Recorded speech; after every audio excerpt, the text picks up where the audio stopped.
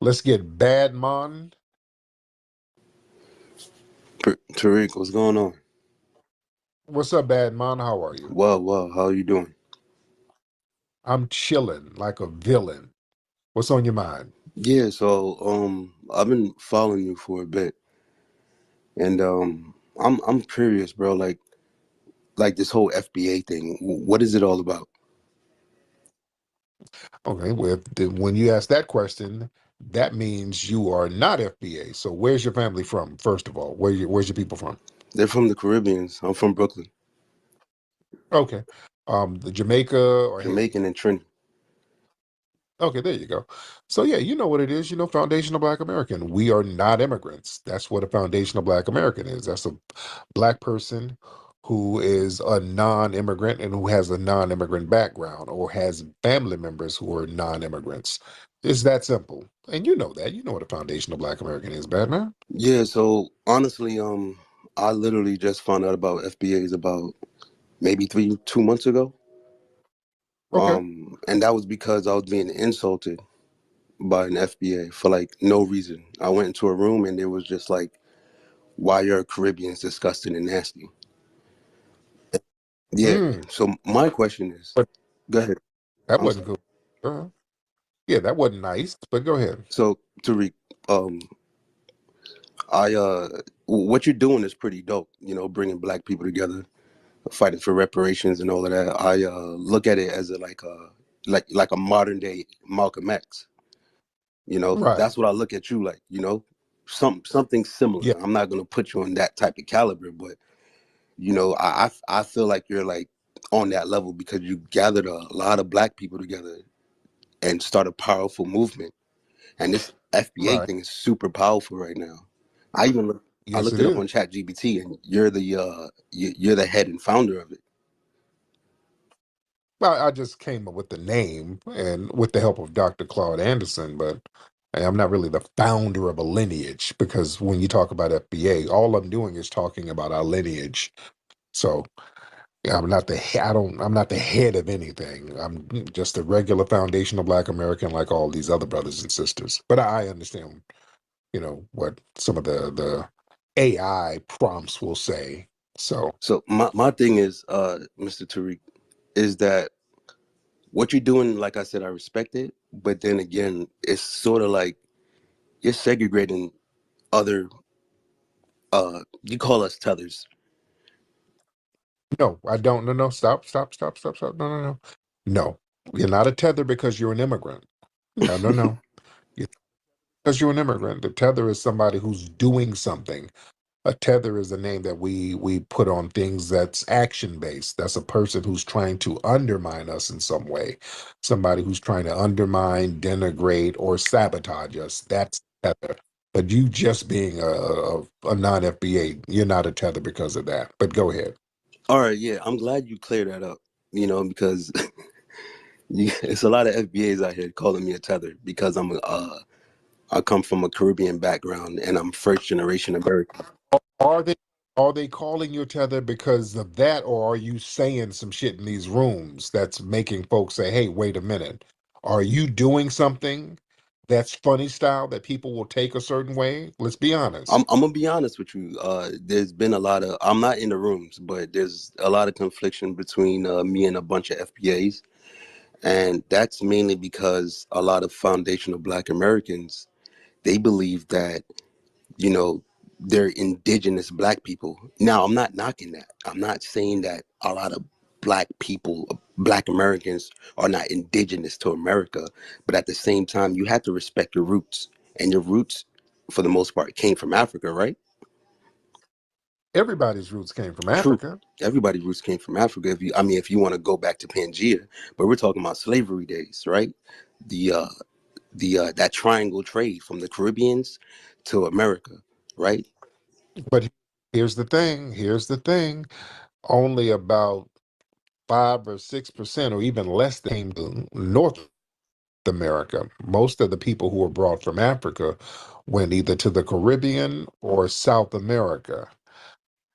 Only a very small percentage of Africans were brought to the continental United States. There were a lot of Black Aboriginals here, and we were mixed in with some of the African brothers and sisters. So we do have African DNA and lineage, but we also had what's called an ethnogenesis. We became a whole new ethnic group based on the circumstances, geography, and by virtue of us having to create a whole different culture.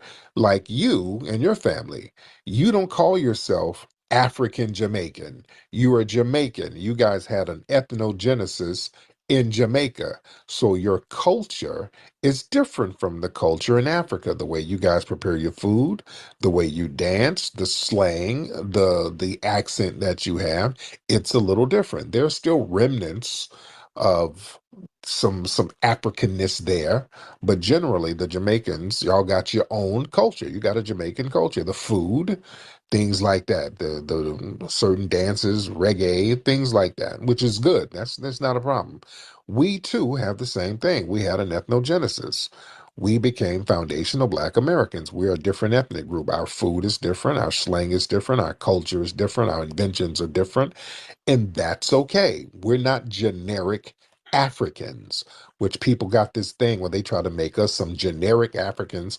Y'all from somewhere in Africa. Well, everybody's from somewhere in Africa at one point, but we are a unique ethnic group, and that's okay.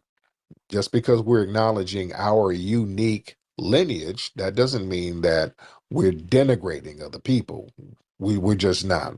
People just have to respect that we are a unique ethnic group. That makes sense? No, it make a lot of sense. I'm not gonna lie, it would make sense for you to clear it up, Tariq, um, Right. because other people, they haven't really, the other FBAs I spoke to or chat with, they haven't really broke it down like that. Um, Yeah, but sometimes y'all go in these rooms, and if you're hostile, people are going to take your head off. And look, there's 43 million foundational Black Americans. So everybody, people have different dispositions. People have different, they just have different ways of doing things. But hell, it's 43 million people. So people are going to do things the way they do things. no, and like I said, I completely respect it. But my only main issue is the conflict that is causing between like Caribbeans and Africans in America. And that it is causing, and I've watched your page as well. Like you would come at a few Africans and Caribbeans as well. Um, so it What y'all don't know, the conflict ain't because of foundational Black Americans. See, that's the thing. See, that's the game that people like to play. The conflict ain't from us. We're getting some straightening. We're straightening things out. The conflict has always come from the non-FBA people, and the conflict is one-sided. We've been the ones helping you. Nobody has helped us. We've not received any help from any non-FBA people. And not only that, the conflict comes from people coming over here, and we elevate them and we bring them in our circles, and they secretly work against us. And that's a problem.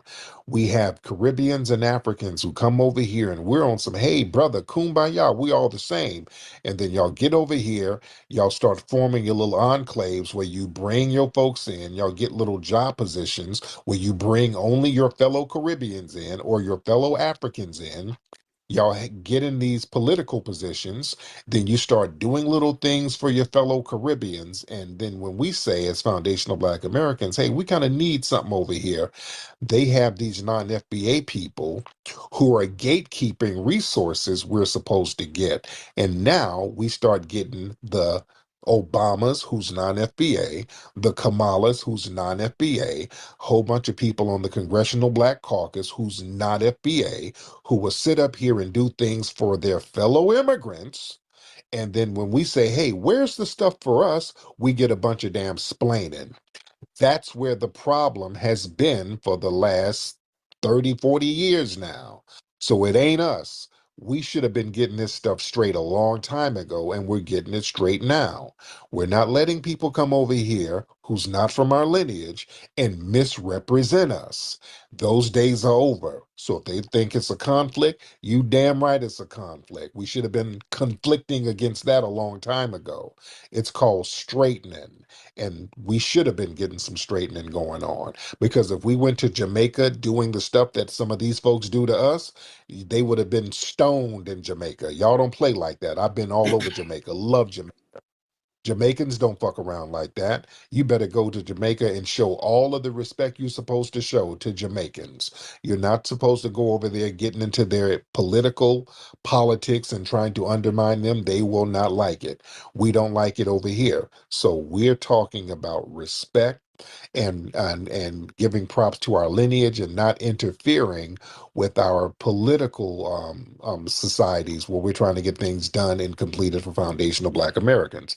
So it's all about respect. That makes sense? No, yeah, Tariq, I completely get what you're saying. And I see why you guys are trying to delineate. Um, so going on what you said about the whole like conflict, right? Or and well, excuse me, I mentioned conflict. So there's Right, conflict. So I'm Jamaican and I'm Trinidadian.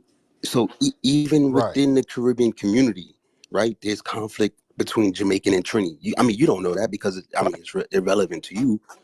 I've Yeah. heard, Even but go even ahead. with Jamaicans and Haitians, there's conflicts within the Black community. So here's a bigger question for you, Mr. Tariq. Will there be some type of unity between FBAs, Caribbeans, and Africans? You know what I'm saying? Because The, what's going? okay, Sorry, what? okay, let me answer that. Let me answer that. The problem is, ain't no unity in the Caribbean and ain't no unity in Africa. And y'all, that's the problem right there. And y'all come over here with that same disunity.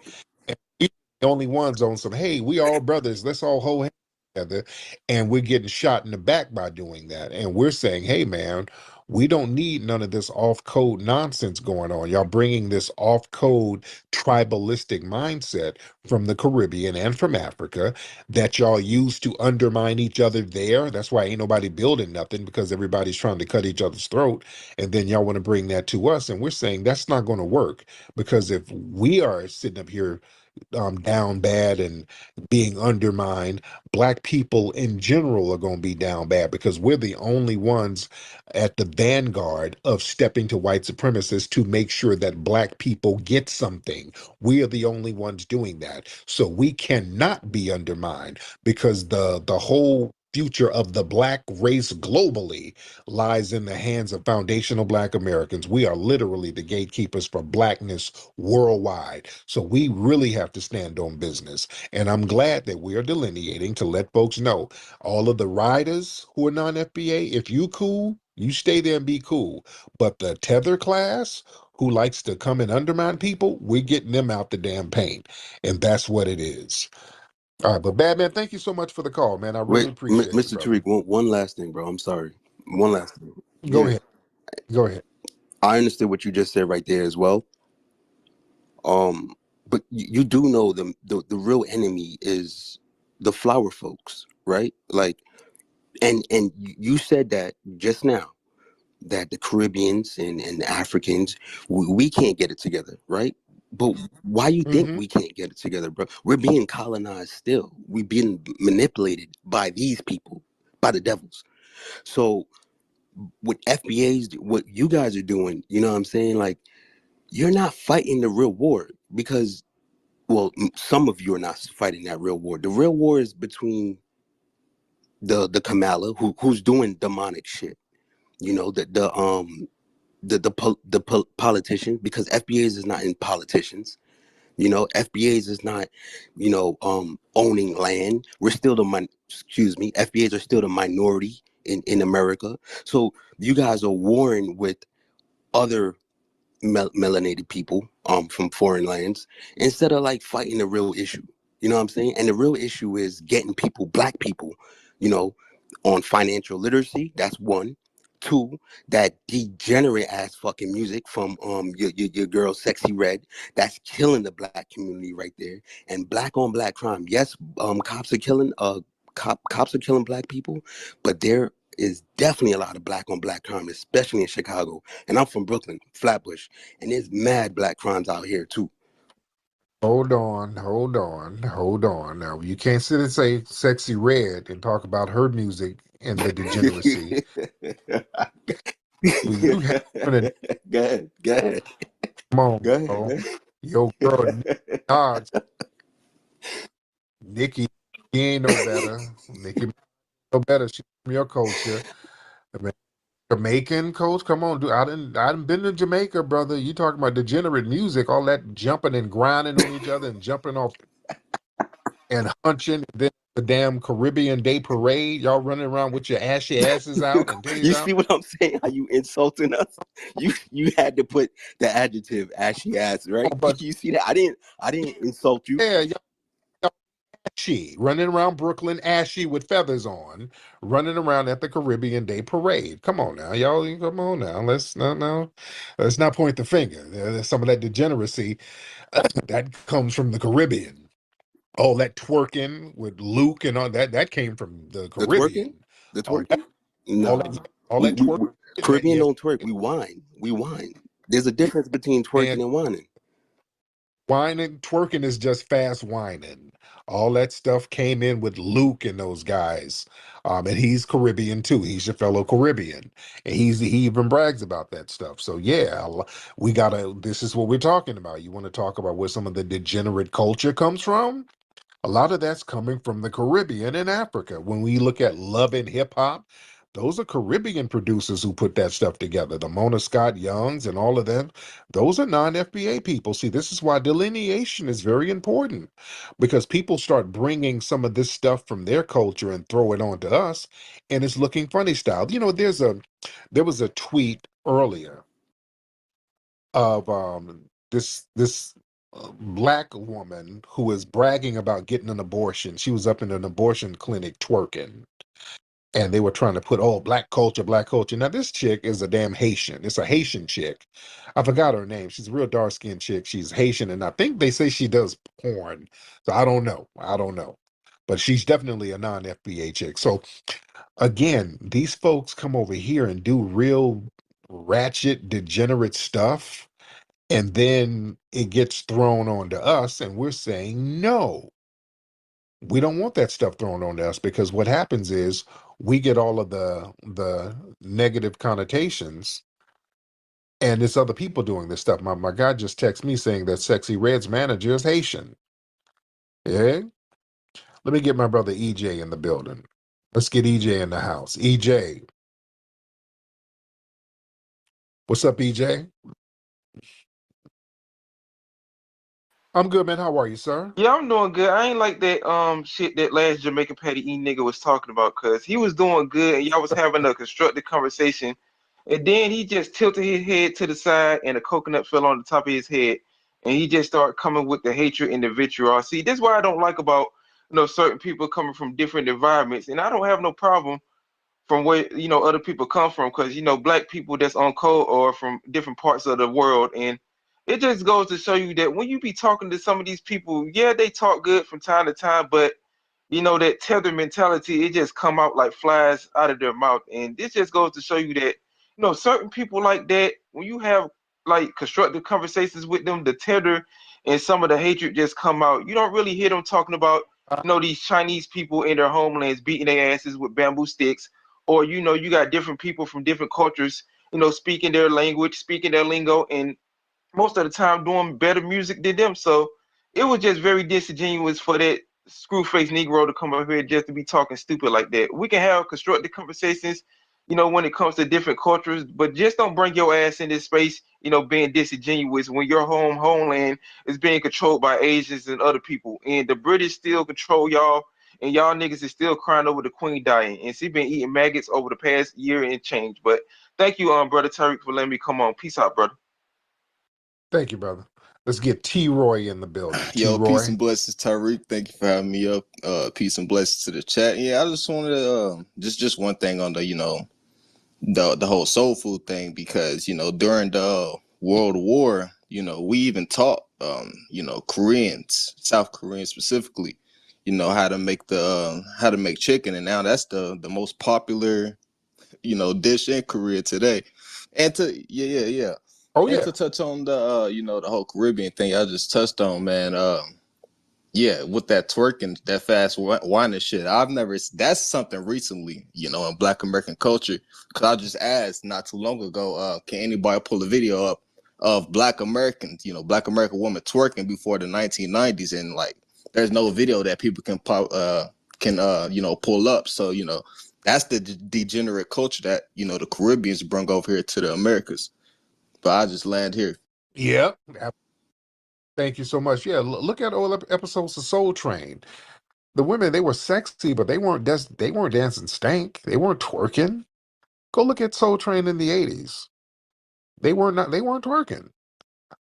They do a little booty shake here and there, but they would be sexy, but it would be fly. They would be real fly with it. That twerking stuff, that was with Luke. Luke brought all that stuff over here. Yeah. That's where that started in Miami. All that twerking stuff started in Miami. Yeah.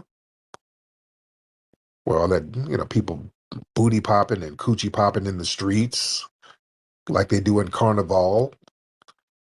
In the Caribbean Day Parade, everybody put them feathers on and run out there and start putting on thongs, shaking ass in the streets. Come on now. That's their culture. All right. Let's get what was this? Let's get One Love. One Love Black. I think that's your name. One Love Black. What's up, One Love? Oh my goodness. What are you? Hi, how are you? I didn't even know I had pressed the button. Normally I'm just in the bottom listening. Hi, how are You you? got on. How you, One I'm Love? doing well. How are you doing, Tariq? Hi, shout out to the family, to the descendant community. I was really upset listening to that dude. I honestly, I can't stand it when people do like revisionist history and then try to bring up Pangea. And then, Nicki Minaj and Drake literally proved that the moment they disagree with something that Black Americans say or do, they revert to calling us out our names, treating us as if we don't exist or our history and presence in culture doesn't even matter. So to hear him try to put solely the information of or the unity piece on the backs of us, for everybody else, other melanated groups, that's crazy. Right, right. So crazy. And it's wild that they have this cognitive dissonance that they practice even amongst themselves. Their comprehension is so different. The way they speak, how they address us, is so different. Right, right. And it's a bunch of gaslighting too. And thank you, beloved. It's a lot of gaslighting. They do all this stuff, and then when we check them on it, then they want to act like victims. Oh, you FBA niggas are so divisive. You are divisive. And you guys are the main ones separating yourself. You come over here grabbing all the resources you can that's meant for us, and then separating yourself. If you get anything, you make sure we don't even come close to touching it. The minute a Caribbean comes over here, if they get over here, if they get something, boy, they go out of their way to make sure we don't even touch it. If they get any kind of praise and accolades as an individual, they make sure that we don't get to enjoy that win. They make sure to let folks know it's a Caribbean win. Just like when Cheryl Lee Ralph kept winning like her little Emmy Awards and all that, and she's been around for years, but now that she's winning some Emmy Awards and all that, all of a sudden she's Caribbean, Jamaican. Just you've been hearing about how Jamaican this woman was. And Shirley Ralph has been around since the 70s. That woman was on episodes of Good Times and shit. She's been around forever. Now that she's winning awards, she's Caribbean, Jamaican. They do that all the time. Whenever they win something, they make sure we don't get to relish in the credit of it. But if something negative, oh, we all black. And we're saying enough of that. You're not going to dump your trash on us. Don't throw us in line with your trash. And when you winning, you are the main ones who want to separate. We're saying we're going to keep the same energy across the board. Everybody hold your own nuts. Your own and hold your own losses. We do it like that because you're going to hold your own wins anyway. So hold them losses too. Take your L's with you. Don't take a loss and then throw it at us. Yeah? We're not going to do that at all. All right, but I've been on here for a long time, and we are deep in here, man. We are deep in here. Let me get some more sisters in here. Pinky, hop on in here, Pinky. Pinky, hop on in here. Get some of these sisters in here. What's up, Pink? Hello, Pinky? All right. Pinky, you're not saying nothing? What's going on there? All right. Pinky, unmute your microphone. Pinky must be a dude. Pinky, are you a dude using a catfish account? That's what you use to get money out of niggas. You got a fake account. You pretending to be a chick. Pinky is really a man. Pinky is stinky. All right. Let's get somebody else in here. We get Stinky Pinky up out of here. All right, y'all don't follow Pinky, guys. I think that's a man. All right. Pinky is in here trying to catfish a couple of dollars. All right. Let's get Observant. Let's get Observant in here. What's up, Observant? Unmute your microphone. I'm good, man. How are you, Observant? Oh, there you What I go. find absolutely funny is that people from all over the world, from these shithole countries, they calling over there and trying to tell Black Americans what to do. They're always watching what you guys are doing when they need to take care of the matters that are very serious in their own homelands, but they're quick to point a finger at you guys when you guys are setting the standards on how we should conduct ourselves all over the world as a melanated people, you know. And another thing is like this thing where they trying to Africanize Black Americans, man. That's absolute nonsense. Like Black Americans are actually the oldest people in the world. Let's use logic for example. Why is it that everybody else that's melanated is always following what Black Americans are doing? Like how can the mother and the father, if they're claiming to be that, follow the child? So Black Americans are the oldest, and these Africans and Caribbeans, those are new cultures. You know what I mean? So yeah, I'm gonna land my plane right there. So thank you very much. All right, Observant. Observant's all over the place. All right, let's get Mr. Miles in here. Mr. Miles. Mr. Miles in the building. Mr. Miles. Hey, good morning there, Tariq. How you doing this morning? I'm good, Mr. Miles. How are you, sir? I'm doing fairly well, sir. Thank you. Thank you for having me up. I really enjoy you guys' conversation. I'll be listening to you guys. I'm at work. I'm out here driving. I'll be listening to you. I heard you had a caller on YouTube was saying that you have a lot of your people listening that don't be working. That's why they be up listening. I was like, come on, man. I don't. I had to Yeah, say something that negative. I say black people, we don't work. We work hard. But about absolutely. that FBA, how would a person find out if they really truly FBA? How can they go back and we take blood tests or how that works? Yeah, you would know. I mean, that's not, yeah, your mama, your grandmama. Oh, Hell, if you got a mom or a grandma, they'll know. well, my grandmother on my mother's side is passed, and my mother is passed. She passed out 15, but we're from South Carolina. My dad from South Carolina, all his people, and my mother's people are from South Carolina, Florence County area and the Marion County area.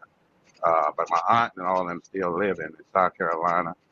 So other than that, but we had moved to they moved to Jersey and they got things started in Jersey. Then we had moved to Detroit, and then It was a back and forth, you know. So yeah, man, listen. If you got grandparents or parents or aunts, you could just talk to them and find out who's who in the family Okay. and find out who immigrated. Did they say if anybody immigrated over No, here? no, absolutely not.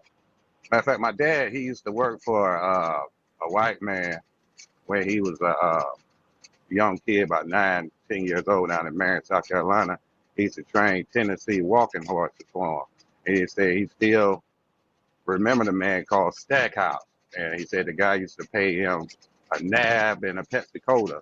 And when they went to the store, he used to get to the store and say, "Go ahead and get my niggas," excuse me. But you know, that's what he to this day. My dad's 72 years old. He'd tell you if he saw that man's grave, he'll spit on it. But one thing about it, Yeah, my dad, he all behind the Democrat Party. He been in the military and everything. He got with this woman in North Carolina, younger woman, and all her family about Democrats. And I've tried to tell my dad about reparations and stuff and everything. Oh, you know, we ain't gonna get nothing. We ain't gonna get nothing. He's so negative, you know. And I said, why you want to run right. behind them Democrats? And I mean, I said, what's with the same thing you always say, tangible. He always say, oh, go, oh, you better vote. You better vote. Oh, people done went through all this and vote. I said, Dad, what we gonna get out of it? What we gonna get out of it? What we getting out of it? The Yeah, last 4 yeah, decades, I'm 46 years old. I haven't seen anything come down the pipeline for the black man yet. yeah. But people are still giving loyalty to the Democrats, and again, that's who the Democrats' audience is. A lot of old, elderly black people who are they're just going to vote out of loyalty. They're just going to vote just so they can get out the house and do something constructive that day. But to them, voting is like the club for the elderly. It's like, ooh, I was gonna get out here and vote. I'm gonna meet me some women at the polls. Is that type of thing. That's like going to an elderly club. So yeah, you got a lot of the elders, the elderly, unfortunately, who's just gonna vote for the hell of it. Well, we got to get out here and vote, man. You see, I got jumped on in Selma.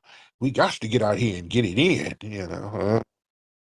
So yeah, you're not really going to change their minds, and it is what it is. All right, let me get out of here. RJ, stop giving the thumbs down with your little old crusty Ebola thumb.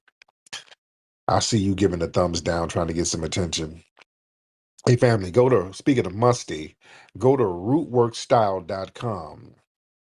Rootworkstyle.com. Get the Rootwork deodorant. Get the movie Microphone Check at microphonecheck.com, ladies and gentlemen. Microphone Check at microphonecheck.com.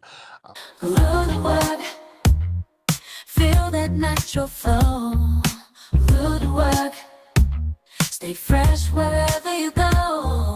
Root work, I like the way it feels. Root work, Which is funny how almost every foreigner has something to say badly about African Americans. Even Africans sometimes have to say about African Americans, but then everybody comes to America trying to be African American. I'm going to speak for my whole country. Love Jamaica. But I think quite a few Jamaicans think that you guys play the victim a lot. Like outsider looking in, it's like, gosh, them complain about everything. Look how much opportunity them have. Look how them can work. Look how them can buy $1 burger. Mm-hmm. And them over there complain. Mm-hmm. And that is how I was preconditioned, if I'm being totally honest. They're like, Shante, makes sense. Yeah, don't go over there and waste the opportunity. Don't go over there and start complaining. Work for your own, focus on that. So that's always been my mindset. We're so focused on just making it. I really want to emphasize that. But sometimes when you just are focused on, oh, you can eat, you know, think say somebody a touch you. You know, think say, you know, oh, I'm gonna have the right temperature. I'm hungry. What y'all gonna do? Like, the way how African Americans prioritize blackness isn't necessarily the same way in which an immigrant would prioritize their blackness. So, you know how African Americans would say, oh, black writer, black creator, black artist, black lawyer, black doctor, black woman in STEM. No, when we come to this country, it's immigrant or nationality. Maybe our careers next, and then whatever else comes after that. So immigrant, Jamaican, marketer, whatever else comes after that. The issue that you're having is we don't see ourselves as one of you. And the reason that we don't see ourselves as one of you is not because of blackness. We just see ourselves as an outsider. The issue that you're having is we don't see ourselves as one of you. And the reason that we don't see ourselves as one of you is not because of blackness. We just see ourselves as an outsider. So now let's move forward. So as an immigrant, I'm here in this country. What do I want to do? Put my best foot forward. What do my parents want to do? Put their best foot forward and give us the best opportunity they possibly can. Thank you, Lord, for my parents because they did exactly that. But it's my turn as their child to hold the baton. And one thing I always say, my parents did not risk their lives to get to America for me to get involved in some political warfare. My parents did not risk their lives for me to get to America, for me to sit here fighting people all day. That makes absolutely no sense. And I think because you guys have never taken that level of a risk, you don't understand that level of responsibility and accountability. That's really the problem here. Because if you really risk your lives to have something, if you really risk your life to get something, you're not willing and ready to throw it away. Just fully American. You're African American, bro. That's it. How was that see you in 30? That wasn't an insult. That was strictly you're black. You're not Trinidadian. You're not Jamaican. You're not African. You're not word. You're not Ghanaian. You're not Dominican. You're not Puerto Rican. You're not Cuban. You are American. I farted so loud. Black Americans people, I don't like them because they take lots of drugs. Really, that's what I think. But have you met any Black Americans in real life? No, like in the movies. I didn't meet them. Now, what do you think about the Black American culture? Fucked up. I'm sorry. Is it like okay, the fucked up humanity group that's Black Americans, yeah. And I actually feel bad for saying that. It's true. I know it's true. Now, why do you believe that? Because they mostly don't belong where they are. They're Americans. We all know they're Americans. They know they're Americans, but they don't belong there because they are minor. One for that. They are minor, and the racism and everything. They don't belong there actually. So they belong here, and they are not here. So they are fucked up. That's really interesting. So, I have no idea. So I have this tweet by McBeanie _ and they said African Americans are by far the worst representation of Black people. They are obnoxious, self-righteous assholes that make people's lives a living hell anywhere they go. And then she got like 390 likes. Is she also Black? No, I don't know what she was. Okay. This is what she said. Yeah. Wow. Mm-hmm. That's really a lot of hate, I feel like. But like my mom would agree with that comment. She would agree with that post. She would say like, you know, lazy, like loud, rude, all the negative connotations. That's interesting. So let's explore that. That's really interesting. Yeah, but I also will say that like my parents definitely came over here with stereotypes about African Americans. When Africans are immigrating to the United States, their idea of African Americans, like take away modern times where we have like the internet and everything, it's coming from TV, right? Where they're just seeing these rappers and these music videos, and you're seeing these movies and TV shows with people shooting guns and like cussing. Ignorance from our parents as well. Our parents say things to us in which, at least I can't speak for African Americans, but I know Africans, our parents say things to try to get us to stick with other Africans instead of branching out, and for that festered. So now it just lives on as we get older. Okay, so I agree with her in that aspect, but also another thing I feel like isn't talked about enough is the way our parents will talk about Black Americans. Because if we're being honest with ourselves, our parents are not respectful. They will say things to try to instill within us to divide away from them, but like being lazy or not as clean or stuff like that. And I feel like that also helps perpetuate the divide, which also needs to be acknowledged. Okay, so growing up, I had this idea, this ideology from the media, from people around me, that African Americans were these ghetto, noisy, arrogant, aggressive, just criminal. So I think this was the intent of my elders as they reminded me to stay away from akatas. Akata is a derogatory term for African Americans. I didn't understand why at the time, because I knew nothing about propaganda, media, or anything else we'll discuss today.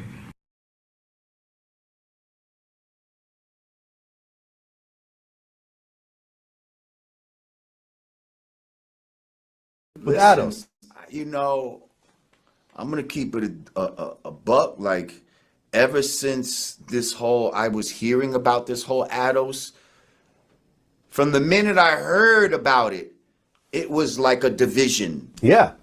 Amongst black people. Yeah. It was a division. It seemed like some sort of, well, you're not American enough. Like, what's your lineage? But Adams, I'm gonna keep it a buck. Like, ever since this whole, I was hearing about this whole ADOS, from the minute I heard about it, it was like a division. Yeah. Amongst black people. Yeah. It was a division. It seemed like some sort of, well, you're not American enough. Like, what's your lineage?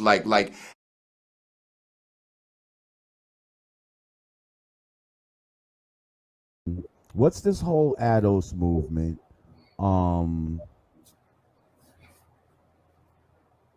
And how is that not something that's kind of divisive amongst people in this country? Like how do we decide who's who? See what I'm saying? How disrespectful they've been to them. Exactly. Right, but then this is also, to That's me, foul. I see this as a divide and conquer thing. So now I'm supposed to get oh, word? That's what the Jamaicans are saying? Well, then fuck that, And on the list of tangibles, I would assume that that's where this ADOS comes in, because I'm thinking that certain people would hope that the tangibles, that the part of the tangibles would be reparations for the ADOS movement. Yes? Yes. Is that what I'm to believe? Now, not just that, but definitely number one on the list. Right. I definitely subject when you're ready, Jay. I'll make it happen. Yes, before you add on, I just would like to say, now there's some that feel that this movement is quite divisive and just another way to divide black people. Foundational black Americans, because over here in the North American continent, us foundational black Americans, we're the founders of the United States. There was no United States until foundational black Americans built it. So we are acknowledging our own designation. So that's not divisive, because other groups do the same. And I just feel like we need to come together as black people, you know what I mean, as much as possible. And it just feels like that type of thought, and I understand where you're coming from with it, but it feels like that type of thought helps to divide instead of bring us more together. Okay, this is the problem, Lord Jamar. That division is caused by non-FBA. Foundational black Americans, we have been the only people fighting for everybody. First of all, there's a lot of divide and conquer with this. There's a lot of bullshit that goes into this talk of reparations. As far as who gets it, and both of my parents, on both sides of the family, we can trace everything back to plantations in Alabama and North Carolina. So my family, 100% foundational black Americans. Nobody in my family immigrated. How many people can do that, though? do you think? We can do that. Most of us How can. many that are claiming to be can really do that? Keep it real. You can trace your family lineage at least back to 1870. You can trace your family back to the 1870 census. If you know your mama and you know your daddy, their name has been documented somewhere. You know where to trace them. Right. So a lot of them had just first names, though. You know what I mean? Like, I'm telling you, I physically, this is not no easy shit to do these traces. Like, I physically have been through this shit. Like, I've seen it. Like, I went down that rabbit hole for a second. And when you get to all of that slavery type of shit, like, the records are not what you think. There's outliers to it, but generally, it's pretty easy to trace your lineage back to slavery, to a plantation. Or it's easy to trace your lineage back to at least the 1870 census. The average person who can trace their lineage back to 1870, 9 times out of 10, you came from a slave plantation because they'll list you as a farm worker or domestic or something like that. So that means you came most likely from a slave plantation.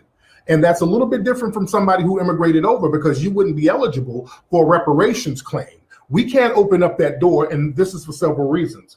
If we start letting African and Caribbean brothers start getting reparations based on the Jim Crow treatment, then what's going to happen? The damn white Hispanics are going to start saying, okay, well, damn it, I was mistreated too. And then it's going to undermine the reparations claim. We respect CARICOM. Over in the Caribbean, they have a reparations movement. My thing is, there was a lot of suffering done by all of us at different times in America. I don't give a fuck if you got to America 5 years ago from whatever fucking country. If you black, you're going to go through you're going to suffer some bullshit. Let's just say we all get $2 million,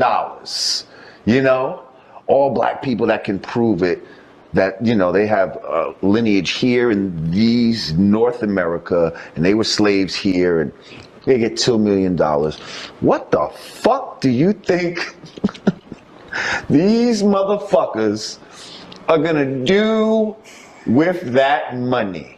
Fuck. They just give the money right back. They just would give the money right back.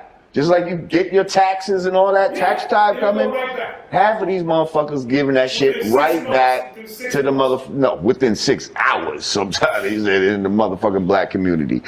Needs to be running around with like the shit would be fucking crazy. Like, and all the guns and and Mercedes and blinged out, it would just be fuck.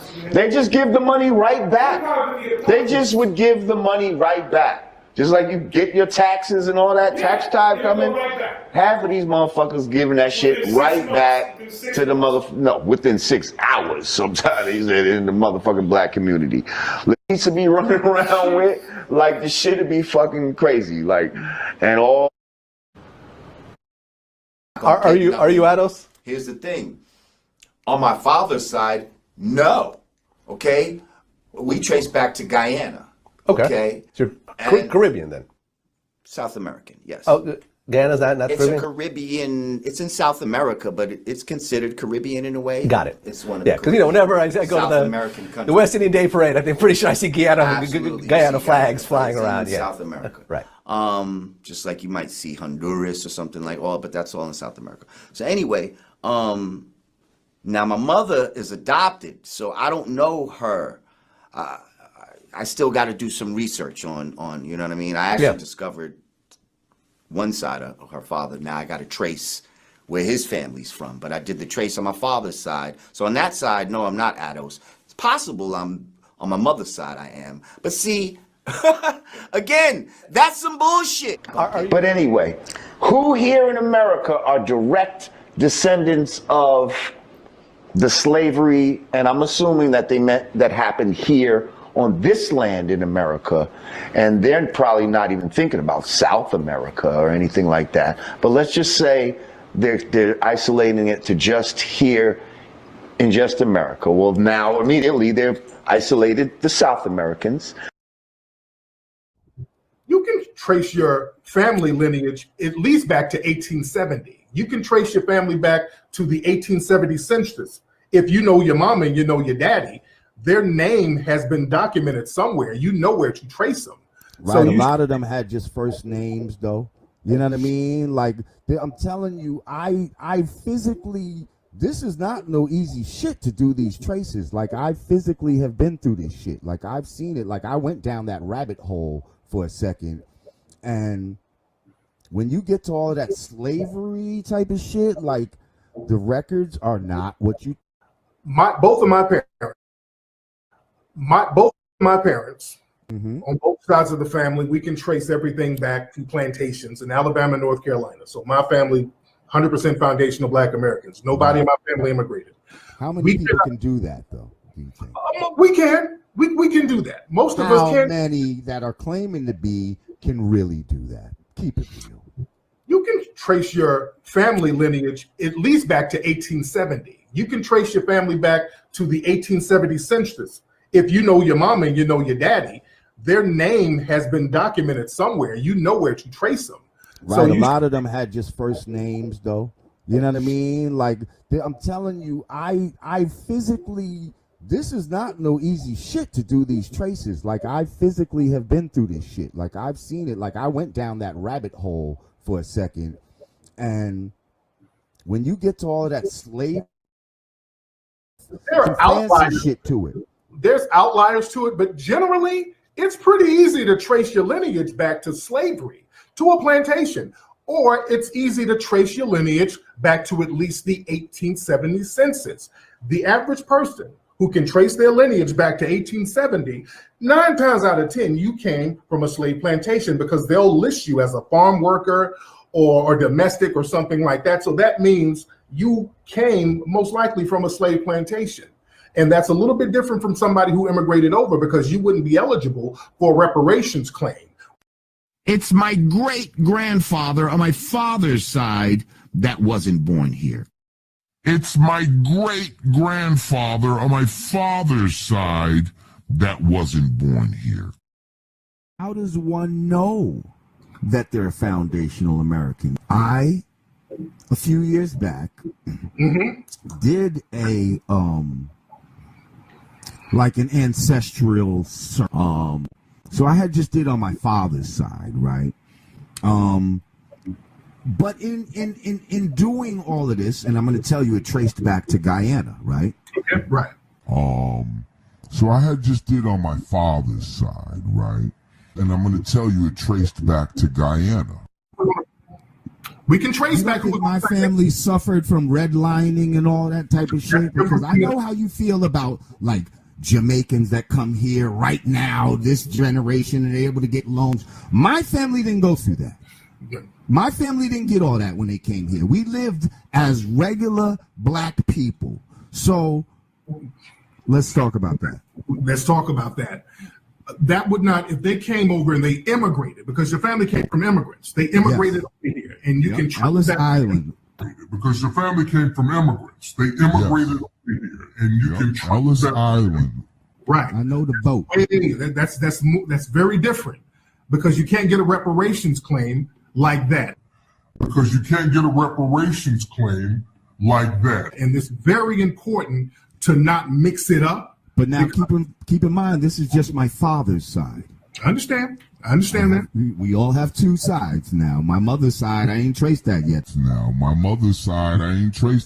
Y'all would know who the southern side of her family was. So if y'all don't know, that means she's from the Caribbean.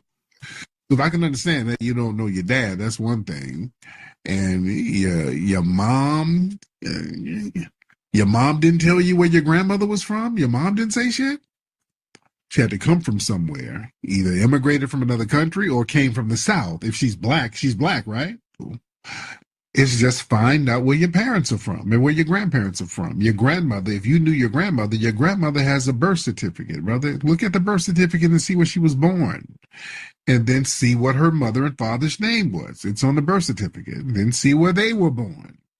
You trace it back like that. And if you can go all the way back to the 1870 census, that make you a foundational Black American. All you got to do is just trace the parents back. Okay, some of these folks, you don't know where your mama's really from. Okay, like my mom's from New York. We kind of lost, and then okay, but folks, okay, I don't know how y'all don't be knowing where your mama from, and you don't know your mama's side of the family. At least I can understand the dad's side might be a little sketchy, but you don't know your mama's side of the family. See that raises red flags. That raises a lot of red flags when folks don't be knowing what their mama's side of the family is. All right. That's right. That's weird. And I feel like they want us to spend our energy on this conversation when we really need to be focusing our energy on more practical things. So when are we gonna get ready? We're just not gonna be ready for it. And what are we gonna do? We're gonna blame white people for systemically oppressing us for generations. Yes. We're not even gonna try it. Well, that's what I'm saying. We need to. I'm not saying. I mean, I know, but you just made the point that. All right, now let me try this one more time and see if I can record this thing and make it sound like it's supposed to sound. Okay. I think I'm good to go now. All right. Yeah, I'm good to go now. I am good to go. All right. Few things we're touching on is Juneteenth. We're in the last hours of Juneteenth. And I noticed, you notice a lot of people, they've been just randomly attacking Juneteenth, and there's a talking point that's coming from these white supremacist think tanks, because I keep seeing the same wording over and over again. They keep saying that, well, Juneteenth is ratchet. It's a ratchet holiday. That wannabe white supremacist Andrew Tate, he put up a tweet. Yeah, it's a ratchet. Juneteenth is a ratchet N-word something, and well, these guys are trying to pander to the far right. Candace Owens, like I think last year, she said the same thing, like Juneteenth is ratchet, which it's not, but that's something that's coming from a talking point now. Candace Owens said this about a year ago. So this year, a few weeks ago, well, a few days ago, actually, this white Latina chick who's a right-wing, far-right person, who's from Colombia. She's a Colombian immigrant, still has her accent and everything. So she made a video talking about Juneteenth is ratchet, and she tagged Candace Owens. So she tried to hide behind Candace Owens so she wouldn't seem like a racist. So that's what they do. They'll get a black person like a Stephen A. Smith, some kind of Sambo, to jump out the window and say something greasy about FBAs. So they'll use that Sambo as cover. Well, Candace Owens said, I'm just repeating what Candace Owens is saying. You see, this is why Sambos are very dangerous. The tethers are very dangerous. Just like with reparations. I remember, I think it was Mitch McConnell. He was like, well, my stance on reparations is the same as Obama. We don't think you should get it. See, I'm not racist. I'm just saying what the black person said. I'm not racist. If I deny reparations, that'll make me racist. But Obama, he said you shouldn't get reparations, and I agree with the black guy. So they use tethers. Tethers understand what they're being used for. They know this. So this Latina chick was like, yeah, Juneteenth is ratchet, and y'all want reparations. If you don't like this country, you can get the F out. She's telling us to get the F out of our country that we built. Now we know it's performative Samboism and tetherism. She's trying to pander to the right, the white right. But that's the black and brown coalition, and you don't see too many Hispanics denouncing what she's saying. You see that? They don't come out and say, hey, you shouldn't say that. Now, black folks are always putting the cape on for somebody, but you get a white Latino, a Latina, who says something greasy about black folks, you don't see a whole plethora of some of your allies, your Hispanic allies, saying, hey, you shouldn't say that. That's not good to say. Oh, no. They're not saying anything. For the most part, they're not saying anything because low-key, they agree with that. That's why I don't do the black and brown thing. We got to stop being afraid of that. We got to stop being afraid to abandon that whole black and brown thing. You know, we don't. I really want black folks to stop having to pander to other groups. That's why this whole the hip hop conversation. A lot of these old schoolers don't want to say anything like real openly. And if they do, they got to walk on eggshells with it, because a lot of the old school hip hop shows, and I talked about this before, it's like a lot of Hispanics go to those joints. And a lot of hip hop events, period, to be honest, like LA today, they had the Kendrick Lamar pop-up thing, and most of the audience was Hispanic. It was black performers on stage, but when you look at the audience, the LA audience, the majority of the audience was Hispanic. So black folks got this thing where, okay, this is our audience, so we got to walk on eggshells with them and not tell the truth or falsely add them into the origin story of our culture. You don't have to do that. You don't have to do that. You don't have to denigrate anybody, but you don't have to falsely pander to them and say, okay, they created a culture that they didn't create. You see? So, but when you have these white Hispanics talking about, well, Juneteenth is ratchet. No, that's a talking point coming from some of these white think tanks. When you look at Juneteenth, there's literally nothing ratchet about Juneteenth.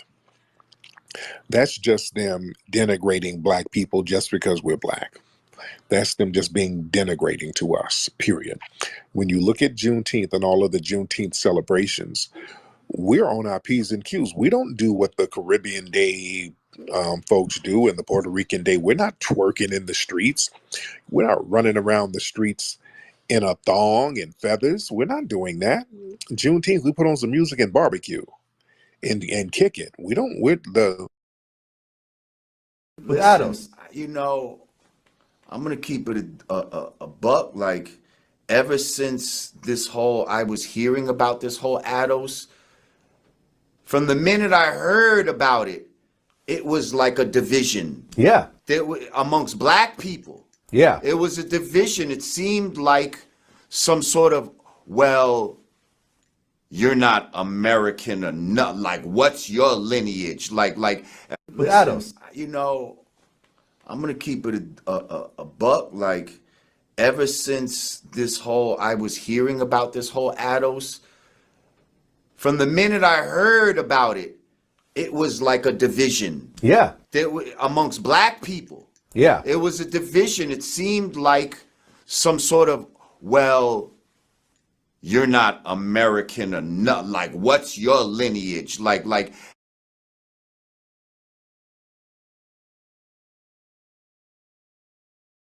What's this whole ADOS movement?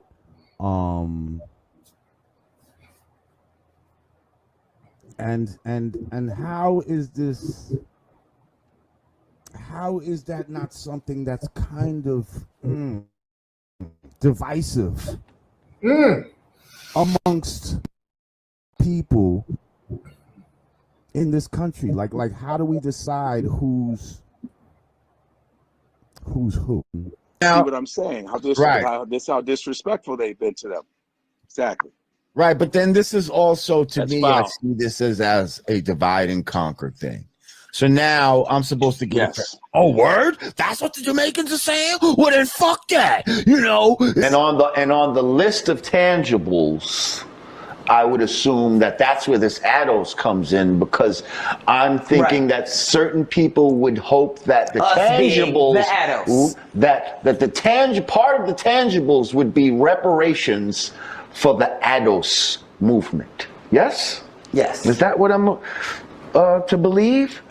Now, not just that, but definitely number one on the list. Right. I definitely subject when you're ready, Jay. I'd like to have yes.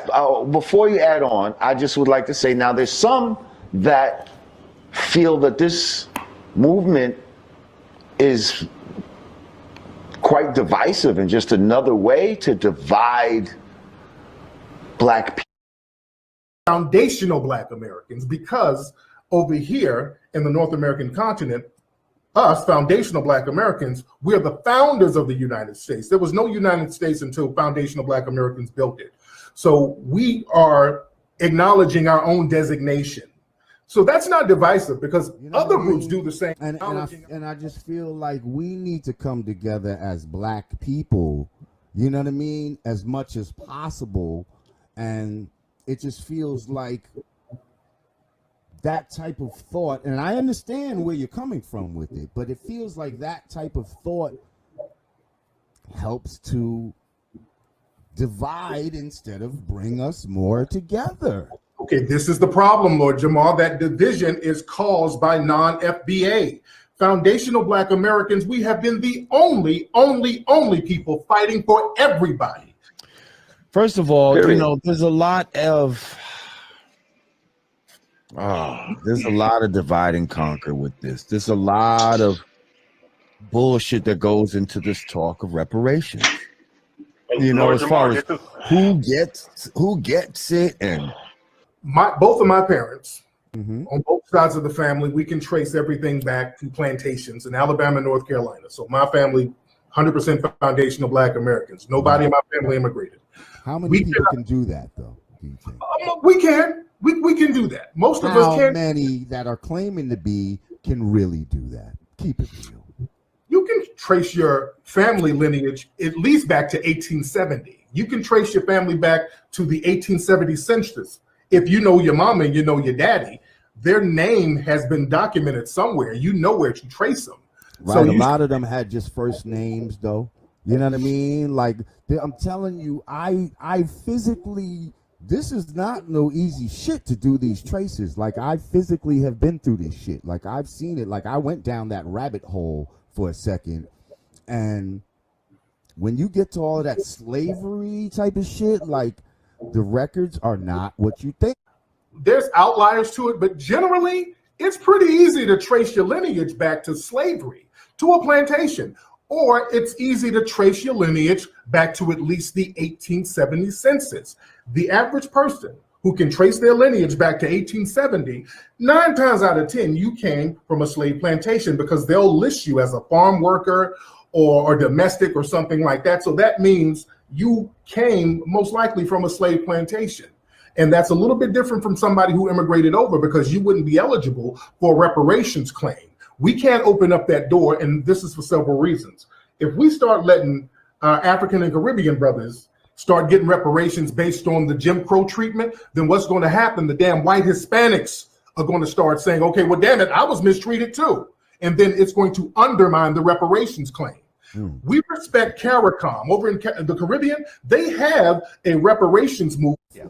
My thing is, there was a lot of suffering done by all of us at different times in America. I don't give a fuck if you got to America 5 years ago from whatever fucking country. If you Black, you're going to go through you're going to suffer some bullshit. Let's just say we all get $2 million, all Black people that can prove it, that, they have a lineage here in these North America, and they were slaves here, and they get $2 million. What the fuck do you think these motherfuckers are gonna do with that money? They just give the money right back. They just would give the money right back. Just like you get your taxes and all that tax time coming, half of these motherfuckers giving that shit right back to the within 6 hours sometimes in the motherfucking Black community. Needs to be running around with, like, the shit would be fucking crazy. Like, and all the guns and, and Mercedes and blinged out, it would just be fuck. They just give the money right back. They just would give the money right back. Just like you get your taxes and all that tax time coming, half of these motherfuckers giving that shit right back to the within 6 hours sometimes in the motherfucking Black community. Needs to be running around with, like, the shit would be fucking crazy. Like, and all. Are you Ados? Here's the thing. On my father's side, no. Okay? We trace back to Guyana. Okay? So you're Caribbean then? South American, yes. Oh, Guyana's not It's Caribbean? a Caribbean. It's in South America, but it's considered Caribbean in a way. Got it. It's one of Yeah, because whenever I go South to the American countries. the West Indian Day Parade, I'm pretty sure I see Guyana Absolutely. Guyana You see flags Guyana flying flags around. in Yeah, South America. right. Just like you might see Honduras or something like. Oh, but that's all in South America. So anyway, now my mother is adopted, so I don't know her. I still got to do some research on you know what I mean. I actually discovered one side of her father. Now I got to trace where his family's from, but I did the trace on my father's side. So on that side, no, I'm not Ados. It's possible I'm on my mother's side. I am, but see, again, that's some bullshit. But anyway, who here in America are direct descendants of the slavery, and I'm assuming that they meant that happened here on this land in America, and they're probably not even thinking about South America or anything like that. But let's just say they're isolating it to just here in just America. Well, now immediately they've isolated the South Americans. You can trace your family lineage at least back to 1870. You can trace your family back to the 1870 census. If you know your mama and you know your daddy, their name has been documented somewhere. You know where to trace them. Right. So a lot of them had just first names, though. You know what I mean? Like, I'm telling you, I physically, this is not no easy shit to do these traces. Like, I physically have been through this shit. Like, I've seen it. Like, I went down that rabbit hole for a second. And when you get to all of that slavery type of shit, like, the records are not what you. Both of my parents, on both sides of the family, we can trace everything back to plantations in Alabama and North Carolina. So my family, 100% foundational Black Americans. Nobody in my family immigrated. How many people can do that, though? Do you think? We can. We can do that. Most of us can. How many that are claiming to be can really do that? Keep it real. You can trace your family lineage at least back to 1870. You can trace your family back to the 1870 census. If you know your mama and you know your daddy, their name has been documented somewhere. You know where to trace them. Right. So a lot of them had just first names, though. You know what I mean? Like, I'm telling you, I physically, this is not no easy shit to do these traces. Like, I physically have been through this shit. Like, I've seen it. Like, I went down that rabbit hole for a second. And when you get to all of that slave, there are outliers shit to it. There's outliers to it, but generally, it's pretty easy to trace your lineage back to slavery, to a plantation, or it's easy to trace your lineage back to at least the 1870 census. The average person who can trace their lineage back to 1870, 9 times out of 10, you came from a slave plantation because they'll list you as a farm worker or domestic or something like that. So that means you came most likely from a slave plantation. And that's a little bit different from somebody who immigrated over because you wouldn't be eligible for a reparations claim. It's my great-grandfather on my father's side that wasn't born here. It's my great-grandfather on my father's side that wasn't born here. How does one know that they're a foundational American? A few years back, did a like an ancestral so I had just did on my father's side, right? But in doing all of this, and I'm going to tell you, it traced back to Guyana, right? Okay, right. So I had just did on my father's side, right? And I'm going to tell you, it traced back to Guyana. We can trace back. My family suffered from redlining and all that type of shit, because I know how you feel about, like, Jamaicans that come here right now, this generation, and they're able to get loans. My family didn't go through that. My family didn't get all that when they came here. We lived as regular Black people. So let's talk about that. Let's talk about that. That would not, if they came over and they immigrated, because your family came from immigrants. They immigrated over here, and you can Ellis Island. Because your family came from immigrants. They immigrated over here, and you can Ellis Island. Right. I know the boat. That's very different, because you can't get a reparations claim like that. Because you can't get a reparations claim like that. And it's very important to not mix it up. But now keep in mind, this is just my father's side. I understand that. We all have two sides now. My mother's side, I ain't traced that yet. Y'all would know who the southern side of her family was. So if y'all don't know, that means she's from the Caribbean. So if I can understand that you don't know your dad, that's one thing. And your mom didn't tell you where your grandmother was from? Your mom didn't say shit? She had to come from somewhere, either immigrated from another country or came from the South. If she's black, right? It's just find out where your parents are from and where your grandparents are from. Your grandmother, if you knew your grandmother has a birth certificate, brother. Look at the birth certificate and see where she was born. And then see what her mother and father's name was. It's on the birth certificate. And then see where they were born. You trace it back like that. And if you can go all the way back to the 1870 census, that make you a foundational Black American. All you got to do is just trace the parents back. Okay, some of these folks, you don't know where your mama's really from. Okay, like my mom's from New York. We kind of lost, and then, okay. But folks, okay. I don't know how y'all don't be knowing where your mama from. And you don't know your mama's side of the family? At least I can understand the dad's side might be a little sketchy, but you don't know your mama's side of the family? See, that raises red flags. That raises a lot of red flags when folks don't be knowing what their mama's side of the family is. Okay. That's weird. And I feel like they want us to spend our energy on this conversation when we really need to be focusing our energy on more practical things. So when are we gonna get ready? We're just not gonna be ready for it. And what are we gonna do? We're gonna blame white people for systemically oppressing us for generations. Yes.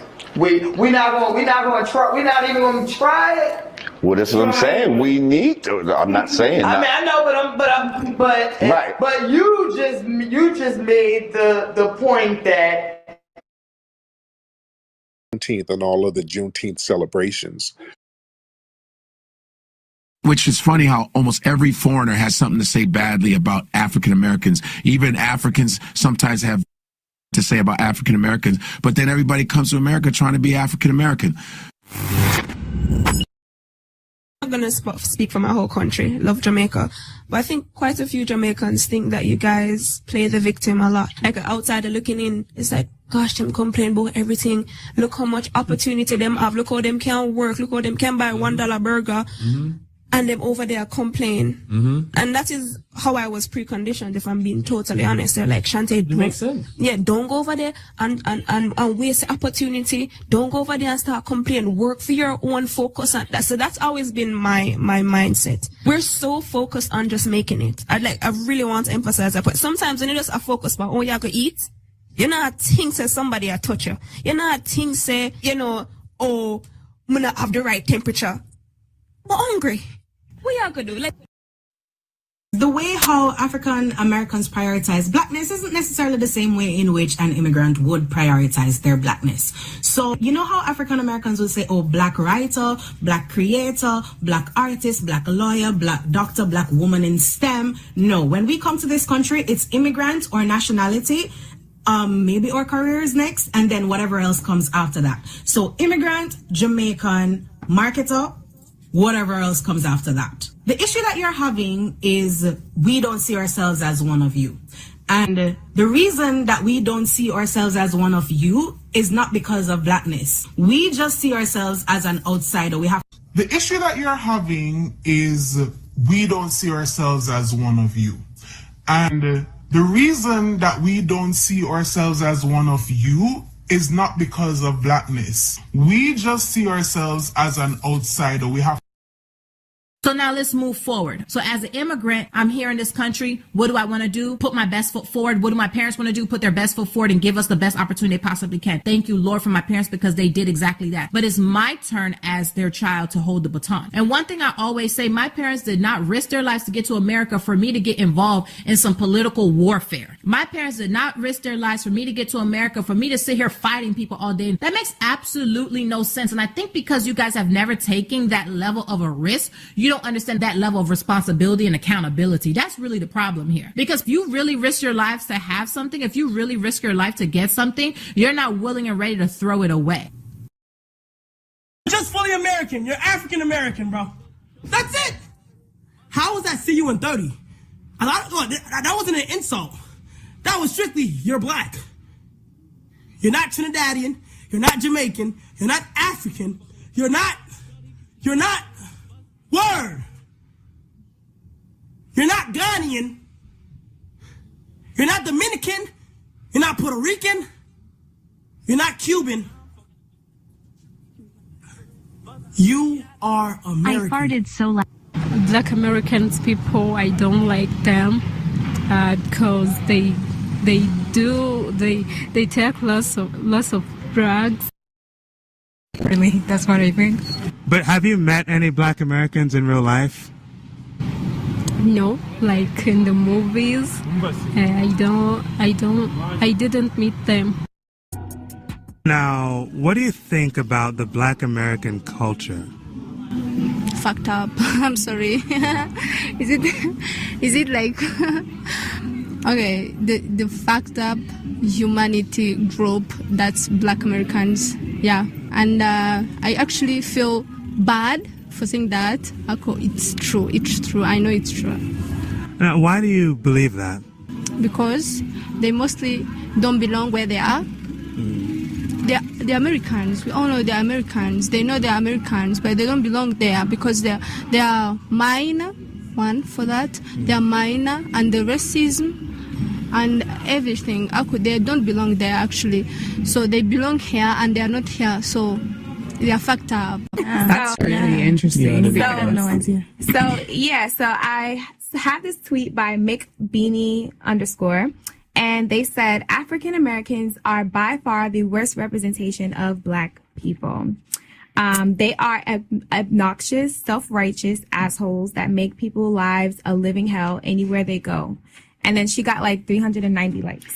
Is she also Black? No, I don't know what she was. But Okay. This is what she said. Yeah. Wow. Mhm. That's really a lot of hate, I feel like. But like my mom would agree with that comment. She would agree with that post. She would say like, you know, lazy, like loud, rude, all the negative connotations. That's interesting. So let's explore that. That's really interesting. But I also will say that like my parents definitely came over here with stereotypes about African Americans. When Africans are immigrating to the United States, their idea of African Americans, like, take away modern times where we have like the internet and everything, it's coming from TV, right? Where they're just seeing these rappers and these music videos, and you're seeing these movies and TV shows with people shooting guns and like cussing. Ignorance from our parents as well. Our parents say things to us in which, at least I can't speak for African Americans, but I know Africans, our parents say things to try to get us to stick with other Africans instead of branching out, and for that festered. So now it just lives on as we get older. Okay, so I agree with her in that aspect, but also another thing I feel like isn't talked about enough is the way our parents will talk about Black Americans.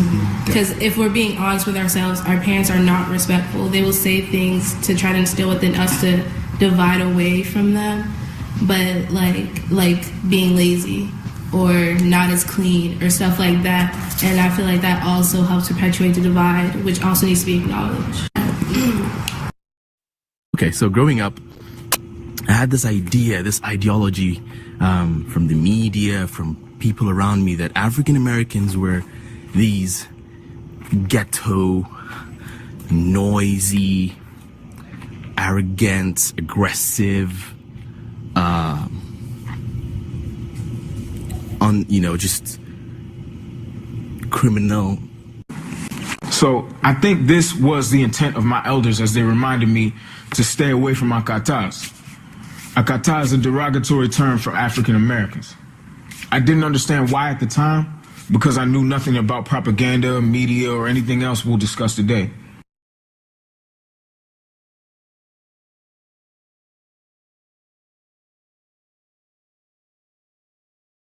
But the people were attacking and they were offended.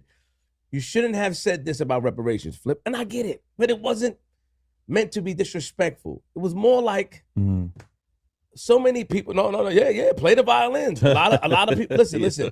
Yo, listen. I mean, I think you can have an opinion, Flip, but I think it has to be an educated opinion. You like to do content and then you like to research later. No, you got to do it the other way around. That's what you did. You said, "Hey, y'all, we got to forget about that." And I saw the episode. I saw the pod. I knew when that moment when you said that, a bat signal went up. Even for those of us who don't agree with each other, like even for those of us who we don't even like each other, a bat signal went up, and we said, we gotta get that. That's what happened. Everybody, we put everything aside. All differences was aside. Fry him up because if you care, then you have to understand. Listen, we had an initial push. And let me tell you, there was a memo that in the Nixon administration talking about how to get away from doing reparations. You know what they said? Convince the Negroes to do something else. Convince the Negroes that they can do black business. We don't have wealth. You can't compete with Bezos. I'm talking about real wealth. Like when we did this 4 or 5 years ago, the middle black family was worth $1,700. What else you gonna build with that? Like we have inherited debt. And instead of, we will use every kind of evasion because we scared of the white man. I don't want to. I guess I showed him. I guess we got to figure something else out. He ain't gonna never do nothing. He a bad man. No, you got to fight him, and we don't fight him. We just kind of be like, we either vote blue no matter who, or we say, I guess I'm not gonna do nothing, and we don't get involved politically. So if you don't get involved politically, you don't know what's possible. But I tell you what, we are a mostly wealthless group. I know people in these bubbles, y'all be in New York and stuff, and y'all, somebody will be an aberration here and got a little bit of money, you got a studio. They have locked this wealth up at the top. I'm talking about real money. I'm talking about billions of dollars, multi-millions of dollars at the top. We don't even have a tax code for redistribution. You're not going to get that back unless you do some kind of redistribution specifically for Adolf. You can't get robbed for 400 years and just start from zero. Once you get robbed for 400 years, you got to get some of that back. We have been plundered in every way, from our inventions to our land. They ran us off, the great land theft. They have taken everything from us. And for us to walk away and say, you know what, keep it, we'll figure something else out. I think that's a coward.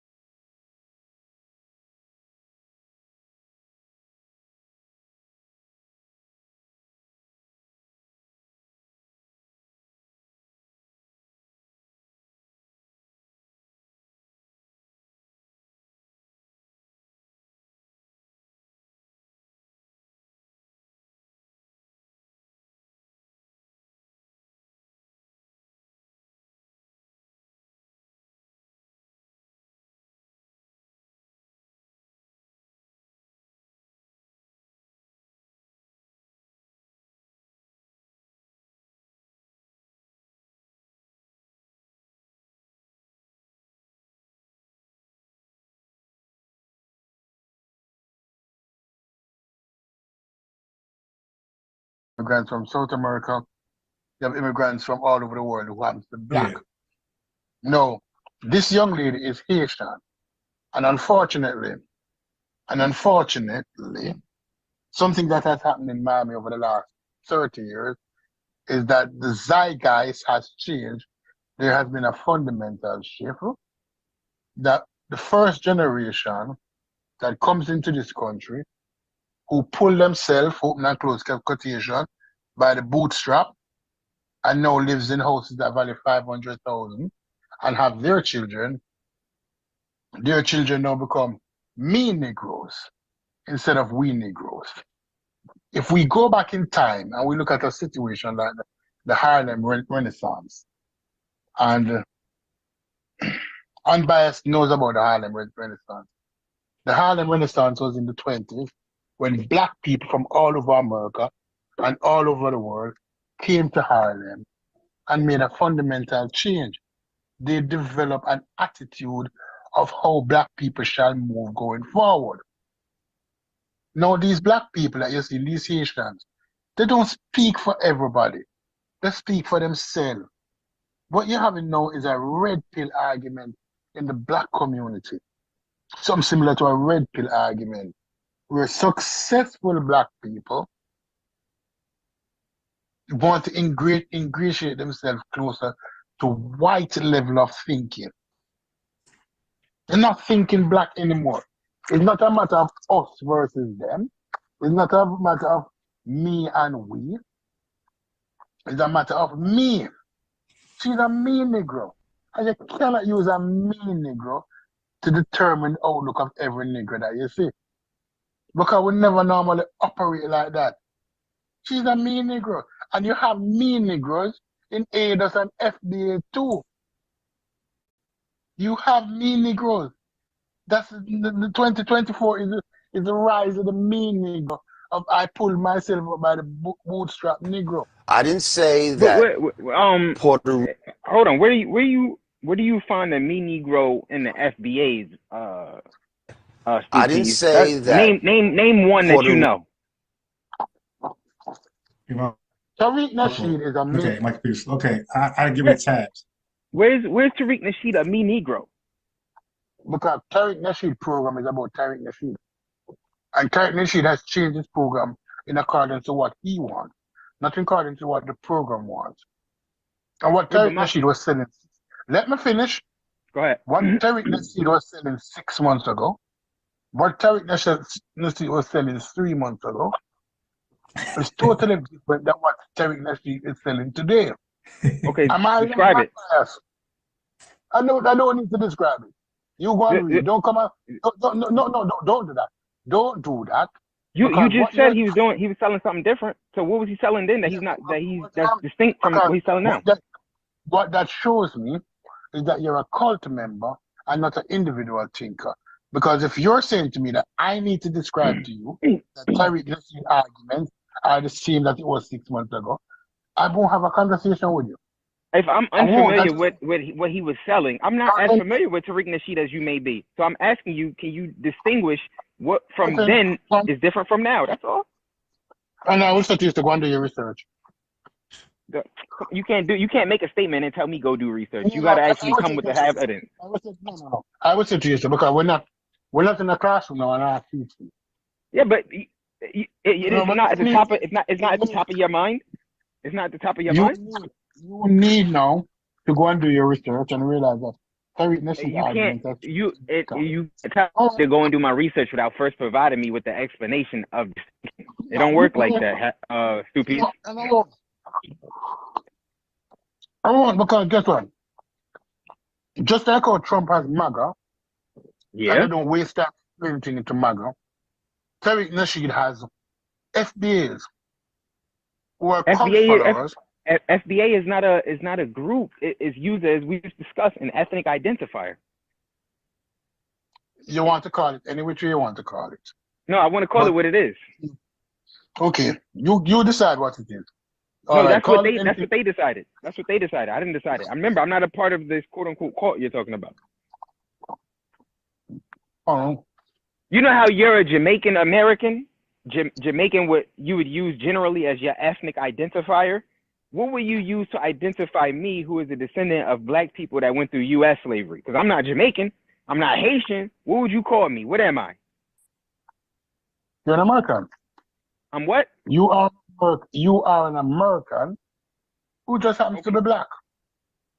But what is my ethnic identifier? You never think it that way. What's my ethnic identifier? You don't just say, oh, he's an American because a person is American. What's my ethnic identifier? What is ethnicity? It's basically the cultural group that you come from, that you share history with. You all share the. No, a white. No. It's different. America is made up of different ethnicities within it. White people are their own ethnic group, and black people in America are their own ethnic group. We used to just use the terms white. We used to just use the terms white and black, but it's become very diverse now. Let's be honest. If you're walking down the street, I like kind of people with this, you know. If you were walking down the street, yes, and you happen to be white, and I was supposed to ask you, what is your ethnicity? What would you say to me? What would you say to me? If I'm a white American, I would say I'm white. If I'm Russian, I would say Russian. No. But the average person, but what you're saying now is that you're not speaking the truth. What do you mean? Average American, no, because 90% of the Americans who happen to be white, when questioned what they do, when they're asked what are they, the only answer they give is that they are American. They do not say that they're white. Yes, they do. What are you talking about? You're wrong. You tell me stop it, and you're wrong. Yes, it's true. A lot of white folks say they're white. They say they're white. If they're white, if they come from, if they just immigrated here, then they tell you, you know, their ethnicity according to their country. They say I'm Russian, or I'm German, or they'll say, you know, I'm Greek, shit like this. You got some. Okay. Look at the white Jews. They don't say I'm white. They say I'm Jewish, right? Okay, my apologies. Because what I did was wrong. Let me rephrase my. Let me put the situation into one that I'm used to. Okay. As somebody who used to work at the hotels in Jamaica to pick up a small chains, when encountered with Americans. Oh, then they'll tell you they're American, yeah, because you're in a different country. Stop. When encountered with Americans, regardless of their physical characteristics. Yeah, that's in Jamaica. Well, let me finish. Whether the eyes want to be slanted or the hair want to be nappy. Or they want to be blonde hair or blue eye. Come on. When asked the question, what are you? How do they answer? You said when you were a manager at a hotel in Jamaica, right? I'm not a manager. When I was working at the hotel. Okay, when you were at the hotel, but in Jamaica, right? Yes. How do they answer? Oh yeah, in Jamaica they're going to answer you they're an American. They're going to answer that there? Yeah, they're going to answer American because there's a different social context. So they're in Jamaica, they're going to tell you that they are the same person who black here, who have on the black, green, the black, red, and green. Yeah, they're going to identify themselves. They're going to identify themselves with the country they come from. So they'll say, "I'm an American." So ethnicity. So he's going to tell me that's their nationality. That's their nationality. No. You can't have it both ways, brother. You cannot have it both ways. I'm telling you how they identify. They identify with their nationality when they go abroad. Right. There's a difference between nationality and ethnicity. A lot of people confuse those things. It's not the same thing. Nationality is basically the nation you belong to. Ethnicity is the cultural group you belong to. No. When you're abroad, when you're going abroad, and you have other groups. Yes. The nationality and ethnicity are intertwined when faced with other groups. Because you're telling me that culturally.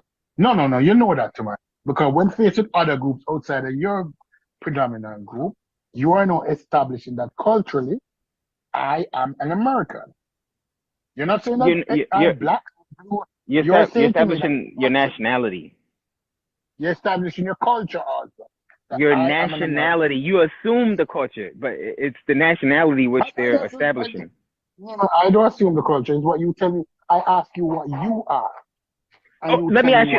Okay, Stu, please, let me ask you this question. It's a lot of people that's born in Jamaica whose heritage comes from China, right? Mm-hmm. Okay, if they were to come to America and I was to ask them what they are, what would they say? Jamaican. Jamaican, right? And what is that? Is that their ethnic group or is that their nationality? Like cultural group. That's their nationality. They are Jamaican. But if you were talking about these people ethnic group, if you use the same social constructs in Jamaica that we use in America, they would call themselves Chinese Jamaican. The same way you properly would be identified as a Jamaican American.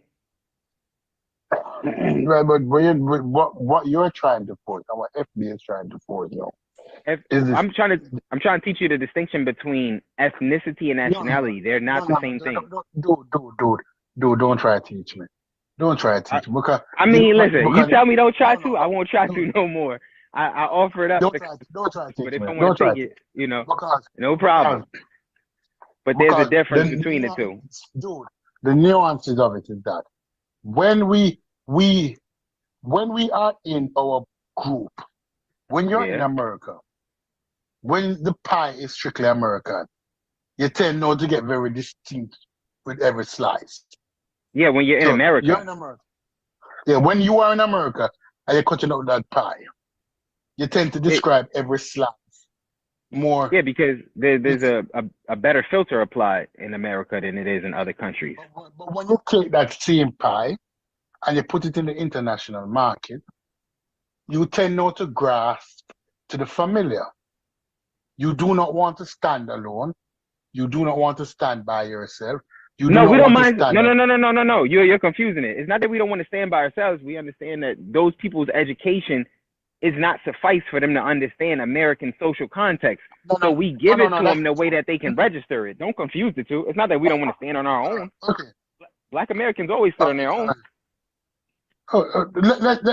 Let's be honest. Let's be honest with ourselves now. Let's be honest with ourselves. Let's look at Nigeria. Let's look at Nigeria. Let's compare Nigeria to the United States. Yeah. How many black people are in Nigeria?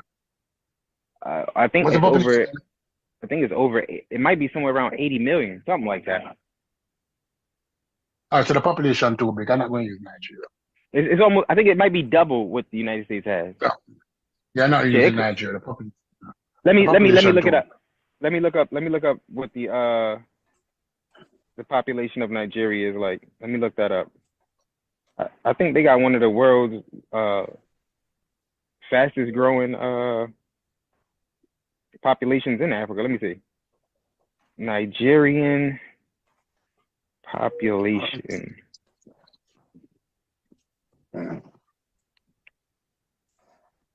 All right, no, leave Nigeria. No, they got like 240 million.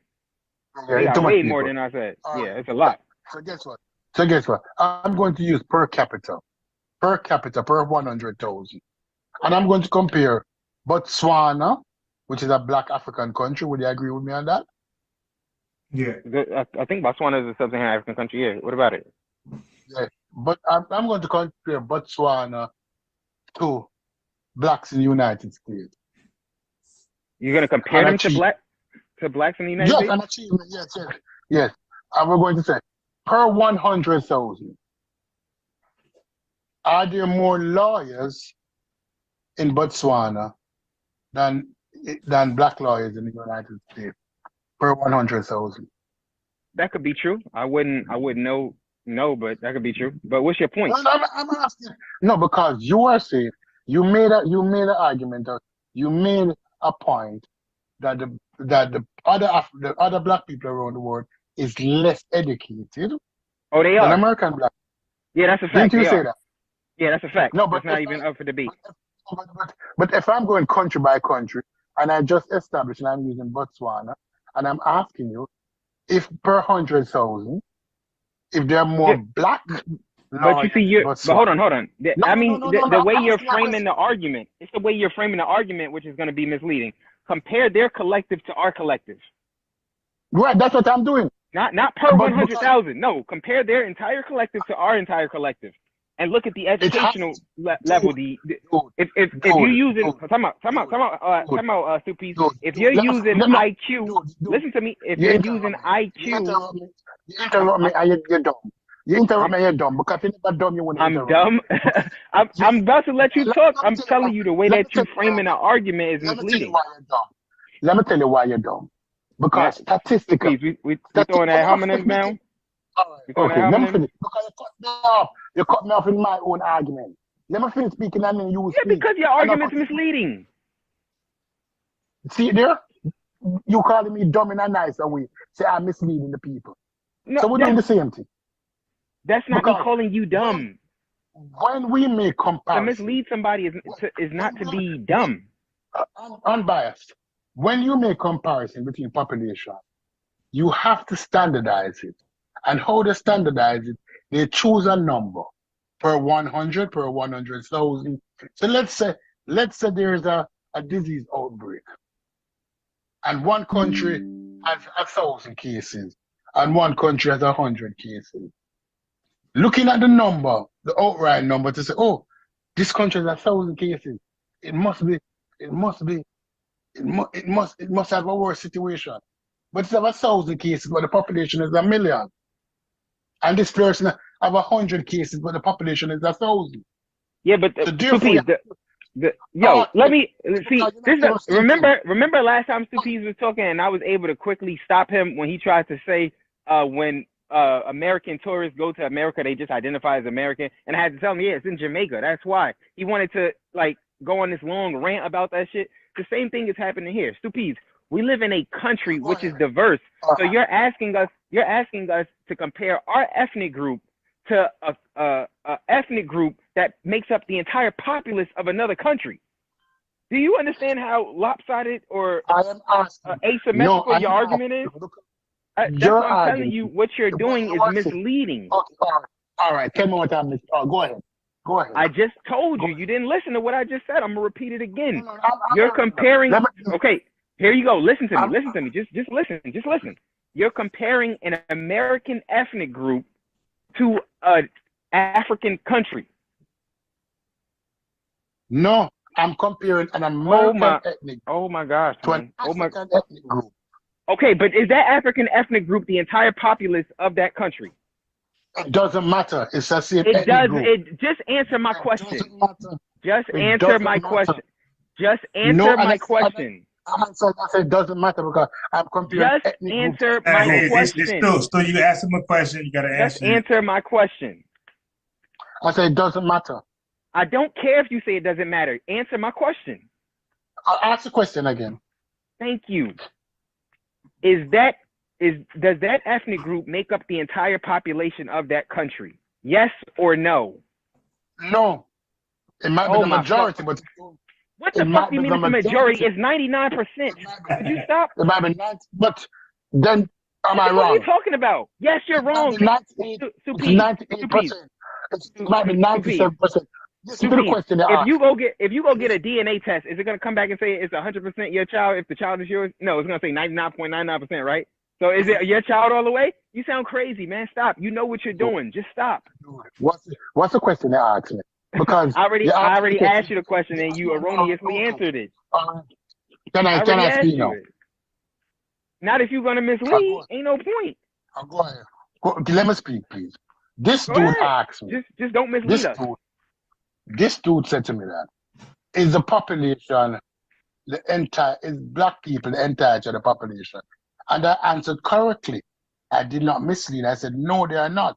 They're the majority. The strong majority.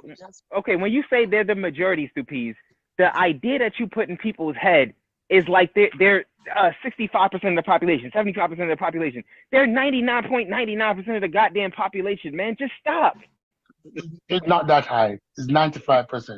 But 95%. You're dealing with basically an ethnic homogenous group, man. Just stop. Okay. All right. So no. So what? Okay. Let's. I'm biased. I'm biased. Back in before the 1965 Immigration Act, when all these immigrants came over here, America was viewed as a white country. Guess what? How high was their percentage? It was less than 95%, wasn't it? It's probably probably 80. Come on, man, just stop. All right. Stop with the Okay. dumb shit, All right. stoopies. Okay. So why cannot you why can't all right based on your fact, Because you're comparing I'm going to tell you why. I can answer it before you even ask it. The reason you can't do what you're trying to do, you're comparing an ethnic group to a fucking country. If African Americans had their own country, do you think there would be more lawyers per capita for African Americans than there would be in Botswana? Of course, we wouldn't have no shithole country. and coming back to that, you cannot know. That's an assumption that you're making. You cannot know. Listen, stupid. This is it. I'm gonna be honest with you. This isn't to diss any ethnic group of black people that ever existed. The African American or Black American that comes from black people that went through United States slavery is more accomplished than all sub-Saharan African countries combined, and throw in the Caribbean there too. No black people nowhere in the world have accomplished what African Americans accomplished. We're so accomplished that we made it to where you could immigrate to our own country. You didn't make nothing for us. Like, let's just be honest here. These are truths. They may be uncomfortable truths, but they're truths nonetheless, stupies. This is a reality, bro. Nobody's trying to be disrespectful. I'm being honest. Can I speak now? Yes, you may. Can I speak? Yes, you may. Can I speak now? Because yes, you may. The beautiful thing about this is that a young man come and say, okay, the Black American is the most accomplished black person in the world. I don't have a problem with that. World history. I'm being clear. World history.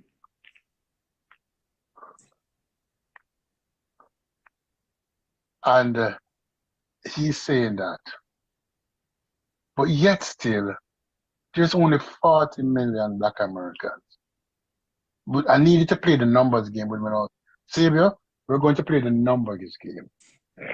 And we're going to play the numbers game because this dude is playing a dangerous game. And I like to play the numbers game. Oh, I like to play the numbers game too. Go ahead. Play the numbers game. I'm gonna play that same numbers game with you. Go ahead. How many Black Americans are there? How many FBA is there in total? What's the population of the FBA in the United States? Let's just assume it's 40 million. Go ahead. 40 million. Let's just assume that. Go ahead. 40 million FBA. Yeah, let's just assume it. Go ahead. Go ahead. Let's assume that. Go ahead. He's saying that from a population of 40 million, from a population of 40 million, he has beat the Nigerians. And the Nigerians would laugh at you silly because you have not, with a population of 240 million, the economy might not look like what you think it should look like, but it don't look like what you stop talking. Let me finish speaking. And then you talk. Because a lot of the propaganda that you get on the news that would tell you that, oh, these African countries are shithole. These African countries were shithole, yes, because they were bombarded by the IMF, by the American destabilization, but they have called themselves out. But since then, educationally, the Black American cannot compete with the Nigerian. You see, I'm not even. Oh my gosh. Cannot compete with the Nigerian. Two piece. I gotta cut you off right there. Are you talking about the Nigerians in Nigeria? The Black Americans can't compete with them educationally. Is that what you're saying, Doug? I'm telling you that the Nigerians, even the Nigerians. Wait. Stupid, stop. You said what you said. I want to address that point. Stupid, I want to address that point. The Nigerians that are here are freeloading off of African American accomplishments. You don't get credit for eating from my table. You didn't cook that food. You don't get no credit for that. All you did was even Nigerians right here. But even the Nigerians, you don't get credit for eating from my table. You did not cook that food. All you did was eat. You don't get credit for that. When the Nigerians came to America, they never had to struggle past any of the social ills that America had. When they came here, the table was set. They pulled up a chair. They started eating. You don't get credit. You don't get credit for that. You didn't contribute nothing towards American history. You get no credit for it. They weren't in Selma. Now hold on. I wanna address his point about the Nigerians being more educated over in Nigeria than Black Americans. Stupides, if the Nigerians are more educated over in Nigeria, why the fuck are Nigerians still fleeing Nigeria for America? How come they can't reconstruct in America over in Nigeria? How come Nigeria is still a third world country? So much education, why hasn't it changed that reality? Answer that question, Stupides. No, two things, a couple of things you jump on because you sound like Donald Trump. That's my problem with the FBA. That motherfucker sounds intelligent on that point. That's my problem with the FBA, you know. They sound like the white supremacists. Right? Okay, just answer my question. How come they haven't been able to develop their country? Because I see the white people can go over there and exploit it for a return on their investment. I see that the Arabs were able to go over there and exploit it for a return on their investment. I see that the Chinese are over there being able to exploit it for a return on their investment. How come the Nigerians aren't able to exploit their own land for a return on their investment? Explain that to me. No. Since they're so educated. No. Explain that to me. No. Many persons will jump up and they will say, oh, why are these black countries coming here if they're this good? And they don't take into consideration this, that the majority of immigrants who come to America annually, and you need to research this, young man, because somebody saying you don't have to eat black people. Let me finish speaking. Because I don't have to talk to you. If you interrupt me one more time, I'm not even interrupting you. I'm letting you talk. Go ahead. If you interrupt me one more time, I don't talk to you. I will talk to Samuel. I'll talk to Unbiased. I don't have to talk. Oh my God. Come on, go ahead. When you talk, right? No. Majority of people like to say, oh, the Nigerians, they come here for the money. Everybody know that. Just like how the Ukrainians come here for the money. Just like how the Russians come here for the money. Just like how the Jews come here for the money. Anybody who immigrates to America immigrates for the money. Just like how the Swedes come here for the money. Just like how the Canadians come here for the money. Just like how the English come here for the money. Just like how white people from Germany and first world countries come here for the money. Okay, you answered my question, right? They came here for the money. Fuck off. I'm letting them mute you. I'm not listening to you. I'm mute you. Good. Good. So he's not listening to me. So now I'm going to go. I'm biased. Money is generated from an economy. I don't know if Stu Pease knows this. Money is generated from an economy. If they're so educated, and when they come over here, they say that black Americans are lazy, right? So they're industrious. So my question is simply, if they come here for why don't argue against white people coming here for the money? Why don't argue against the Ukrainians coming here for the money? Why don't argue against the British coming here for the money? Why is he arguing against black people coming here for the money? It's because him is a Sambo. So he don't want black people to come here for the money, but he have no problem with white people coming here for the money. Come out. We're talking about the African. We're talking about black immigrants right now. We can get to the white immigrants. I don't mind that neither. But I'm talking. You just said that they're more. Time out. Stupid. So, you said you was gonna mute yourself if I cut you off. I cut you off, and you still talking to me. You're a Sambo. I'll be a Sambo. Answer the question for me, Stupid. How come they're not able to create an economy over in Nigeria to generate money so they don't have to come here? Why can't they do that? But the fastest growing economy in the world now is the African economy. It's a third world fucking country. Does it start somewhere, but it's the fastest growing economies in the world. They've been saying that for the last 10 years. It's still a third world country. Yes. Just like how Chicago, where the black people live, is a third world country. It's not this is when you talk to immigrants, they always end up saying some shit that's stupid because they're trying to lower you to their status. Stupid. Chicago is a city in the state of Illinois. Correct? It don't matter. But you're comparing a city to a fucking country. But that city. This is your problem. You can't do that, Stupid. It's like apples and oranges. It don't match. It's not a third world country. Unbiased. Yes. Unbiased. It's Flint, Michigan, a first world country. It's not a fucking country at all. Yeah. It don't matter. Yes. Would you consider Flint, Michigan? If I went to Flint, Michigan, where there's food deserts. Oh my gosh. Where there's Do you contaminated. do you Wait, think hold people? on, X. So hold on. Talking. So now, would you consider Flint, Michigan, a first world country? So hold on. So let me answer this If question. you came off a plane, and the first you didn't go through any major city. So you came off the look. plane, and you were landed in Flint, Michigan. Is that a first world country? All right. So This guy's hold crazy. on. So let me answer. So for Chicago and Flint, Michigan. Now I haven't never been to both, right? So, but I've been listening to people who have been in both, right? And I don't know, it could be true or false, I don't know.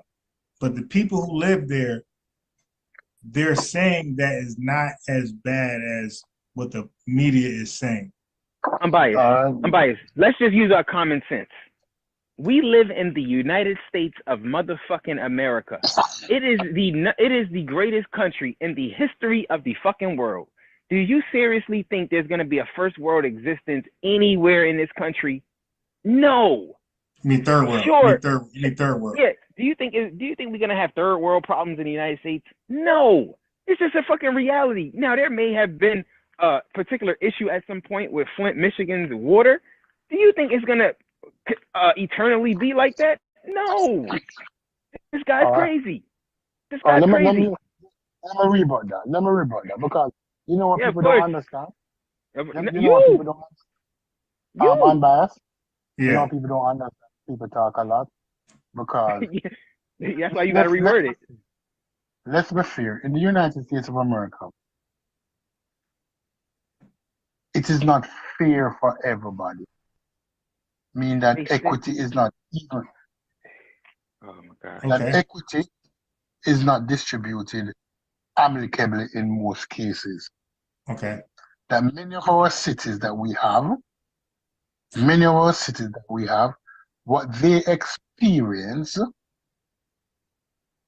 is not in keeping with what you would regard a first world country. Would you agree with me or disagree on that? I'm biased. Please let me answer this question. Please don't answer that question foolishly like that. There's nowhere you can go in the United States of America where you're gonna find a Black American starving. We don't have third world existence in America, Stupies. Why'd you leave Jamaica? You left Jamaica for economic means, correct? You left for economic means. Do you see over here what you see in your country? No. I did not ask that question. I did not ask the question and you sidestep my question. Okay, ask your question again. Ask your question again, Suppies. Let me make sure I was clear. I'm not asking seconds because I asked an unbiased question. It ain't like it matter anyway. But it's a misleading question. Matter. I'm sure. It don't matter because let's get back to what you were saying. It don't. You said Nigerians are more educated than African Americans. Prove your point. And it's true. It's true. There's more Nigerian doctors. It's true. That don't. The doctors that they have over in Nigeria, when they come over here, they don't get credit for that shit. You're talking about a whole different standard. We're talking about a different standard. There are more Nigerian pharmacists. There are more Nigerian. Who goes? I'm biased. Answer me this question: who the fuck goes to Nigeria to get surgery? Who the fuck goes to Nigeria to for pharmacology for their pharma? Damn, how you say that word? Pharmaceutical needs. Who goes to Nigeria for that, Stupies? Who does it? Nobody in the fucking world. Nobody in the fucking world. Let me beat you up. Let me beat you up on something though. Come on, I done hit you with 1,000 punches already. There are more Jamaican nurses than African American nurses. Stupies, that's what y'all do. Y'all clean people's asses when y'all come over here. That don't make you better. Are you kidding me? No, you're saying that these people. No, you're saying that you have the most educated people. No, but then you move the goalposts. No, I'm not. I'm not moving the goalposts. Stupies, compare your collective education of your ethnic group compared to our collective education. We're more educated than you. And I'm saying no. there's more in Nigeria. Stupies. Okay, answer this question for me, Stupies. If stop, Stupies. If y'all been over here since the 60s, right? So you've had enough time to acquire intellectual property. You had enough time to acquire sufficient education to be able to go over and reproduce America in your own homeland. Why haven't y'all been able to do that? No, because we were because busy. nurses don't build countries, Stupies. I'll answer it for you. It's rhetorical. Nurses don't build countries, Stupies. They wipe asses. Let me double back and bitch slap you. Let me double back and bitch slap you. You ain't landed a shot yet. Yeah, I'm ready. Let me double back. Of course, because we were producing Colin Powell. You're producing what? Colin Powell. You producing what? Powell. Colin Powell. What the fuck Colin Powell got to do with Jamaica?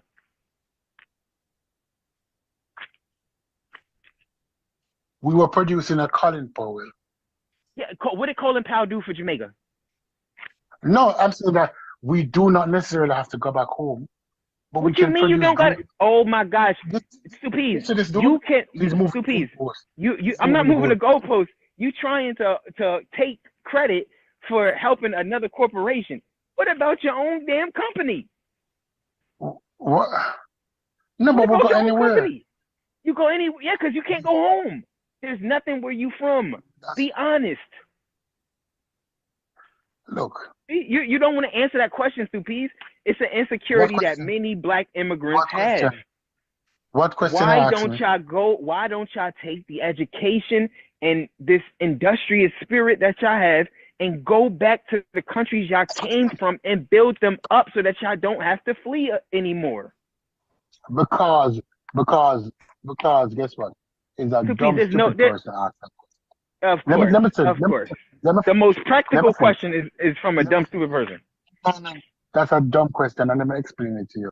Oh, hey, and after you're done, I'm gonna give you a country that actually did it. Go ahead. No country did it. Yes, they did. And I'm gonna give you the country. Hey, I'm biased. You know the country I'm gonna give him. You know the country I'm gonna give him. You know the country I'm gonna give him. Don't say it. Let me say it. You know the country I'm gonna give him that did it. Can I speak? Unbiased. Yeah. Unbiased. What was New York's name before? Wait, say that one more time. Oh, New York. What was the name of New York City? Name of New York City? New Amsterdam. New Amsterdam. Where did all of those people come from? Canada? I don't know. And they came from Amsterdam. Right. They came from Amsterdam and they came to New York. Why didn't they go back to Amsterdam instead of building one of the greatest cities in the world? People have he's conflating contexts. There are no Amsterdam people in fucking New York now, right? They were assimilated into America. They became white. Did they not become white people? Did they not just become white people? No. You see, you're moving see what I'm saying? I'm not moving the goalposts. Stupid. You are never gonna become a black American. You always gonna be a Jamaican, my brother. Look. Always. I'm asking you a question. Why can't y'all go back and build your country? Let me finish speaking, please. Because guess what? ADOS is 40 million. You're irrelevant, whether we like it or not. We're irrelevant. How are we irrelevant when we earn more than every other black ethnic group in the world? That's not true. Stupid. The GDP per capita of your country is $6,000 funky ass dollars, man. Would you stop it? Let me explain why I think it's not true. Go ahead. The GDP of black immigrants in America. Bias, watch me cut them up. Is what? The GDP of black immigrants in America is higher than the GDP of the Indian. Okay, now, Supees, is the black immigrants that's here a significant population or are they a minority? It does not matter. The reason it matters, yes, it does. And the reason that it matters, Supees, is because you're comparing a minority of a collective versus an entire collective. If that was the case, we could just take the top 1% of black American earners and they clearly out earn you. No. I'm saying that the GDP of yeah. black immigrants is greater Okay. than GDP of. If Suppies, if we were to create a minority group of black Americans just taking the top earners over here, they would earn more by a significant amount to the immigrants that you're talking about. That is not how you compare. That's not how you compare. Suppies. That's not how you compare earnings, Suppies. You got it all wrong. You compare your collective earnings versus my collective earnings. We out earn you all. That's why you immigrated here. That's why you immigrated here. And they did better than you. And they come over here. How are you living better? How are you living better than me? When you go back to where you from, do you live better than me? Y'all live like shit. They don't have to go back. When they go home into the house in America. Talk about. Suppies, is America not my house? It's not your house, right? You just a visitor. It don't matter. You just a visitor. You just a visitor. But Suppies, the whole. You can't compare. You cannot compare. You cannot compare a minority immigrant population to a collective from a country, Suppies. That's not how that works, baby. That's not how that works. That's not how that works. But Suppies, when y'all are able to take this earning power that y'all got and go back and do something with it from the countries that y'all come to, I'll salute you. But until that day, Suppies, all you're doing is freeloading off the accomplishments of black Americans. You don't get credit. You don't get credit for that, Suppies. You're not contributory to the United States in no way, shape, or form. There's nothing that you all do that you can't be replaced for. Nothing. Same with you.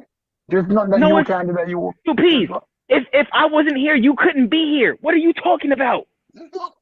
That's a lie. That's a lie. The 1960s. Look it up right now. Y'all didn't start coming over here in mass until post 1965. 1965 was the 1965 Immigration Act that got signed into office. That came on the heels of the civil rights. Who the fuck accomplished the civil rights? That was black Americans. You literally couldn't be here without me. Stop it. And that's a lie. Another, not just that, Suppies. When y'all got to America, the table was set. All you did was pull up a chair and start eating. When I got to America, it literally didn't exist. What are you talking about? Are you ready? Are you ready? You're not making sense when you're talking. You asked me, am I ready? No, because what you said that my grandfather was recruited by the U.S. government to build the Panama Canal. To build a Panama Canal? To build a Panama Canal, Suppies? Seriously? Of course. I'm asking you what you did for the U.S. of A, baby. Wait. Let him make his point about the canal first, so we see where you're going. The Panama Canal is a project of the United States of America. The United States of America built that canal. That canal was responsible for a major economic boom in the Americas. My grandfather was recruited to build a Panama Canal. That's one. You said I could not be here without you.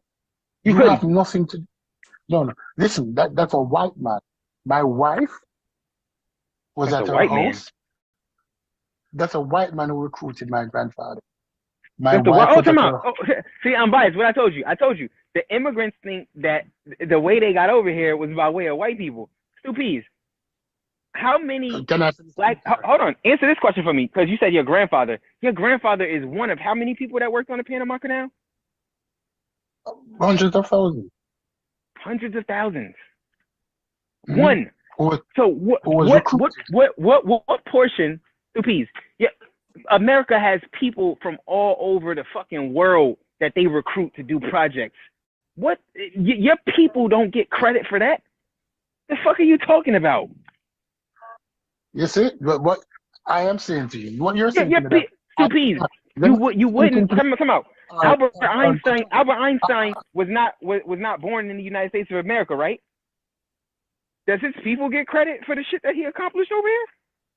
No, it don't work like that. Again, your arguments are foolish. But nonetheless, let me tell you about a group of people, Suppies, that were able to actually produce something for their own country by learning from other people. You ready, Suppies? You still on the line? I'm biased. Yeah. Wait, yeah, he's still there. He's Tell on us, mute. He's on mute. He probably got some yeah, no doubt. background noise. Stupees, go and look up the Japanese. They're just an island group of people. Prior to the 20th century, they were in a third world country state, ruled over by different Europeans. They were in a savage state. They were nothing. They were fucking done. Barbarians, basically. Within 40 fucking years, those people were able to rival Western powers, called the Yellow Peril. Them niggas didn't flee their country, Stupees. They left from their country to go and learn from other countries. But they brought that shit back and they built for themselves. And then you talk about the African countries that got oppressed and, destroyed by Western powers. Japan got fucking oppressed before it even became a superpower, and then after becoming a power, it got destroyed again, and they still were able to rebuild.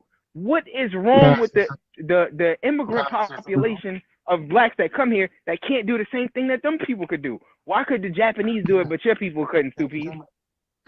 Can I say something now? Because this is the nicest. Stupees, answer my question. No, I'm not answering your question. I need that. Answer my question. How come the Japanese could leave out of their country, go and obtain intellectual resources, bring it back and reconstruct their country to where you don't see them fleeing from Japan no more? Shit, you ain't never see them flee from Japan, but you don't see them fleeing. How come your people gotta flee? Guess what? You know that you're dumb as hell because if you I'm dumb because you can't answer my goddamn questions, Stupees. After World War II, you can't answer none of my questions. America did not rebuild Japan. Japan rebuilt its fucking self. That's not true. America rebuilt Japan. That is true. The same with Germany. Stupees. The Japanese, they would send people over to America, right? And they would look at like car companies and shit like that. They would go there, they would act like tourists. They would be taking pictures. They brought that fucking intellectual property back to their countries and they built cars like Mitsubishi, Honda, and all of those, and they were able to outdo American companies. That's how they were able to rebuild their country. You don't know what you're talking about. I won't even rebut you on that because what you don't understand. You don't know what you're talking about. You're just talking. Every country that America has invaded after World War II, they assisted in rebuilding those countries, especially the European nation like Germany, and America rebuilt Germany because Germany was split. Oh, okay.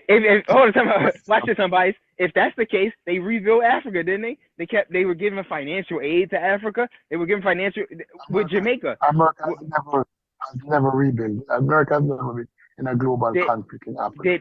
Did Europe finance Africa? Did America finance anything in Africa? Yes or no? No.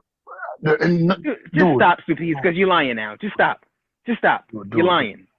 You're not even having a sensible argument anymore. You're just lying. Can I speak now?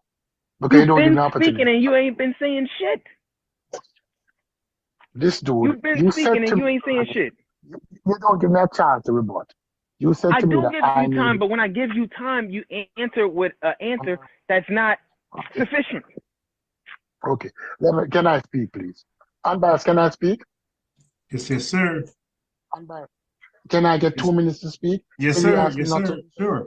Yes, sir. He made a statement that I needed him to come to the United States.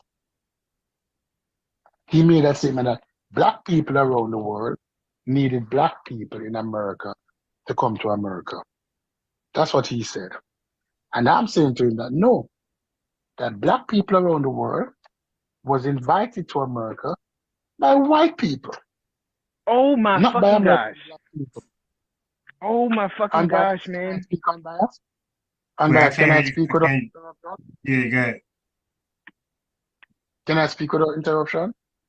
Yes, sir. Because if we look at the visa policy of the United States in the late 50s and early 60s, it was opened up to black people around the world, even when white people in America did not want their black people to be in their spaces. They opened up the opportunity for other black people around the world. Because during the late 50s, the late 50s and 60s, they wanted people to work, and they wanted black people, and they opened it up to black people around the world. Not okay. what black people. Can I finish speaking? Because you act like a lion now. You act like a lion because when confronted, you are. Okay, rebut what I'm saying, man. I finished speaking. No problem. Hey, I'm like biased. If you simply Google when did Caribbeans begin to immigrate to the United States, it will tell you Caribbean immigration to the United States has occurred in waves, with the first major wave beginning after 1965. This is what I keep talking about. The 1965 Immigration Act, stupies, that came as a result of the accomplishments of the civil rights. You don't even know this because you're not from here. Prior to that 65 Immigration Act, do you know what type of people were being recruited to come or being allowed to immigrate to the United States of America? You had to be white to come to America, essentially. And not just any white, they wanted specific type of white. Northern whites, Western, like they wanted a specific type of white people. They did not want black people coming here. The white people did not at all want any black people to come here. They already had a black population that they wanted to get rid of. Why the fuck would they want your black asses to come? You don't make sense. This is what I'm trying to tell you. Your immigration to the United States is completely contingent upon Black American accomplishments. Had Black Americans not accomplished the civil rights feats, you would not be here. You would not be here. And it wasn't white people that were inviting you to come here. That's not how it went. Immigration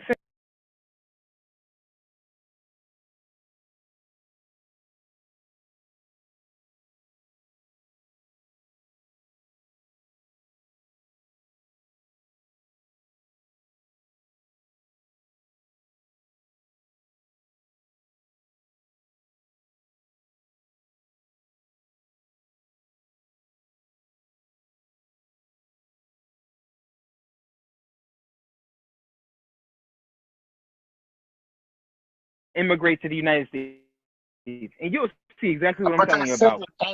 Yeah, well, in large masses, about like it clearly it tells you right here. As soon as you Google it, Google AI is going to tell you Caribbean immigration to the United States has occurred in waves, with the first major wave beginning after 65.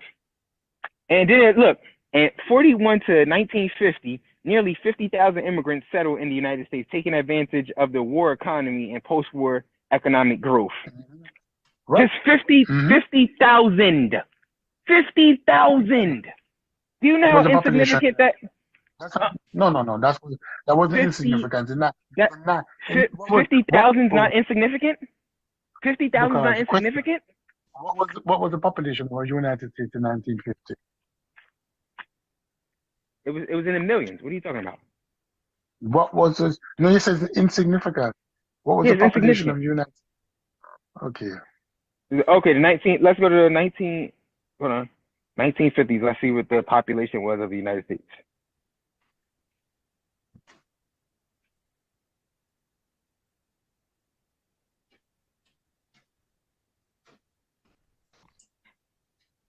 What are we looking up?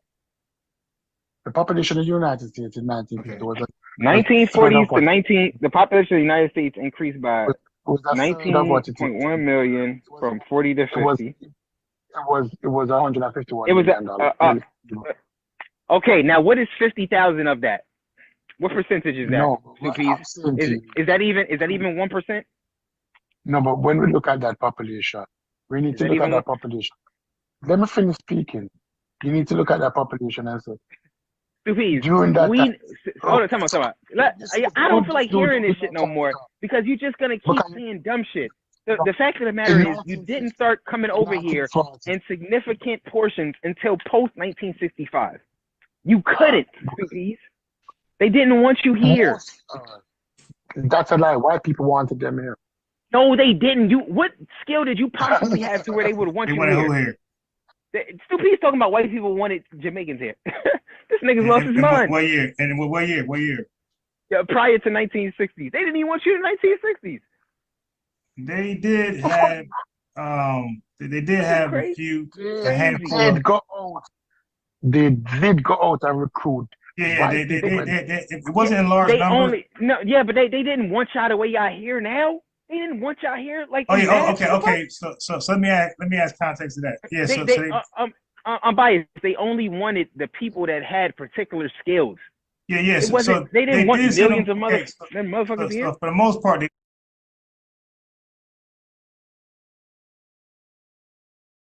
did send them back.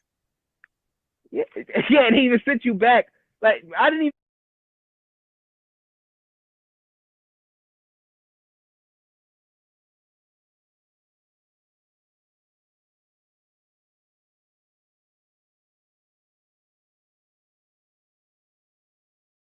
Listen.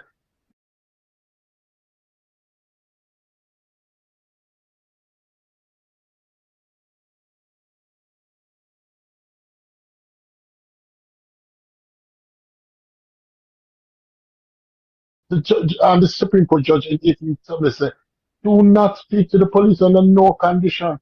You never speak to the police." No, Tell that's the false. police that. No, that's false. That's only if you look as a suspect. That's when you don't talk. Yeah, no, right.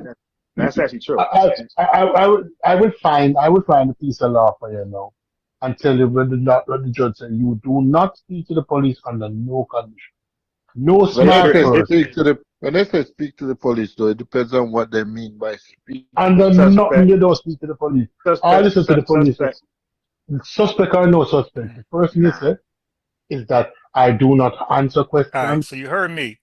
I said suspect. Stu P says suspect or no suspect. So you took an L to extra architect.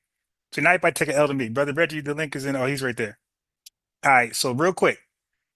And I need a lawyer. Because guess So real clear, he says suspect or no suspect, and I made it clear.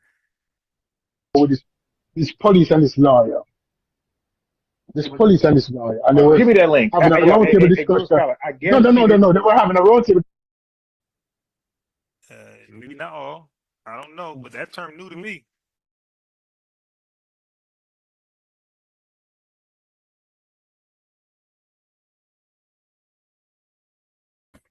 And I'm a combination of descendancy of slavery with indigenous here in this particular area. Last 25 years in my adult life, I've worked in matters of Afro communities as well as indigenous communities. I specialize in human rights, issues like drug policy reform, issues such as access to water, to health, etc., all those type of matters in those different communities. All right, so let me ask you, so you disagree with what about FBA? And does that disagreement also extend to ADOS, or is it just FBA? Okay, so in a very simple terms, I consider people like Tariq Nasheed grifters, liars,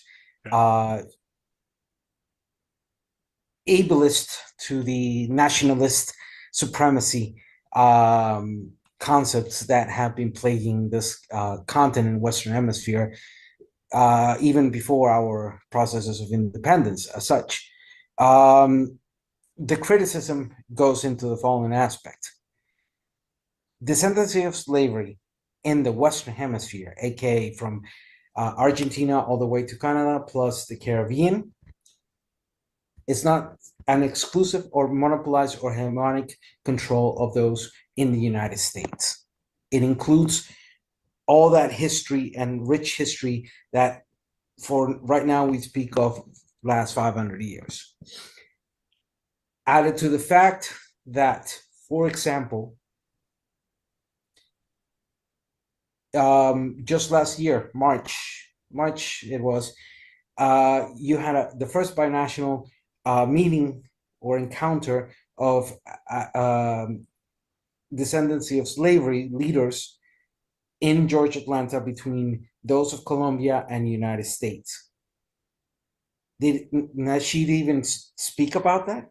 Did he even show what was happening? No. Yeah, but okay. So do you know where he's speaking from? Ignorance, utter and complete ignorance. Okay. So what about Yvette Carnell and Tone Talks? They speaking out of ignorance as well. At least Yvette has a bit more sensibility to understand what America consists of in that sense. What I'm trying to pin you to is that when the Emancipation Proclamation, right, emancipated persons, who else was in mind? Who else was in mind besides who we call FBA ADOS today? Who else was in mind when they said? Why in the history of the Western Hemisphere do we have to go to U.S. defaultism all the time?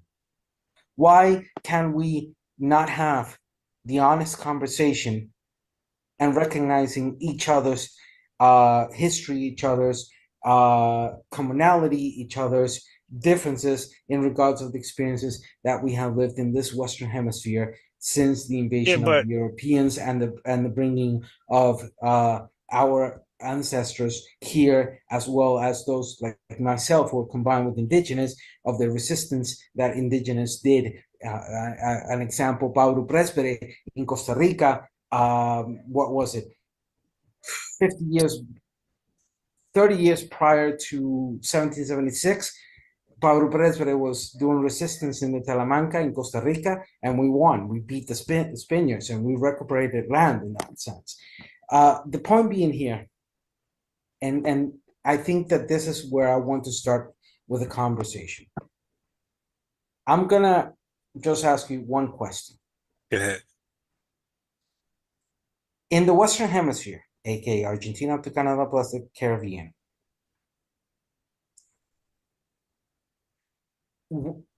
where are the majority of people who are descendancy of that slavery sitting right now? Where are they located? I don't know. Brazil? Throughout Latin America, being Brazil, Colombia, Costa Rica, Caribbean, major points where those descendants are. Yeah, maybe Brazil. I'm not sure where all the slaves went and where they were at today.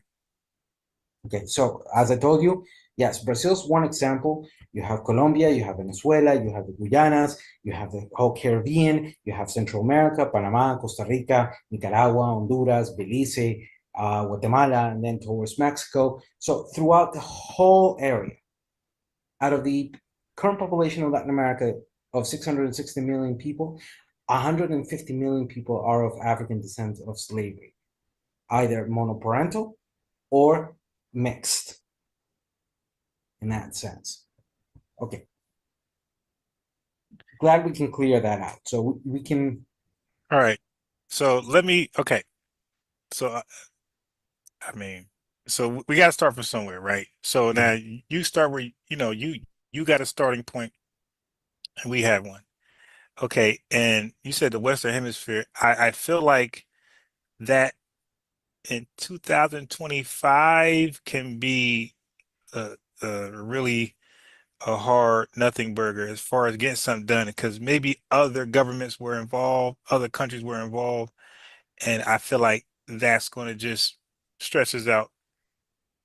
So I think to compartmentalize it, to break it up, to section off, it's a better effort. So for example, you have CARICOM, right? CARICOM had separated themselves from over here, America and Haiti and even Africa, and they're doing something for the Caribbean and whoever else, right? But they are excluding black slaves that was here in America. Like, we're not part of CARICOM, right?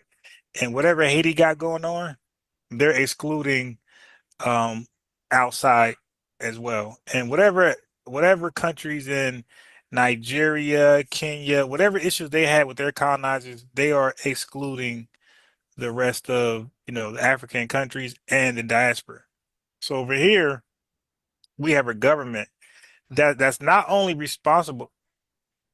that's not only responsible for slavery that happened in the Western Hemisphere as you're talking about, but it extended beyond Emancipation Proclamation. So we're not just seeking damages for just the slave trade, the triangle slave trade that everybody was affected. Like you said, all the places you named, they were all affected by it. But now we're saying America went beyond slavery, right? They did something called peonage. They did something called hired outs, right? Hiring out.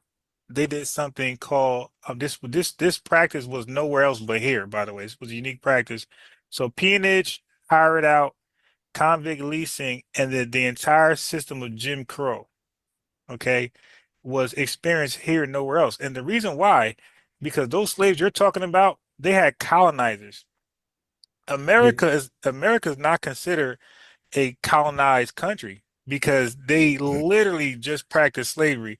And by definition, slavery only happened here. It's when you breed. So we look up slavery or the difference between American slavery and everywhere else, you'll see that they breeded slaves over here and they sold them. So people in those other regions were not getting sold. Their babies and their offspring were not getting sold. It wasn't a system of selling for the purpose of labor. So that only happened here, and this is why those places are called they're being colonized. You got Jamaica, you got Haiti, you got even Nigeria. These places are considered colonized, but America was never considered a colonized country. It was considered. So, go ahead. Hold on. There's, I get there's so many things that need to be put forward in that sense.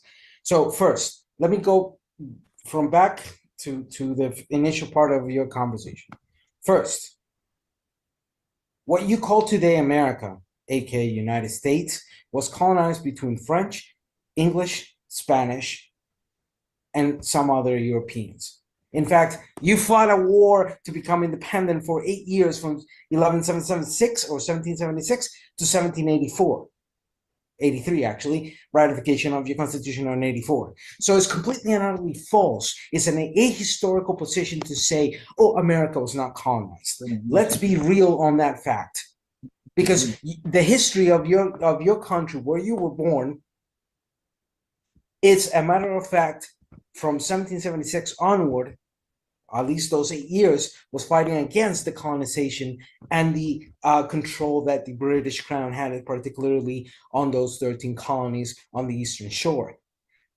Second, the distinction you're making in regards of the type of slavery that was happening between the British colonies, the Spanish colonies, French colonies, etc., has to do more with the attitude and the should be quote unquote say culture to how dehumanization worked in that era of Europe.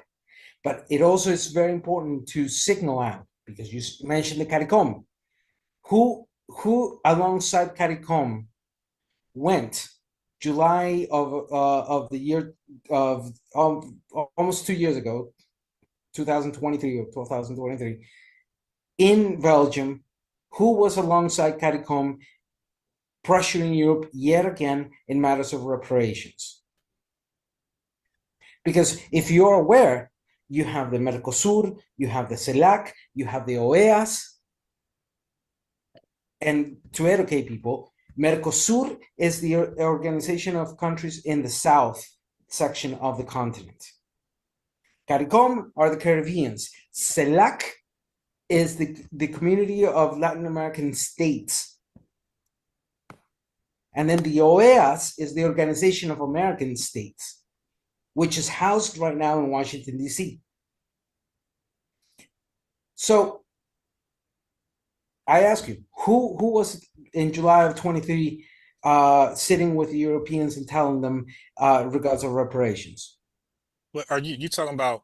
Western Hemisphere? Western Hemisphere. It was a meeting between the CELAC alongside CARICOM to the United Nations, to the European nations. Sorry, not United Nations. Right. So we understand over here that it's much easier to tackle small projects before a large project, right? So over here, are you aware of those practices I gave you? Peonage, hired out, convict I'm fully leasing. aware, yes. And those practices, the Spaniards did it in many other ways. Now I got you, through- but I'm saying right here. Okay, so hired Yes, out. Are you because most people, not even like FBAs and ADOS, are familiar with the phrase hired out. You sure you know what hired out is? I'm sure in let's put it very simple. Chattel slavery, the condition of chattel No, so slavery that was so wait, practiced wait, here, and wait. So just the one second, different. because I'm so this phrase the terms I gave you are not they're after chattel slavery, right? So chattel slavery is I know. done, Hold right? on. Okay, I was yeah. about to get to that point. Give me a second. Okay, the conditions of chattel slavery and the implementation of chattel slavery through the monarch way of implementing that. When the era of independence exploited, one of the major differences, and this goes back to your initial point, one of the major differences is that the majority of Latin American countries that became independent of Spain abolished slavery from the get-go, from the constitutional ratification as soon as they became nations. Give me one country, for example. Sure, that would be, give you an example, the 5 countries of Latin America, of Central America, that became independent on 1821. By 1824, on the ratification of the constitutions, that would be Honduras, Nicaragua, Right. Costa Wait, that's what I Rica. said. Just give me one, because I'm gonna look it up. Okay, so not only Honduras. that, Mexico, when it became independent, also abolished slavery through the ratification of their first constitution. We see that in Haiti, for example, and then onwards. So the difference was that, let's put it honestly, the United States founding fathers were, at least in the subject of anti-slavery, cowards, and they did a disservice to the founding of that of what today we call United States, because they did not abolish slavery from the get-go, from the constitutional ratification, because they were too shit-faced to do it, and it took a 90-year process and a civil war to abolish that slavery at a moment where by 1850s, 1860s, the majority of that class and slave trade was at its death throes, to the point where even UK had abolished slavery prior to the United States.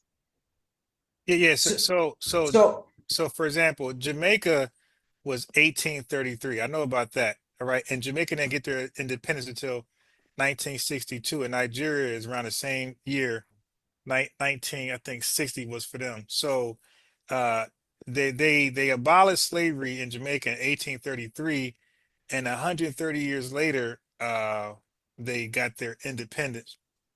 And Nigeria got their independence in 1962 as well. I don't even know if they were ever in slavery. Very important. The process of independence in the Western Hemisphere lasted from 1776 to 1974, being Suriname the last country to become independent in the nation. And technically speaking, it still is ongoing because we have territorial controls. Like, for example, Puerto Rico is not independent. It's under the colonial control of the United States.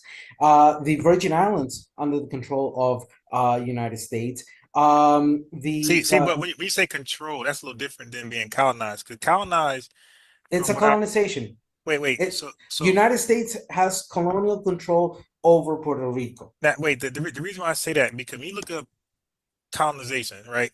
It's an act, and what they do is they pretty much take over your resources, right, and your land, and so you're saying America is taking over Puerto Rico's resources? Yeah, for over 100 years. What resources do they have over there that America is taking advantage of? From different forms of mineral, from aluminium to steel to now, keep in mind. So did they do it? Did they go into bed with the United States? Because remember, now watch this. Colonization means it's a one party system. We're coming, we're doing it regardless of what. But if that's they what's had happening in Puerto Rico. okay, but if they Puerto had Rico, the people who are born in Puerto Rico because become wait, U.S. citizens. what I'm saying Second is or third class, but they become U.S. no. citizens. What I'm saying is if I Google this and it turns out the Puerto Rican government signed contracts with the United States, that's no longer Then you're defending colonization. colonization. You're defending colonization, and you're defending U.S. territorial control in that sense, and you're excusing You the can't continuing take. of No, imperialism I'm not saying in that, sense. but you gotta listen to me. Is you can't take part in your own colonization. Is what I'm saying. Oh man. Because if you take part of it, it's no longer colonization. It's that's called a contract. So like that was my big problem with Nigeria, because they would say we're not talking about Nigeria. Africa right now. We're talking about Western Hemisphere right now. This is an analogy I'm giving you, right? I'm giving an analogy. I'm saying that Nigeria, people will lie and say, you know, the British came over there and just conquered. That's not what happened. The British came over there and asked for permission to have control of certain things, and they agreed, and they got proceeds of the profit. Like they got, you know, they got paid basically. All right, they got payouts for what the British did to them. So what I'm saying is, so now that's not, to me, that's not colonization. That's a contract where you didn't get the best. It's almost like a rap deal, like a rapper signed with Sony. So let me explain the term neocolonialism to you. Neocolonialism, as implemented particularly on the turn of century, or particularly between, I would tell you, 1850s up till today, refers to the fact of capital control over the market, disguised as a agreement between parts. It also constitutes a subjugation of the self-determination possibilities of those people you are entering an agreement on, is a imperialistic approach as to how then you control those particular areas. Therefore, it's an indefensible the fact that today Puerto Rico has never been free and is territorial control of the United States. But are they fighting for freedom? Ooh, they've been fighting for a long time. Many people in Puerto Rico. In others what way? do not fight. Like for example. You have two major movements in wait. Puerto Let me Rico. let me say real fast. But we're focusing too much in Puerto Rico. I want to go a little bit broader in that sense. You brought it up. But what I'm gonna say is this, because you brought it up. If the people not fighting, then there's no problem. Like for example, A. Philip Randolph over here, FBA A. Philip Randolph ADOS had led the March to Washington with Dr. King, right?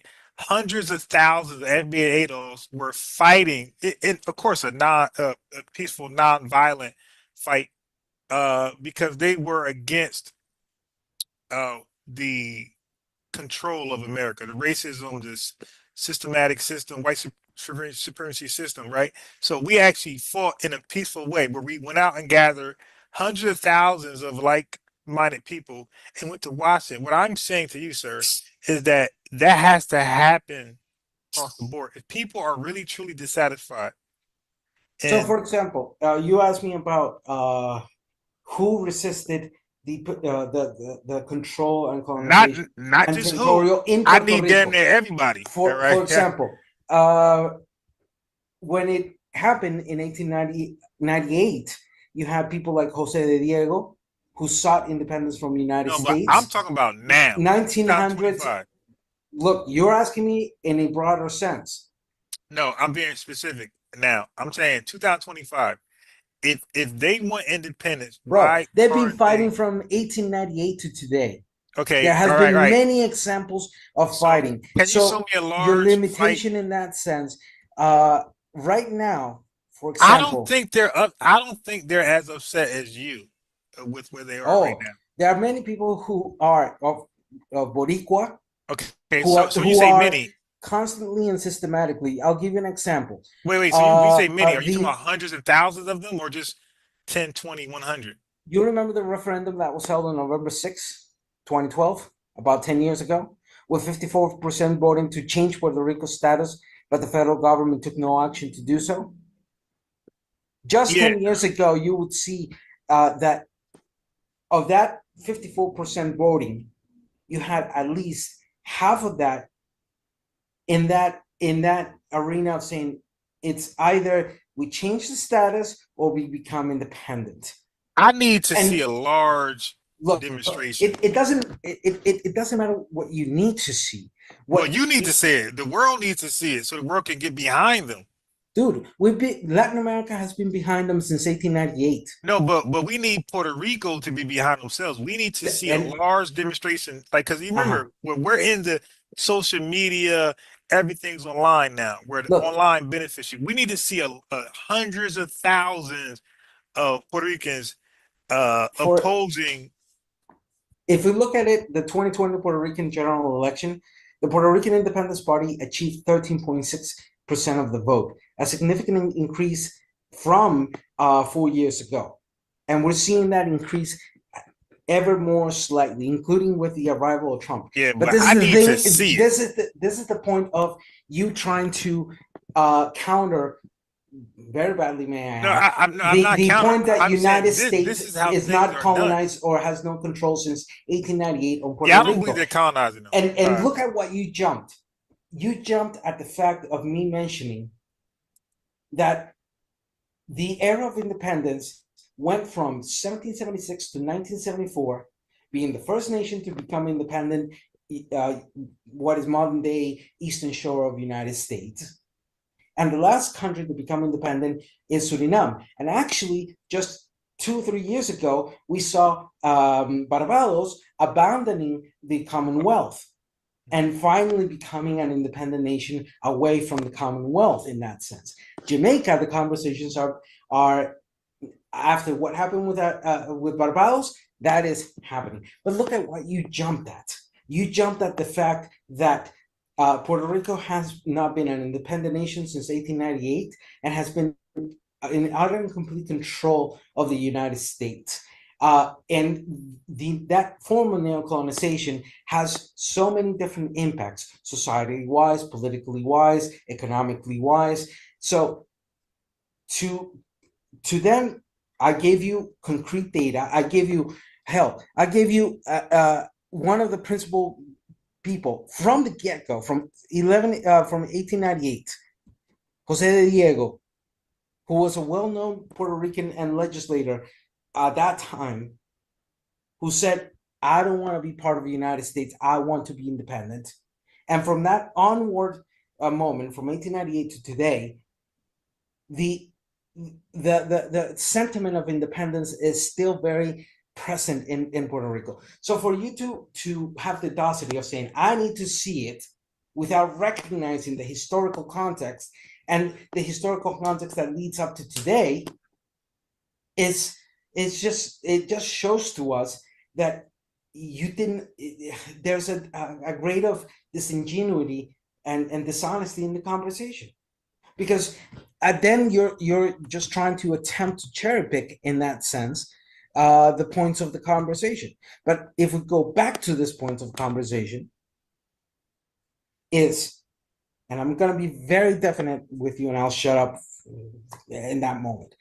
One, the history of the Western Hemisphere pertaining to indigenous and descendancy of slavery, pertaining to the last 500 years, and out of those 500 years, the last 200 to 250 years, pertaining to the realities and the impacts, recognizing each other's particular history and the regions of the Western Hemisphere, recognizing that in the circumstance of United States, unlike Latin America, you did not abolish slavery from the get-go, from the ratification of the Constitution. Within 90 years after that ratification and the setting of the country, you had to go to a civil war.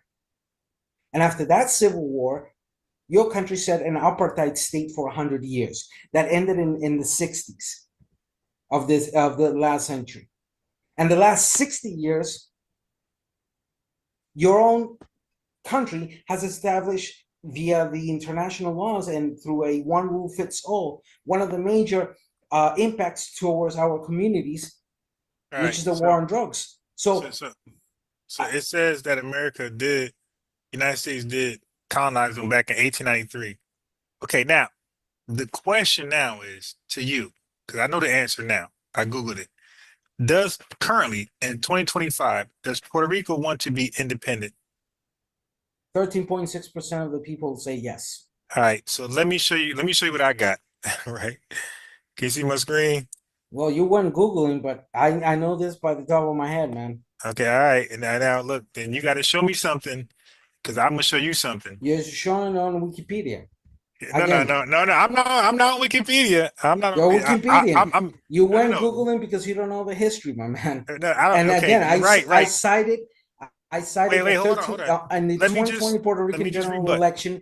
I got it. 13.6% Okay. of people voted for the independent party or the Puerto Rican Independence Party. All right, so that incremented by tenfold the 2.1% of votes back on 2016. All right, so can you see my screen? Yes, I'm seeing your screen. So this is wrong. When it says 97.18% chose statehood, 1.5 favor independence, and 1.32% chose to remain the Commonwealth status. You're saying this is wrong. What is the source of that? Okay. It might be Wiki. Yeah, I don't want to do Wiki. Let me go to, okay. Let me get a better source. So again, I cited you a factual sense of the history. I cited you. So I'm at Harvard College. I'm sure that this is more credible. Yeah, because Wiki is suspect. So I'm not gonna. Yeah, I'm not gonna do Wiki. All right. So anyway, good. Continue, and I'm gonna read this. So you and I. Hold on. I'm gonna turn off the camera because. Okay. So out of all the things I've spoken, one, in the matters of the history of the Western Hemisphere, including the United States, have I said anything that is inaccurate? Have I said anything that is is not based on the historical facts? No, I don't think so. But let me ask you this. So, well, let me just say this. Then I ask. Yeah, I don't believe you said anything incorrect. However, okay, you do know that most people, especially right now, especially Black Americans, they want to know what's going on with reparations in America because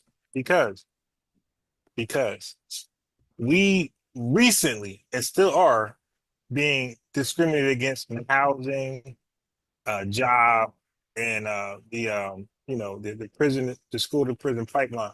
So these are things affecting us now, not historically, not some 100 years ago, right? So when something is affecting you now and something affected you in the past, people tend to address right now, the present first, and then they work themselves back to the past. That's also with alcoholism, drug addiction, suicide, all that stuff. People address the present first because that's directly affecting you, and then they work towards the past. So for us in America, right, Black people, for us to consider what you're saying, we got to first address what's in front of us, what's directly affecting us right now for getting ahead and competing with these racist white people, right?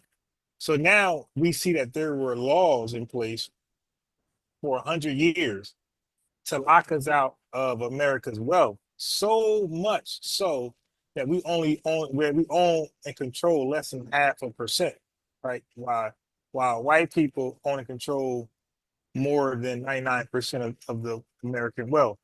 And America is a rich, powerful country, first world country. So we are looking at how that was able to happen. So when we look at welfare assistance that was given to whites since 1862 Homestead Act, all the way down to today, housing segregation, the redlining, And then we see how we were locked out. So again, I'm talking about things that directly affected, not something that happened and it was bad, but we're talking about still ongoing, right? That got us locked in a position that we can't get ourselves out of. So it's like that's our main. So just imagine a person wakes up and he's in a prison, a dungeon. He want to know, yeah, the path might be bad, but he want to know why am I in this dungeon? Like, what did I do? And he's not getting answers.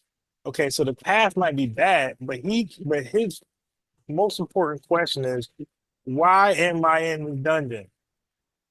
Okay, so for us, we are looking back saying, why are we locked out of this wealth? Why, no matter what we do, we're just always in this position of a second-class citizen, right? So before we can address things that happen and the things in the Western Hemisphere, we're looking at our current condition and like, why are we so damn poor in the richest country in the world, right?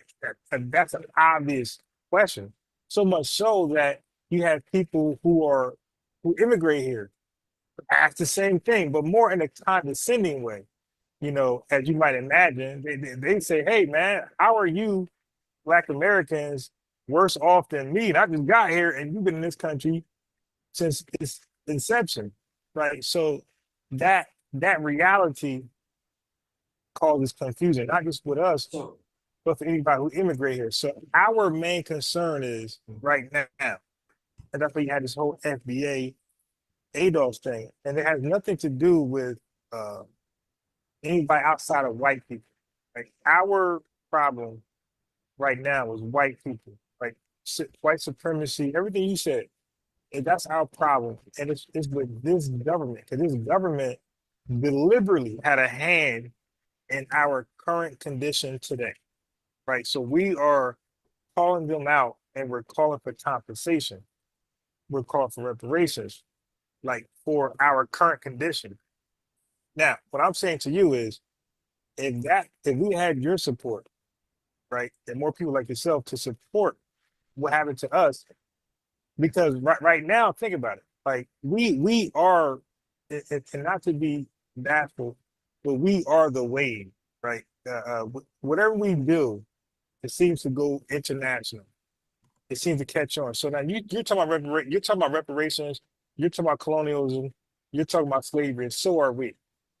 What I'm saying is, if you guys get behind us and let us make that the wave, make that the talking point, which like we do everything that we have a concern with becomes the talking point of the world.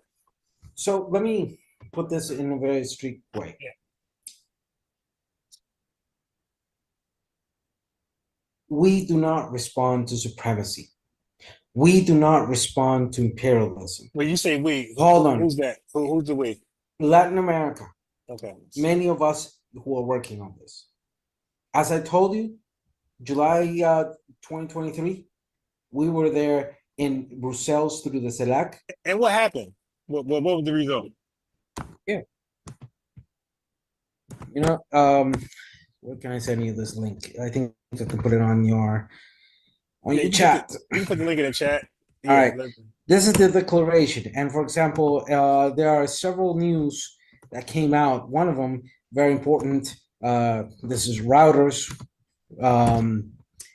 Reuters telling us what happened there. And I'm just saying telling us because I was there. European nation says slavery inflicted horrendous harm. That's just one example of the effects that had in that sense. Right. Another example would be the president, the president of Portugal admitting to that. To the things that happened in that sense. Now, hold on before you kick in, because I want to make Portugal is different from the United States. That's what I'm trying to point out to you. Hold on, I want to make 2 points on this. First, we have always been supporting you as equals. I don't believe not underneath you or not above you just because you are U.S. citizens. No, we work as equals. And as long as you do not get that through the thick skulls that North Americans have. We don't see your support. I'm gonna be honest. And by the way, we're not equals because our You voice. don't see our support. For example, No. when we're not the equals. situation happened of George Floyd, there was protests from Mexico down to Argentina plus the Caribbean. In fact, in my own country, now something interesting. I'll bring that up later about Marcus Garvey. In my own country, we protested in regards of the situations of what were happening in the United States. And kid you not, in the Afro community, a gringo hoisted the Confederate flag, the Dixie flag, in Costa Rica. It did not last long because we reminded him of our history and William Walker. And we reminded him that we will burn that Dixie flag if ever it's hoisted in our country. We will shit on the so-called Southern heritage because those fuckers came here trying to invade us in 1850, between 1851 and 1857. We don't forget that. But not only that, throughout the international community, we continuously pressured the embassies and the Department of State in regards to the issues that were happening in the United States. So let's be very frank. Please. The problem of people like Tariq is that they ain't got no dignity. Wait. Hold on. Before we go there, what was your thing about Marcus Garvey? Now, hold it. Now, Marcus Garvey. Wait. I got your question. All right, wait. Hold on. When he now, first wait. 1 second. Though the channel we both were on, right? We were both in the chat. Notice how I'm inviting those guys because they had all these questions for FBA, right? Look. Wait. I'm my own person. I got it. Whatever they decide or not hold on. decide as individuals, it's up to them. I'm not asking you to speak on their behalf. You're a witness. I'm subpoenaing you as a witness. I'm saying that they were woofing, right? And they had a lot to say. And I'm in the chat like you're in the chat. How come they never said FBA unit, hop on? Okay, because they had all these weird questions that they did not want to answer because I'm in the chat like you're in the chat. Ask wait. the owner of the page, talk directly to Kofi. Stop. I can't speak on that sense. Do not obligate me to speak on that matter because I'd rather speak on the issues and not on this. I got it. Just relax. I think you can agree on that. Okay, cool. But that's something for the chat to know as well. Okay, that we were both your page. on it. I got Don't it. address it to me, address it to your chat. Yeah, well, to you too, because we were both there, and they're talking trash about me, right? About me, they're talking trash about me, and I'm just saying I'm here. Like, why not send the link? Look, all right, so now I've known Kofi for a short while. Okay, if you pop up into his StreamYard, he pops you in and starts talking. Yeah, sure. I've seen him doing that. Yeah, okay, cool. But everybody That's all I can say. I got it. But have you ever seen him accept an invite? Yes. Okay, so good. So now he should accept his invite, right? Because my channel is a lot larger than his. So now so he should accept the invite to come over here. Now guys like him are totally unqualified to talk to me about this topic, and so are you, by the way. But I want you to. How am I unqualified? Okay, I'm gonna show you right now. So Marcus Garvey, go ahead. I'm gonna show you how little you know about Marcus Garvey. Go ahead. Let me ask you something. Yes. The first time Marcus Garvey exited Jamaica at 23 years old, 1910. What was the first countries he arrived before the United States? Okay, so I know he was studying about FBA history. I believe he was in London. I know he's a European country. I think he was in London, and I can't recall all the countries, but I know for a fact he was in London studying for sure. Okay, so by 1910, Marcus Garvey arrived at Costa Rica, my country. He set up in Limon in the Caribbean section, which is the Afro community section of Costa Rica.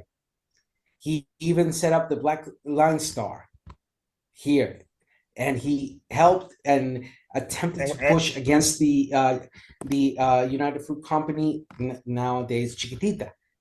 After several issues in Costa Rica, he exited and he went to Panama. Wait. He went to So what Colombia. happened? So was he successful in Costa Rica? To a degree, yes. In No, fact, no. the Did famous he accomplish his goals in Costa Rica? in many senses, yes. In others, no. Oh shit. Okay. All right, Black Line.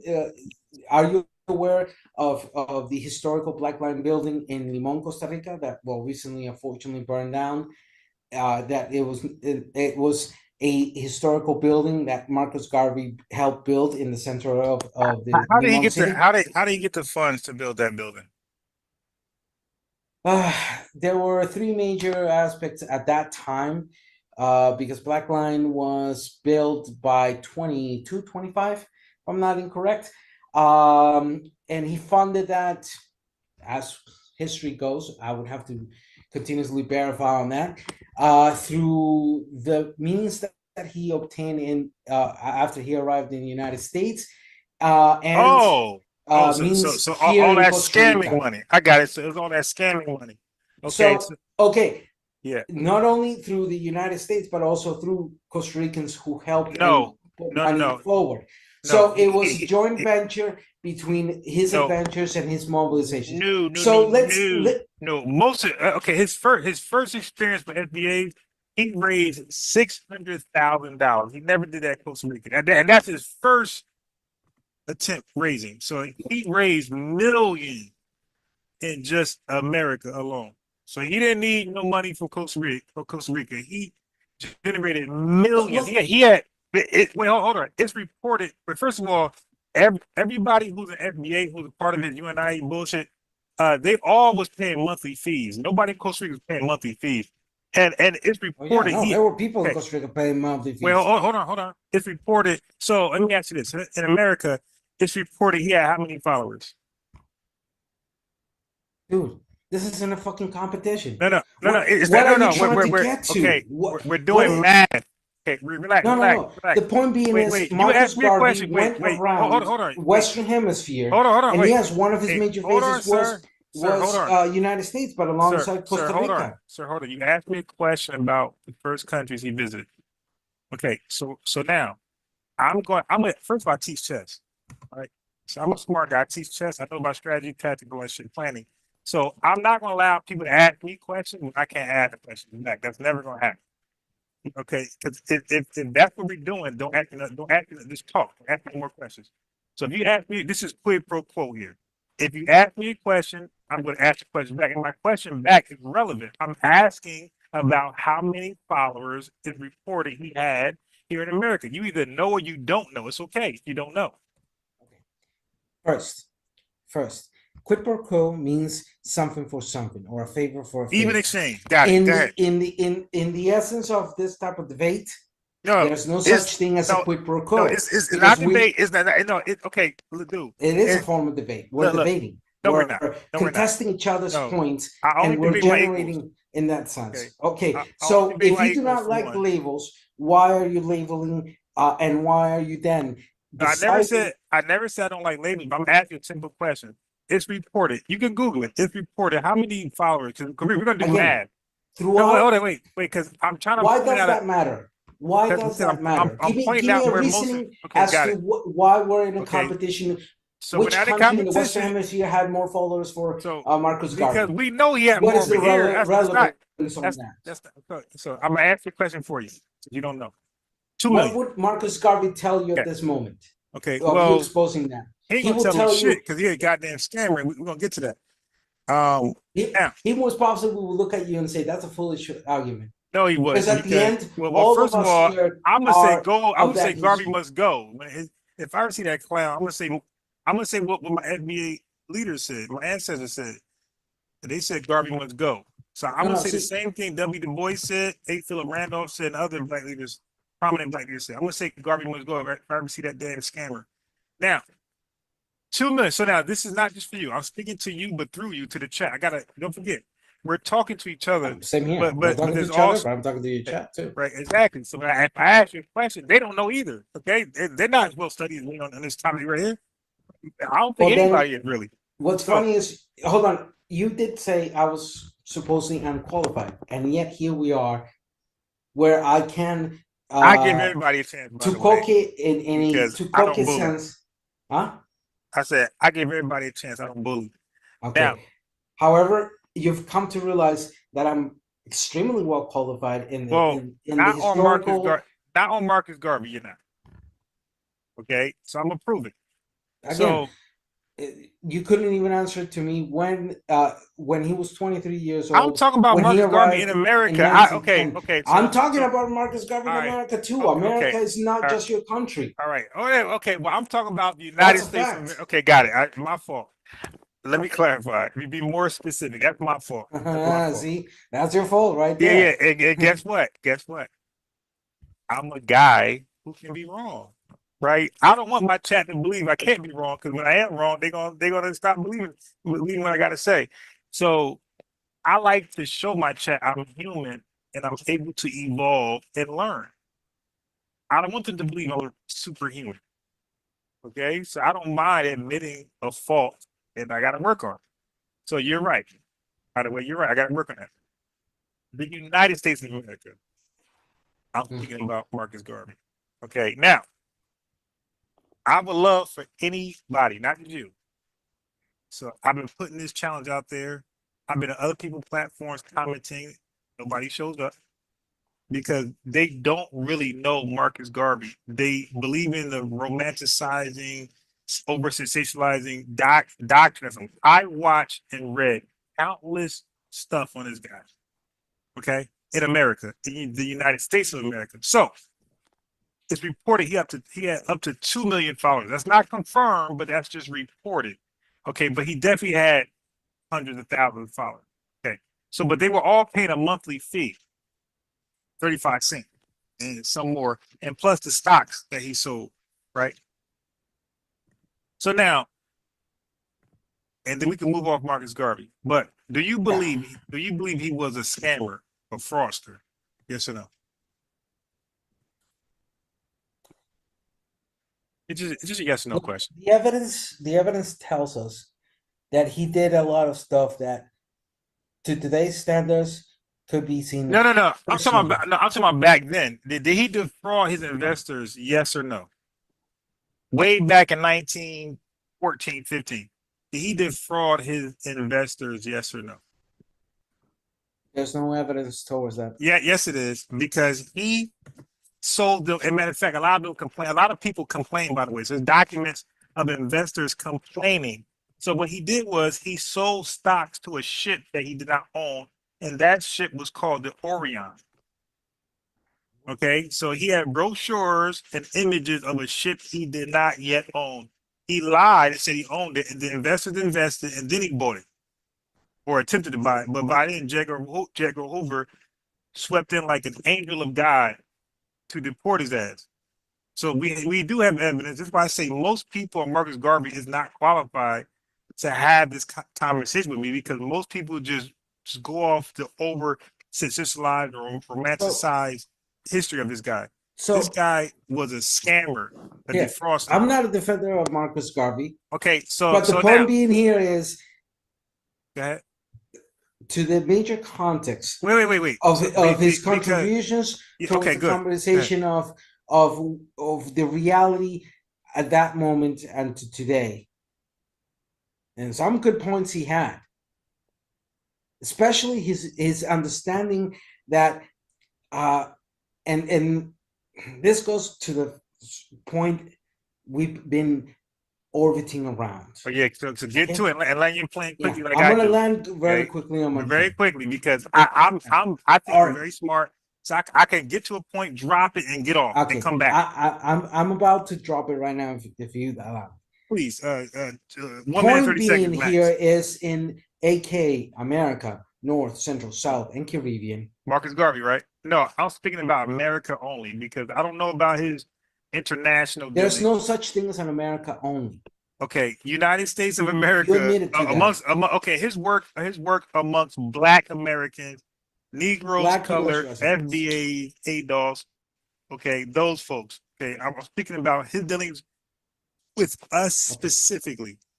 I'm saying they were fraudulent. He was a liar and a charlatan. And this is what Black leaders at that time called him to his face, like W. Du Bois and A. Philip Randolph called him to his face, a scammer, a liar, and a defroster, to his face. They didn't wait until he left and got deported. They told him to his face, like, dude, what are you doing? He's doing everything opposite of what our activists were doing. First of all, A. Philip Randolph, I know you know nothing about him. Is that true? About what? A. Philip Randolph. No, I may know a little bit on it. Okay. I know it's from U.S. in that sense. Yeah. Okay. So wait. Hold on. So not just you. I know most FBAs don't know shit about and ADOS and whoever else, white America. Okay. So he is called the father of the civil rights movement. So now he's supposed to, and I'm not saying for you, I'm saying for my people. If he's the father of the civil rights movement, then we should for sure know who this guy is, because we know who Dr. King is and everybody else that came afterwards. But how do we don't know the guy who fathered it, right? It says A. Philip Randolph. Okay, so A. Philip Randolph was a time of Garvey, and he never liked Garvey, and he told Garvey to his face he never liked. He thought he was a scammer and a charlatan, which he really was. For one, let me just update you. Garvey had this back to Africa ideology that he never really was successful in Jamaica. So if you live in Jamaica, why are you not doing a back to Africa with the Jamaicans first and develop a proof of concept, and then come to us and say, hey man, look guys, I was able to get my people, or a large part of my people, or some of my people, into Africa successfully, and now they're free from colonialism, white supremacy, and the white man. Okay, so guys, join this movement, and you guys too will see the promised land, right? No, he tried it in Jamaica. They said kick rocks. He ran over here, and by the way, he never been to Africa, never in his life. But somehow he's gonna get us over there. Okay, so he was able to buy a couple of ships by scamming, selling stocks, things he did not own, and he bought a couple of ships. They all sunk except for one. One actually took a crew of FBAs to Liberia, by the way. And the Liberian president said, get thee behind me, Satan. The Liberian government knew nothing about Marcus Garvey or no deal that he's supposed to bring folks to his country.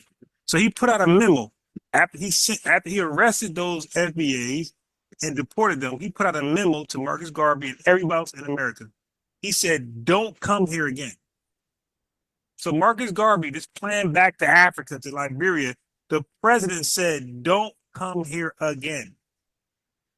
I don't know what that crazy man talking about, but don't come here again. So you're not going to mention that Garvey did get sentenced in the United States, went to jail in 1923? Yeah, he deserved it. He deserved every last. So the point being is, he should have got hung. Really. Look, what is interesting on this, like you said, on the point of even if you right now have a picture of that grifter, also scammer. No. Wait. Okay, prove it. No. Prove he's a scammer right now. He's talking about Tariq Nasheed. So right now the clock, you got all time, right? You got 10 minutes. Prove he's a scammer. In this sense, you forgive one and do not forgive the other one. Exactly. Because you have no. More prove he's a scammer first. Into that. No. Okay. So what I did was I proved Garvey was a scammer because he sold stocks so the shit he didn't own. Okay. Now you prove Tariq Nasheed's a scammer. Go. And why are you defending them? No, I'm not defending Marcus Garvey. No. Why are you defending Tariq if he's not your leader? If you're wait. I defend you. You're not my leader, but somebody lie on you. My name is Unbiased Ron, by the way. So in the chat, that's me too, Unbiased Ron. That's my name for a reason. And my nickname is the Can Man. I'm the Can Man, right? Like Oscar the Grouch. I'm the Can Man because anybody can get it. Americans, Africans, Puerto Ricans, Guatemala can, you can, and my mother can, anybody can get it. So I don't pull punches. I'm not a respected person. Anybody can get it. Even my worst enemy. If you lie on that person, I'm going to say it's a lie. Okay, so I don't stand on no falsehoods. So if somebody if somebody says Garvey did something he didn't do, even Garvey, if somebody said, hey, Garvey went to Japan, I'm going to say you're a liar. Okay, if somebody says Garvey, hung a black man, I'm gonna say you're a liar. Because I stand on truth to the best of my ability. So now if you say Tariq Nasheed's a scammer, prove it. Or stop lying. See, I won't do that. I won't say something I can't prove. So I said Garvey was a scammer, defrosted, and I just proved it. And I could go way worse on that guy. He's a clown.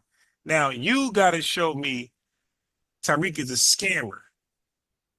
Or you gotta take it back.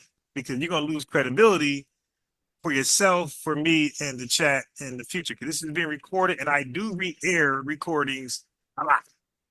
And I do it on purpose. So right now we got 13 people watching. But during the days when I get most of my views, we know Sir Major was convicted of fraud and sentenced to 14 I don't months. even know who the hell that is.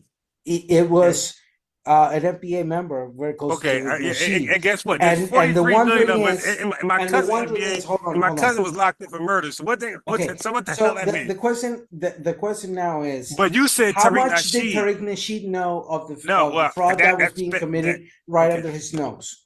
Brother, or was he part of it? Brother, he listen. All of those are in the same wait. You celebrate. Hold on, no. Stop. Calling Philip. Stop. Calling Garvey you're a going scammer, too far. Well, hold on. You went with respect. It's freedom of speech. This is freedom of speech in that sense. Right. If I want to say, hold on.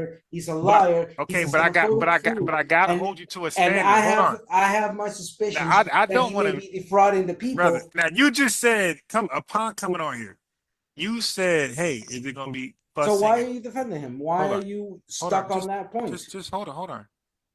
The chat. I want to again. Hold on. Wait. Now you're talking. I can't wait. I don't want to mute you because you're purposely trying to bow out. Okay, so now I'm gonna stand by what I said. Cool. I gotta mute you because you won't stop. You gotta stop. Let me talk. Okay, so upon coming on here, you asked me, is it going to be yelling, screaming? I said no. I promise you, it's going to be a dialogue, respectful dialogue between you and myself. You're the one showing disrespect. You're the one becoming chaotic. So brother, you don't know the platform, what we do here. I'm trying to let you know how it works over here. If you say something, you gotta prove it on the spot if we call you on it. Okay, I said Garvey was a scammer. I proved it on the spot. You went to Sir Major. I don't know who the hell that is. Don't care. Okay, now. Hold on. Directly related to Tariq Nasheed but no. I don't give a so somebody damn. Under his nose. Okay, I'm still talking. Okay, he's still talking over me. Stop. I muted him again. He's talking over me. Because you mentioned Sir Major, but you first mentioned Tariq Nasheed. So I don't want speculation and that type of stuff. All this, investigation on Google. I want you to you said Tariq was a scammer, not Sir Major.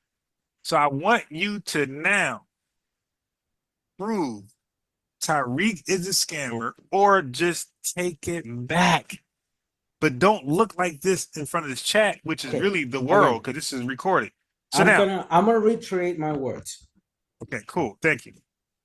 I personally consider Tariq Nasheed a fraud of an individual that's your opinion. In every sense of the word. He's a liar, a grifter in the same sense that you consider Marcus Garvey. He's in the same level as Marcus Garvey historically. Because I proved Marcus Garvey sold stocks, so it should be not owned. That's scamming. You do not like that's a fraudster. My expression of I don't mind you. I don't mind your expression. Don't put that on me. I don't mind your expression. Your reaction is contradictory to that. Just slow down and listen to me, brother. Tariq Nasheed is a grown man that loves to hold his own. I don't need to hold his own for him. Okay, but for the sake of integrity, if you and I are talking about people, which is okay, but one thing I'm not going to do to you is say that the president of Puerto Rico is a whoremonger. There's no president in Puerto Rico. It's a governor. I don't know, but I'm just saying what I'm not going to do is say the governor of Puerto Rico is a whore. If you want to say that the president of Costa Rica, Rodrigo Chavez, is a fraud, I'm gonna applaud you. No. I didn't say fraud. I didn't say fraud. I'll say it out loud. Hold on. Rodrigo Chavez in Okay, Costa Rica. all right. You see, and this is why I say you're not my equal, right? This is why I say that. Okay, because you're. Let me say it this way. Wait, no. Costa Rica. I'm still talking right now. Wait, stop. Slow down. And this is why I say you're not my equal, and you're proving it. Because if you're my equal, you'll be secure and confident. Just to slow down, be quiet for a second. Like when you was talking about the Western Hemisphere, I was quiet. Because I'm confident in my information. I know I'm him. So I don't gotta interrupt and be disruptive. I can listen and wait for my opportunity to respond, which I did respectfully. I let you go all the way in, and then I asked a question here and there, and now I'm talking. Now, you made the claim, not me. So here, you don't know this, so I'm not gonna fault you, but I'm gonna let you know now. Warning: on this platform, in this community, by the way, we have a phrase which we say, "Source up." Or shut up, meaning that if you say something and you can't prove it, shut up. Don't say it again and retract it. So I said Marcus Garvey was a scammer. I proved it. All right. He got deported. He's a piece of shit. That he got nothing done. He didn't know no president in Liberia. Everything about him was a fraud. He could never get black folks to Liberia because he never arranged anything with the president of Liberia. So he was a liar and a piece of shit that got deported. And I'm glad he suffered and died of strokes. Now, back to you. Yeah, he's a piece of shit. Now, wait. Back to you. I'm recapping. You said Tariq Nasheed was a scammer. So we have a phrase: source up, retract it, and shut up. All right, okay, wait. Let me just land a plane. I'm doing a recap. Okay, cool. But I got to do a recap first for the chat. It's coming in late. And the replay tomorrow afternoon. All right. So you said that he was a scammer, and you talked about Sir Major, a guy I don't know at all. Okay. Now, don't care. My cousin Ray is a scammer. What they got to do with me? I'm me. I'm not a scammer. Okay. So Tariq, and I love Ray. You dig? I hang with Ray when I can to influence him better, but he chose the streets. That got nothing to do with me. Right? Okay. Now, you admit you can't prove it, so you got to take it back. So I'm saying, so you're the person emotional about a character, not me. Because I'm not going to lie on you or anybody else because I'm mad. Marcus Garvey is a piece of shit in every way possible. And this is why nobody from the Caribbean would debate with Marcus Garvey, and no Pan-Africanist or no RBG or no African from the country would debate with Marcus Garvey because they know he's a piece of shit. Brother Reggie, who's probably the most intelligent person on Marcus Garvey, didn't even dare. He said, "Yo, you got it. I'm a knock my king over. I won't even dare debate with Marcus Garvey." He said, "You got it." Brother Reggie, who's Pan-Africanist all the way. He said, "Bro, you got it." Because they know that he's a piece of shit. Ron. All right, but go ahead. So I said enough. I like my play. Yeah, Your sure. turn. It's very simple in this sense. And I'm going to do also recap for the people in the chat. This whole conversation began because I just simply asked a question regarding the history of Marcus Garvey. In all your points, you came across and said all those things you wanted to say about Marcus Garvey. Did I once... I had more. Did I once even remotely try to defend Marcus Garvey? No. Yes. No, I did not. I did not. You did. I didn't. And in what sense did I defend Marcus Garvey? I was just talking in regards to the history of Marcus Garvey, but not on Marcus history. Garvey His history is shitty. Okay, hold on. Did I oppose? Did I again, Ron? Did I oppose? Did I defend Marcus Garvey? No, I didn't. The only thing, no, you're lying, Ron. You can go back to this conversation because you went back. You can go back to this conversation. You went back and rebutted with Tariq Nasheed. So you used Tariq Nasheed as a you're wrong. Marcus Garvey. Again, the only question I asked regarding Marcus Garvey is when he exited Jamaica on 1910, 23 years old, what was the first place he arrived to? You couldn't answer that. I don't care. He went into England. Okay. But again, I just wanted to prove the point that you did not, your claim in regarding knowing about Marcus Garvey in the United States. Right. I clarified. Okay, you got me. So okay. I clarified. In the United States, then you clarified. But okay, you see that in the beginning. Let me correct myself. Okay. Thank you. So, all right. I don't mind that. Second point. Second point. So Yes. I did not defend Marcus Garvey. The whole Nobody intention cares. of that He's point. a piece of shit scammer. That should have been hung, actually. Hold They should on. have hung his ass already. I don't care. I don't care. Go ahead, say it. The guy's dead. Who gives a damn? Nah. Again, They should have hung his ass for the shit he did. Whatever. I'm okay with that. I don't give a damn about your freedom of speech in regards of a particular individual. That's scammer, man. I wish like hell it then would have been hung. Look. Can you exit one moment for your bias in regards of Garvey? Sure. Okay. So you told me you like to play chess. Yeah, I'm a chess teacher and I'm good at chess, right? All right. I play chess myself. I'm pretty good at it, but you know what I prefer playing? What's that? Go. Golf. Go. No, Go. Translated from Chinese is Wiki. The one that has the white and black dots. It's all about territorial, etc. So I ain't betting chess. Look, chess is lineal in many ways. I like it, but I prefer Go. I like. What's your chess rating in chess? I'll tell you if you're good at chess or not. What's your rating? Dude, I haven't played in a long while. The last rating I had was in the low 720s. All right, so now, respectfully, I gotta say you were a beginner. Yeah, I was a beginner. I'm not gonna tell you otherwise. Yeah, I like chess, but anyway, go ahead. I'm much better on Go. So Yeah, I'm not gonna brag. I would say only because you have not been taught correctly how to play chess. That's why. Yeah, no. I mean, I like playing chess in a very. But you were never taught correctly. Because, for example, that doesn't matter. The point being here is well, that does matter to be taught correctly. How I apply strategy in matters of politics. I'll give you an example. I pushed for something here in my country, in Costa Rica, for 13 years. Something that everybody was telling me was impossible to achieve, and I achieved it because I knew how to strategize, etc. So, and the point being here is back to this conversation. The question of Marcus Garvey was just a point of historical reference that I wanted to put forward. Okay, so we did that. You went on your rant regarding Marcus Garvey. In one moment, I had not even defended him in any way, shape, form, or manner. I was just indicating that point of reference historically.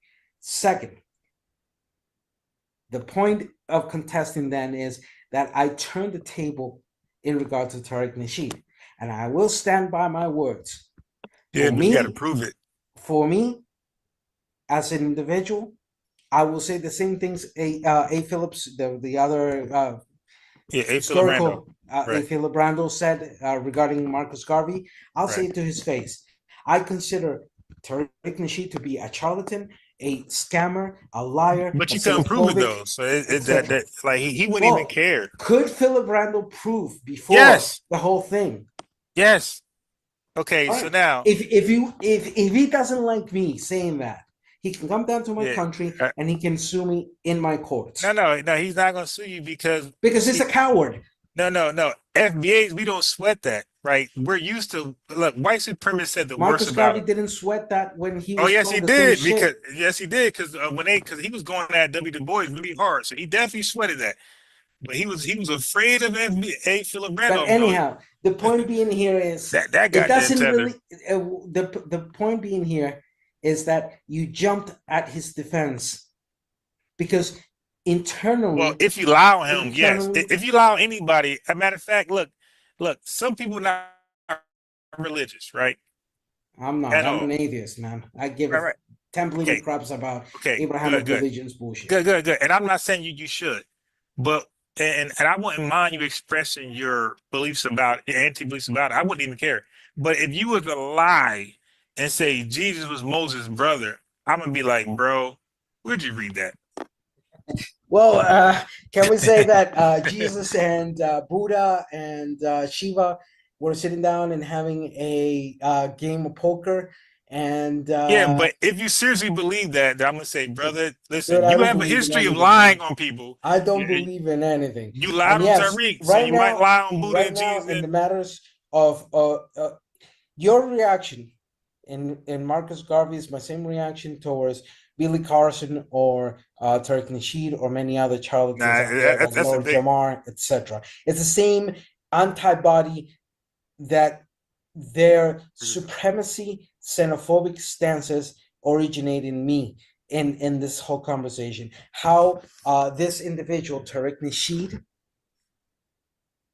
has become a voice for supremacy.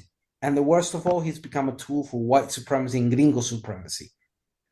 That's my problem, and I understand it. But all right.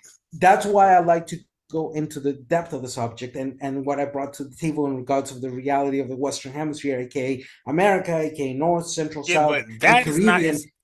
But that's not what's in question. No, it is in question. If you look at his page, he is arbitrarily defining who is an FBA in the Western Hemisphere. He's arbitrarily He's talking about the United States.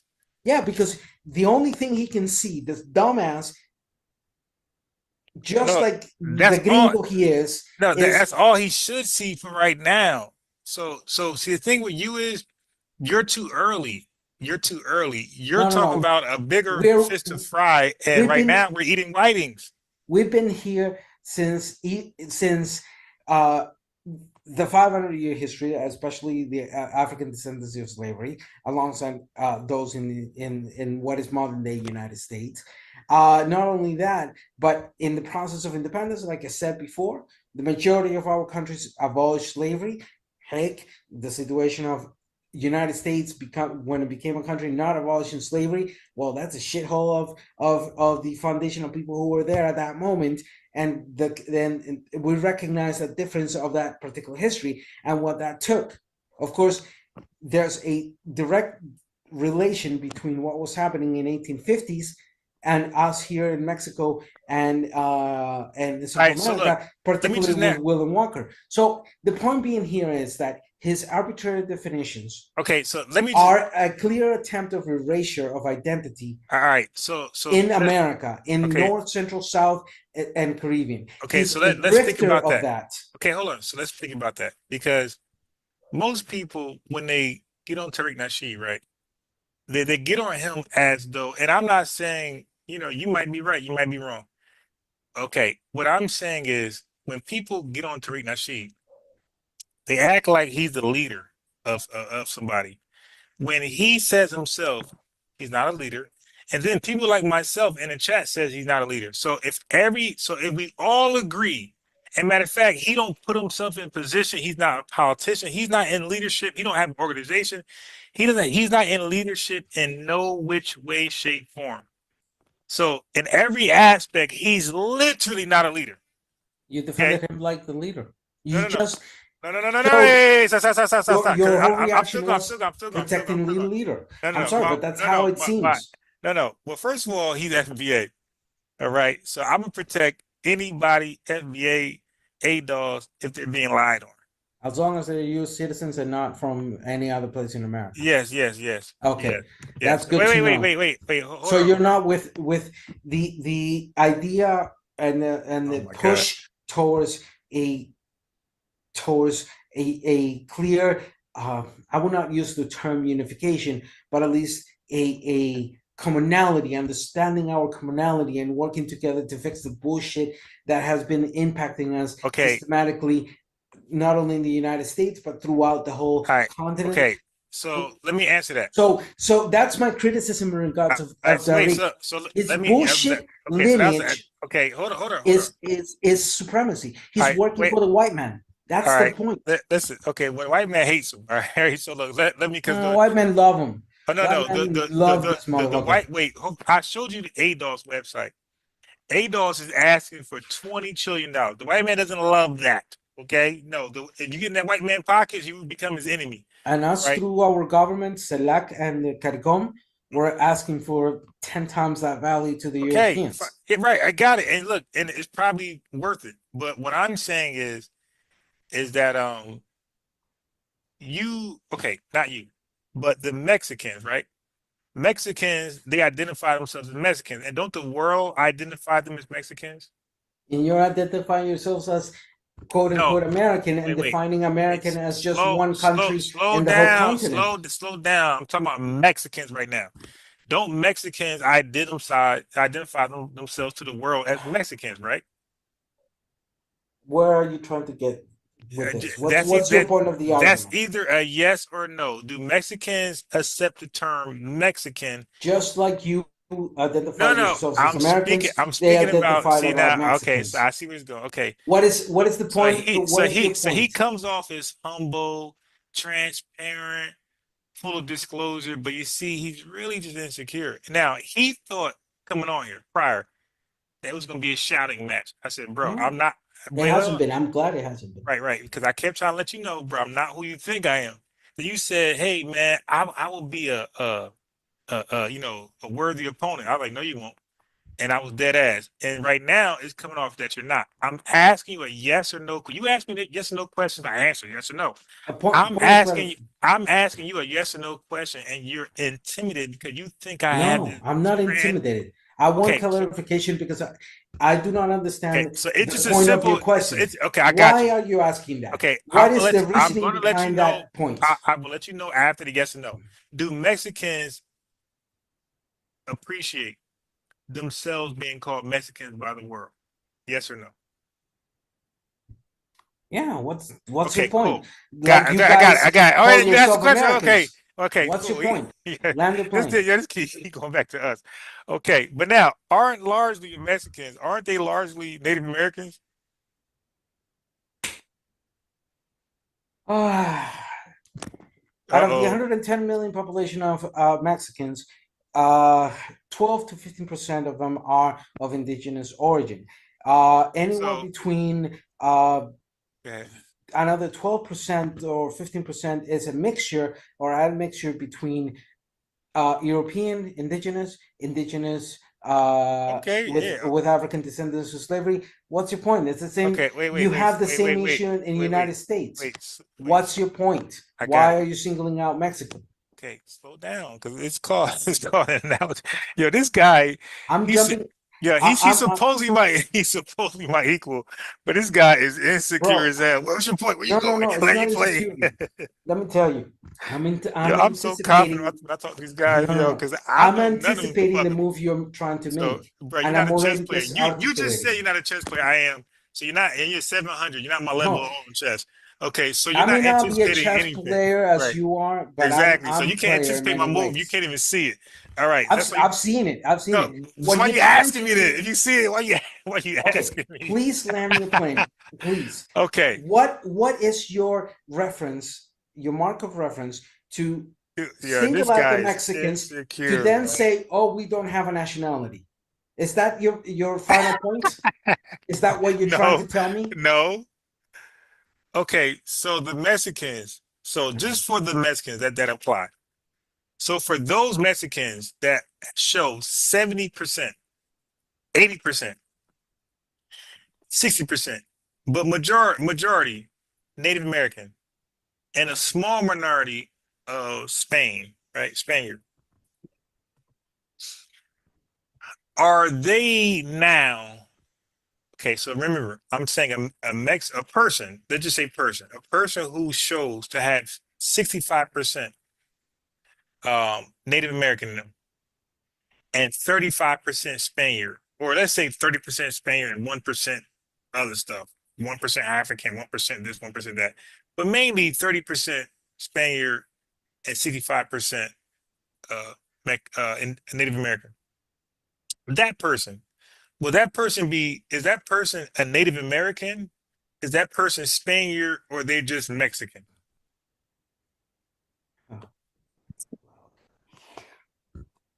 Do you understand how ethnicity works? Yeah, like this is a calculus question, bro. I'm just asking you. It is a stupid question because oh my God. I'm gonna simply put it this way. Level. Yeah. Y'all gotta do a better job. Hold on.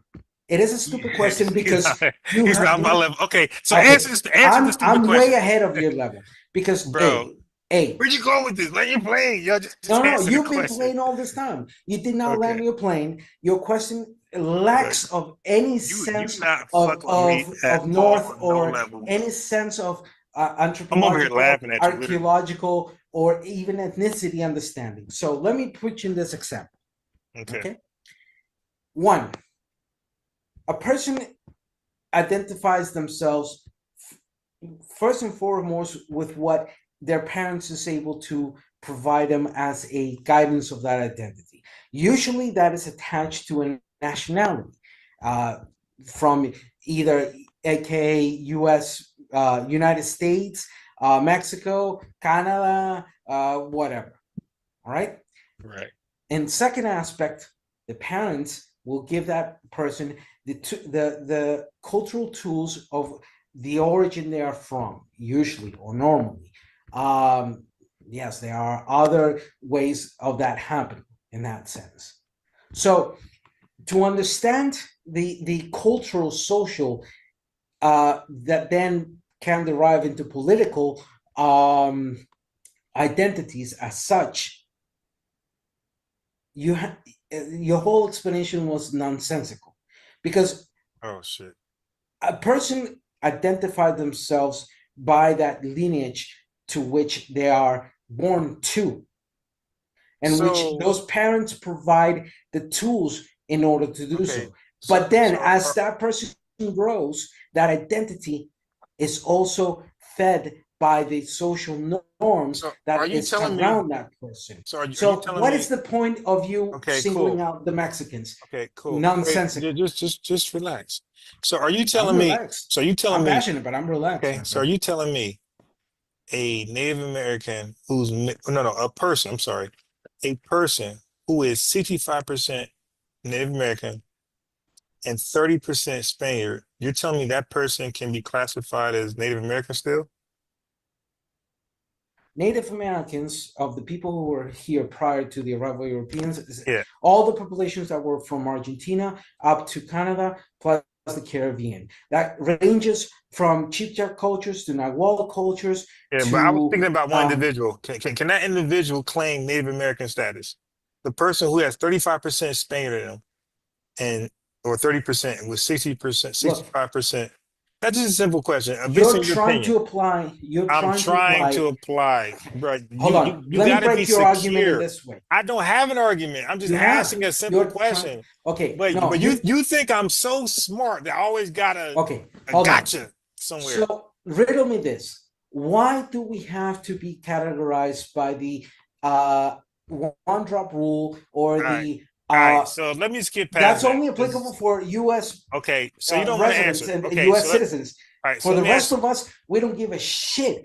The important thing is that person, if that person is going to identify with a native population in each of the countries, that they at least involve themselves with that culture. That is far more important than the bullshit categorizations of your country that are as stupid as maintaining the imperial metric system. Okay, so that person, no matter how they feel about themselves, will not be welcome to a Native American tribe. Right, they're gonna ask that fool to do a DNA test, and once they see that 30% Spaniard in there, that only works in the United States. Okay, that only works in the United States. That's all You're that matters applying right rules that only apply within your country. That's that are outdated because we're the only country that does DNA tests. Y'all don't. No, hold on. That's why you got that huge jacket problem. Let me break away your argument. You are applying principles that only are applicable within the community of the United States to Mexico, which it categorizes groups through other means. So this is the problem of U.S. defaultism. You think that we all work like your country and the shitty ways you do categorization for people. Well, we can only speak from the context of my country. I don't know shit about somewhere else. That's the thing, my friend. I know the context of your country as well as the context of my country. You do. So what I'm doing, what I'm telling you. You don't even know what hired out is. What are you talking about? Okay. No, again. The problem I is don't think you're that you fluent have in American history. The problem with your attempt of argument is that you're trying to cherry pick. I'm just trying to make a point because I was going to reference that back to why we say FBAs. All right, because what we are similar to like Mexican people in a sense where we're an amalgamation of different things. We're not one thing. So we got So 30% are this. Mexicans. So are all Central Americans. Right. Welcome So, to the consequences of okay, so colonialism, this and welcome to the this is last 200, why 250 years of so independence. this is What's the why point? got it. Here's the point. Listen and take your pen out and write it down. Screenshot it. This is why it's necessary for terms like FBA, ADOS, and free people, because we, like Mexicans, went through a change where we're blended amongst people. So we're not one thing. We're not Native American.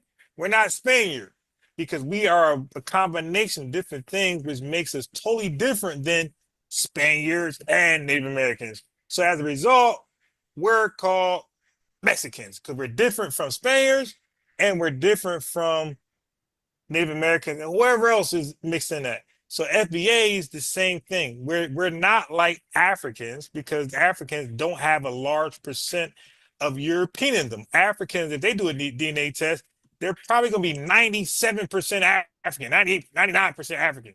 Okay, all of them. All right, that's why they're so damn black and dark.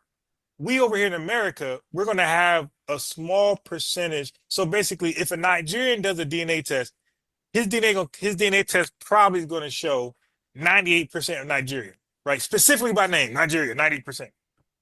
With us, we're going to have 10% Nigeria, 15% Nigerian, 5% of this other shithole country, and 3% of this other shithole country. But we're not going to have a large 40, 50, 60% of none of those shithole countries in our DNA. It's going to be small percentages. We might even have more Irish, more German, more Dutch in us than we have an African country over here. Okay, and that's so you should be considered European. Why? Is that what you're trying to argue? Okay, so that now you're more proud of European okay, so lineage than anything else? No, we're proud of all of it, and that's what makes us American.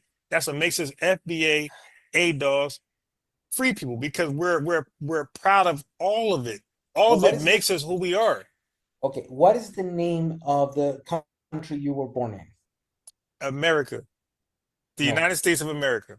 United States of America. Yes, okay. The best country in human history, known human history. Look, I don't give templating shit about your fantasy about supremacy and this is everybody want to come over here though, etc. Everybody welcome to the real world. Welcome to the real world. Ain't nobody going to China like that. Ain't nobody going to Russia. Ain't nobody going to Latin America. Okay, nobody going to Mexico. Everybody trying to get over here. Okay, your country in the last 74 years have fucked around so much in our countries that one of the major pillars of irregular migration, aka what you call illegal migration, has to do with the United States foreign policy, aggravating the conditions of political instability that have happened in the different countries. So it's your country's fault. In a great sense. You always make claims you can't prove them. So I cannot prove it. Oh, I can prove that any day. Okay, you can prove this one, but you can't prove Tariq Nasheed the scammer, right? So your word is not that good. I knew it was gonna piss you off. It didn't piss me off. I'm actually having fun, bro. No, I'm not mad at all. Fun too. I'm having fun too. I'm passionate. Okay, I'm passionate. So why? But I'm having fun. Why but the thing is, my friend, you jumped to protect your leader. You jumped to protect your leader. I'm laughing now. I don't have a leader, sir. And see, you jumped at the opportunity to defend your leader. That's how it was perceived. That's how your action was perceived. No, you're actually mad. There was a reason. The reason why you're mad is that we are on code. I stood by my words. See, a lot of non-FBAs are mad that FBAs are on code. You're mad that I defend FBAs. And guess what? No. See, guess what? That's my New Year's resolution. You're defending is to defend FBA's ADOS, man. Guess what? Whatever you call him, he's all good with me. You dig? Because he's FBA. Look, you proved on and even Sir Major. If Sir Major got locked up, I don't give a damn. Whatever I called Tariq did affect you emotionally, and you had an emotional response towards that. I've been laughing the whole You defended him. You defended him. People know when I'm emotional. I cuss, I get irate, I get crazy. Okay, so I did none of the above. Can you see in an objective sense that your response you're not on my level at all. After the conversation of Garvey, your response of my personal position in regards to Tariq Nasheed, You jumped You at the lied. opportunity. You jumped at the opportunity. No, okay, so You you don't know jumped who at I the am, do opportunity you? to defend your leader, someone you No, consider no, personally no. a leader. He said my That's leader. how it's perceived, my friend. Okay. You are defending the leader So because what makes him say? Here's a real question for you. What makes him my leader? as simple as this. You guys are following his every Yeah, word y'all and just command. no, I don't because You guys are he's against following vaccines and I'm his no, guidelines. he's against vaccines. I'm pro-vaccine.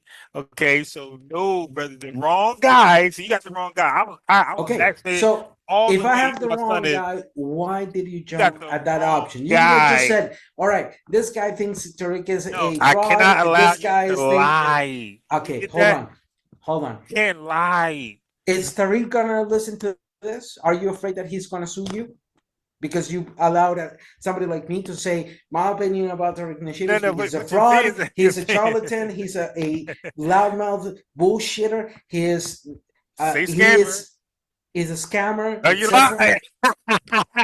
So, hey, that's the position I put forward. But Just like you said in can't regards to prove it, Marcus though. Garvey, who I did not defend, I did not care.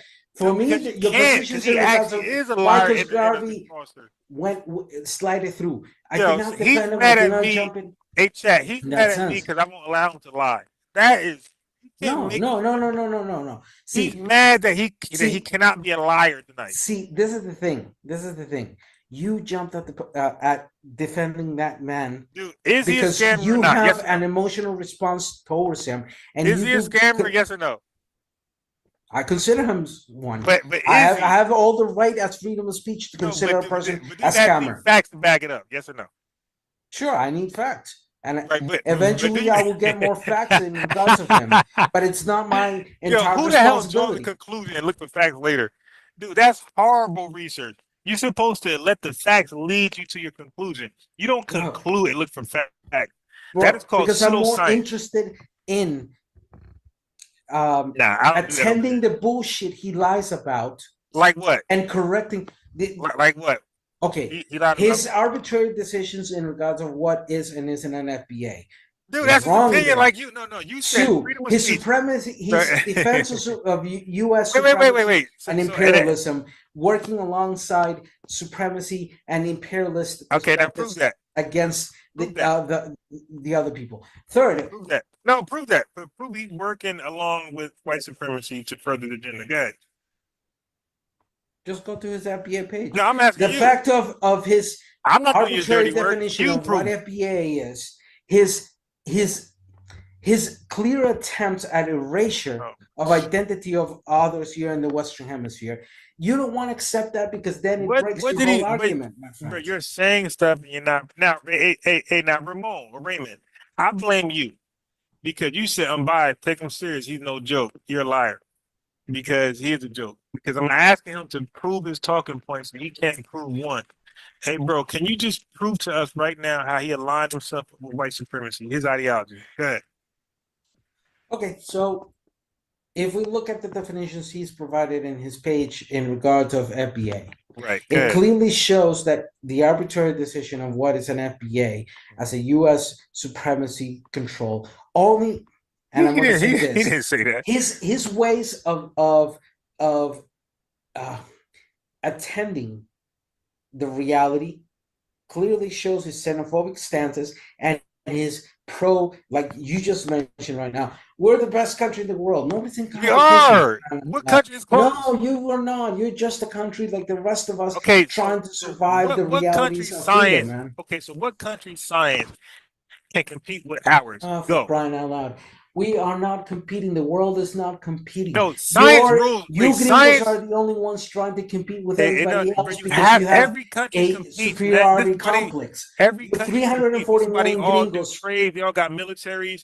They all got their scientists, their statisticians. No, see, every country competes. What earth are you on? You're not even understanding the fucking point. You are so in deep with the supremacy and imperialism of your own fucking country that you're not even having the capability this of country is yourself. Clearly the best country in known history. This not Egypt can't hide the shoe. Look, that's a problem of your again. That's a problem of people like you or Why does Tariq who everybody just want to want to come believe here? the bullshit. So why does everybody want to come here? We're not going to Here Japan, you. China, Costa Oh no, Rica, you ain't. Mexico. We're You not ain't. going to Are those you countries. sure about that? Hell no, we ain't going over there.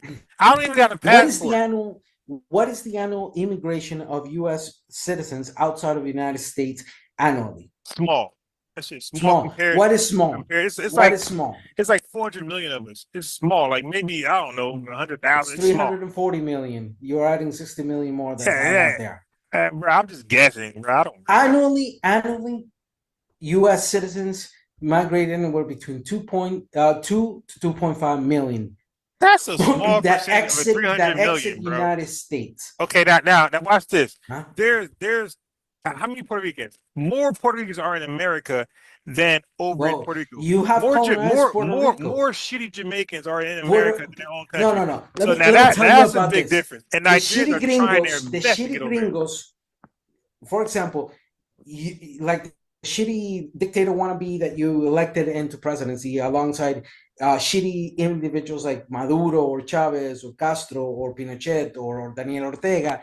Probably you don't know who the fuck I'm talking about because evidently you do not have that broader sense of understanding the realities that are happening. But here's the thing. That shitty dictator, orange man, wannabe, loudmouth, ignorant, I love Trump. Asshole. Yeah, I can tell that you love a dictator wannabe. I've been fighting against dictators all my life. I can know when a person is incapable of abstracting themselves from their bias and realizing in that sense. I might hate him in the future, but I love him right now. So here's the thing. Like I said. Okay, now, sir, you got to be careful because right now, freedom of speech, man. No, I got it. That's the essence of it. I'm in my own country. My constitution provides me freedom of speech, as your constitution provides freedom of speech. In that sense, hey, wait a minute. Let me just say this to you. What I'm saying is this, so I'm saying be careful because Latin America is not on my radar at all. I'm attacking Africa, 54 countries, and I'm attacking the 33 shitholes in the Caribbean. Latin America is not on my radar at all. I have no videos of Latin America. You talked about Mexico. Mexico's one country in Latin America. So it is in your radar. No, I did not. No, listen what I'm saying. I didn't speak ill of Mexico. I'm saying I be telling the truth. I be exposing these Caribbean and these African countries, right? That shithole. Hold on, let me just finish. So what you're gonna do? Keep it up. You're gonna redirect my attention to Latin America, and I'm gonna start looking into. And you're gonna get your ass whooped in every sense of the word because we have people here that have more depth in history, that understand the elements of history, that are able to abstract ourselves from shitty positions. So, Chad, you see that right? Latin America. I was giving Latin America a pass. I don't have one video. You mess of any Latin country, but now. I'm gonna focus on Costa Rica. Wait, look that shit up right now. All right, go ahead. Okay, and if you do, okay, so now I will going further. Decipher every single my point videos that you will be okay. So now I'm raging war on Latin America because of you. Go ahead, Gringo. You're running your goddamn mouth. What you're gonna have is what happened to William Walker when he tried to wage war against us within 40 years after our independence. You're gonna get your ass burnt, and you're probably gonna end up like William Walker, dude. Sincerely, in that sense, your fraud of a leader, your scammer of a leader, your charlatan of a leader. You are defending him because you have a Latin America. You are now on notice. Okay, so I'm gonna lump you guys up with the other. It's evident that on this conversation you were unprepared, you were incapable of. Why doesn't Costa Rica have a military? Because we were wise and we abolished it 74 years ago. Because these guys can't even defend themselves. It's a terrorist organization against democracy. Dude, y'all don't have a military? Yeah, we don't. And That's a that's a bunch of wise cowards, movement. man. Nah, Why the that's a fuck your bunch of country cowards. spends $820 billion on a military To that kick has ass failed? like your countries. Kick Okay, ass sure, and take kick your ass, resources. kick ass, sure. That's why. Tell me one thing. After the Second World War, from Korea onwards, and that's Korea, Vietnam, Angola, Iraq, Afghanistan, so on. Why hasn't your military have had any successful We did. We military hung campaign Saddam Hussein. We killed that nigga from start to Bin beginning? You Laden. lost Vietnam, you fucked up Korea, you fucked up Afghanistan, you Well, fucked up Iraq, you fucked up the drug war. Yeah, that's So all good. all good. So that's what a failure. That's winning. That's a not failed. failing. That's winning. No, you failed systematically. You No, we spent kicked their $4.1 asses. trillion in 20 years in Afghanistan. Money that, well, it's not in your people's hands. You've spent 2.1 to $3 trillion in the war on drugs in the last 60 years. So if you're gonna bullshit yourself about the exceptionality of your country, Costa Rica gonna put that bill. We're gonna take our ass over there and take your money, and you're gonna foot the bill we did over there in Iraq and everywhere else. Tell them that. Costa Rica, y'all gonna foot that bill. You can try it, but y'all don't have a military. We can just come over and just take it. Almost burned to death and buried in an unmarked grave. You try to advance into that. You don't have a military. Dude, we'll become your Vietnam. That's a lie. Yeah, that's a lie. We'll become your Vietnam. Those just little like ass the Viet Cong guys kicked the got ass over of your military, Yeah, and you had because to they were run hiding away. in fucking tunnels. They Just like like 2 feet Afghanistan, after 20 years, you had to run away. So listen, the problem, Ron, is that you're not unbiased. You're completely biased. Now you are unbiased, and you're a liar. And it's evidently that your knowledge in chess is not functioning because I was able to get your emotional responses. No, you according did not. to the way I wanted. Again, And look, it my clearly chat has knows shown in when that I'm sense. angry, I start cussing, I start cutting off. Dude, I've been nothing but kind. I'm laughing. I'm Same the here. opposite. You've been irate because you were. No. I asked you a question. Hey, Wait, passionate. Where you get to? Do not Where you get confuse. to? Do not confuse Latin American passionate, because yes, I speak Dude, English you're in more than very passionate. similar ways than I speak Spanish. So, unfortunately, because I speak Spanish, I speak Portuguese, etc., I have clear cultural marks that seed into my speaking English, which means I know how to elevate my voice.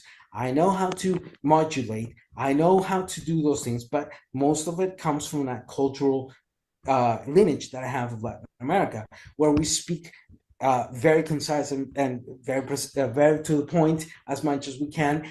But not only that, you have to take into consideration that, dude, I'm translating a whole bunch of information I have in different languages to one fucking language, and you are only able to speak one goddamn fucking language and still not Only make sense, my America. friend. Yeah, I'm not speaking none of the barbaric languages. I only want to speak American. Yeah, you speak the language of your American. overlords, the English from England. No, I actually know. We don't say G'day, Mike, and all that bullshit. Still, Hey, English, you want some as tea? Spanish, as Portuguese, as French, etc., came from Europe. If you have a native I language, speak slang, yo. what is your native language? Yeah, slang. That's my native language. No, you're speaking the language of your colonizers. Nah, we remixed it though. They don't speak slang. Sure, They we gotta learn what the hell remixed we the talking Spanish too. Your point is absurd. about. All right then. So aren't you speaking? Yeah, and that's why they don't consider your Spanish legitimate Spanish. So when you learn Spanish like I did about a book, they teach Spaniard Spanish. They teach vosotros. Vosotros. You don't say vosotros, right? You don't say vosotros, but they say vosotros because that's what they teach. They teach There are Spaniard 33 Spanish. different in Latin America. There's 33 different ways in Bro, Spanish. do you that say range vosotros? from Yes or no? vos to tú, to ustedes. Brother, do you say different vosotros? utilization. Yes or no? Just like in the United States, Exactly. you have 15 My man don't different answer states no question. of different ways. Dude, your questions are stupid I because know. I just answered it and you did not listen. I said, do you say vosotros? Yes or no? on occasions, yes, vosotros. Okay, then you want to be Vosotros. Spaniard. All right, I get No. it. No. Yeah, Let me tell you in this that's not way. Latin. That's not Latin, bro. That's Spaniard Spanish. Here we go. Okay, listen. Yeah, ain't no damn Look Dominican how I ever stupid come the across. No, I'm question from New is. Jersey. Okay, I'm from New Jersey Yeah. where all Do the you have any Hispanics are at. background in All linguistics? right, ain't none of no Panamanian, no Dominican, no Puerto Rican. They say vosotros. You're lying, bro. Stop, bro. I got Puerto Rican friends and Spanish friends in Ecuador. Nobody say vosotros. But you might say it because you want to be Spaniard. You want to be. Yeah. Because you have different countries that use el tú or they use el vos. Nobody say, bro. So Latin America. Now say you el know vos. every single of the 33 nations that speak Spanish. I'm talking about here the in Latin ones America, that, okay, and you know which ones use tú versus yes, vos.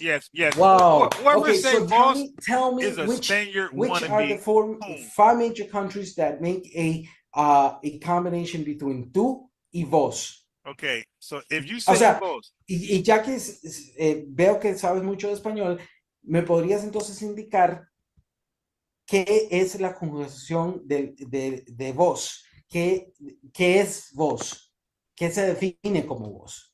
okay, vos. ¿Ah? Real Si eres tan experto en español, me deberías dar una clase gramatical y lingüística en torno a la palabra vos. This guy think I don't speak no Spanish, right? This guy think he actually No, I changed to Spanish because I assumed that if you were speaking in regards to Spanish, you would speak. But here, what did I say in Spanish? Okay, so first of all, you claim that I'm in class, all right, and you claim you're teaching, but you're not. No, bro. Okay. Give me a little translation of what I just said in Spanish. I just did. Like, you claim. No. Okay. So what I said to you in Spanish, I said, oh, since you are highly educated in Spanish. Now I'm highly educated in Spanish. I know poquito. You're trying to tell me.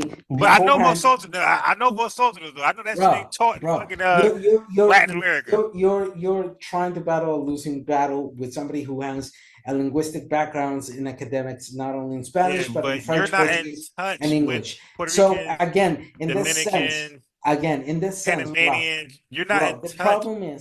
problem is you were Do trying. Mexicans say vosotros? Yes or no? Some, and in other areas say tú. Stop Dude, it, man. Mexico has 32 states. Nada. The Spanish between each state differs in minor to middle to somewhat major. The accents, the Mexican accents is because of the combination of Spanish with indigenous Nahuatl, as well with some African languages that were of that moment. Okay. For example, my accent in Costa Rica is has a particular tone to it. Puerto Rico has a particular tone to it, even though Puerto Rico is a colony of the United States. Argentina, Colombia, etc. So again, you're confusing grammatical. You're confusing. Okay, so let me ask you this: is vosotros popular in Latin America? Huh? Is vosotros popular in Latin America? In some countries, yes. In others, no. I'm saying generally, is it popular? Like, do Latin America generally use vosotros? There's not an hegemonic response. In some countries, yes. In some others, no. Some countries will go generally. with two, and some countries will go with vos. Okay, so watch this. I'm about to come on Puerto Rican board. So it amongst Puerto Ricos, I'm Puerto Ricans. Puerto Rico is a U.S. territory. Even though they speak Spanish, I'm gonna come and out they have their Dominican own homegirl. things. I'm gonna come out Dominican homegirl. So you trying to tell me that they say vosotros? In some countries they do, in I'm others saying Dominican they don't. Dominican Republic. Do they say? Dude, you're cherry picking like a motherfucker. I got to be specific because you're trying to act like put her on the phone. I'll speak to her in Spanish. No, we're not gonna talk in Spanish. We're gonna talk in English because I just want to know: do they say vosotros amongst themselves in Dominican Republic? Yes or no? What? Rephrase your question. Do they say vosotros when they talk? Bro, you asked me first in a general sense in Latin America. Because yes or no? I had to pin you down. And now you're just cherry picking to Dominican. Dominicans do not speak of vos. Dominicans speak of tú. Right. That's one of the countries that speak of tú. Exactly. As a reinstate. Thank you for being honest for once in your life. Thank you. Again, like I reinstate and I Because repeated the myself Dominicans, they because speak that you don't want real to hear me. slang I Spanish. said, no, look how dishonest Puerto and Ricans speak that disingenuous. real slang Spanish. Look how They're not dishonest. trying to be white. Again, how disingenuous and dishonest you're being. Because you asked me, and you can go back to this recording. You are being a charlatan right now, just like your leader. Oh, shit. Yeah, but you can't prove none of that stuff you talking. No, So first, you asked me if Latin America speaks of vos. I told you some countries, yes. But I'm some saying countries, in no. general. In general, I answered you. Some countries do speak of vos. Some countries speak of two. That has to do with Man, different majority elements. say two, man. Majority say two.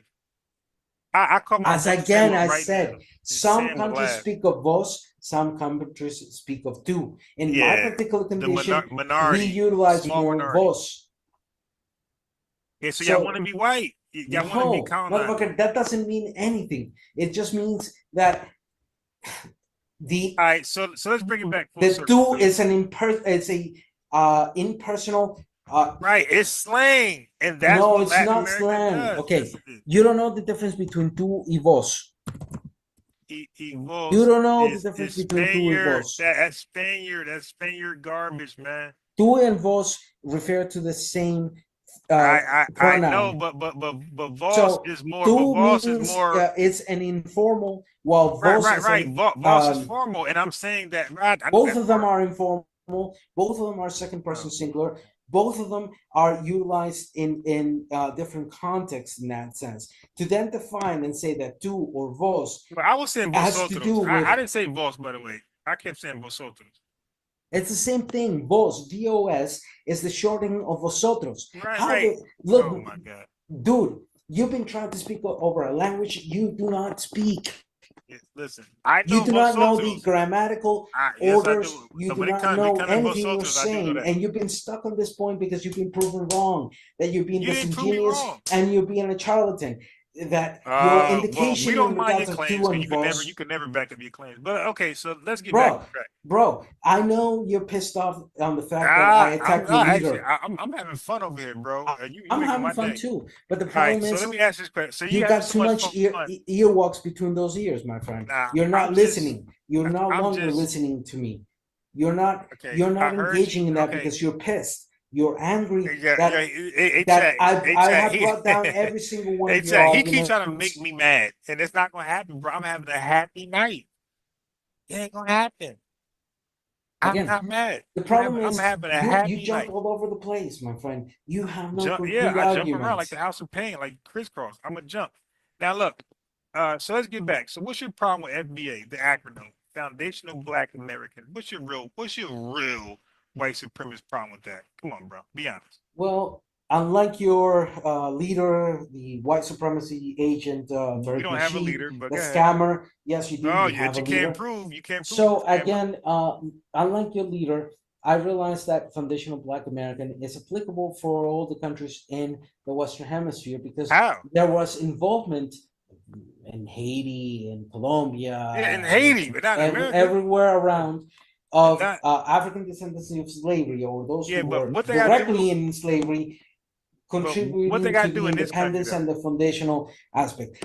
As I criticize, we're not called the problem of the so-called fraudulent delineation provided by the scammer and fraud Tariq Nasheed and your leaders. He sense. can't prove scamming or fraud, but he says it makes him feel good. I'll keep on saying it. Yeah, sure. I'll keep on saying it.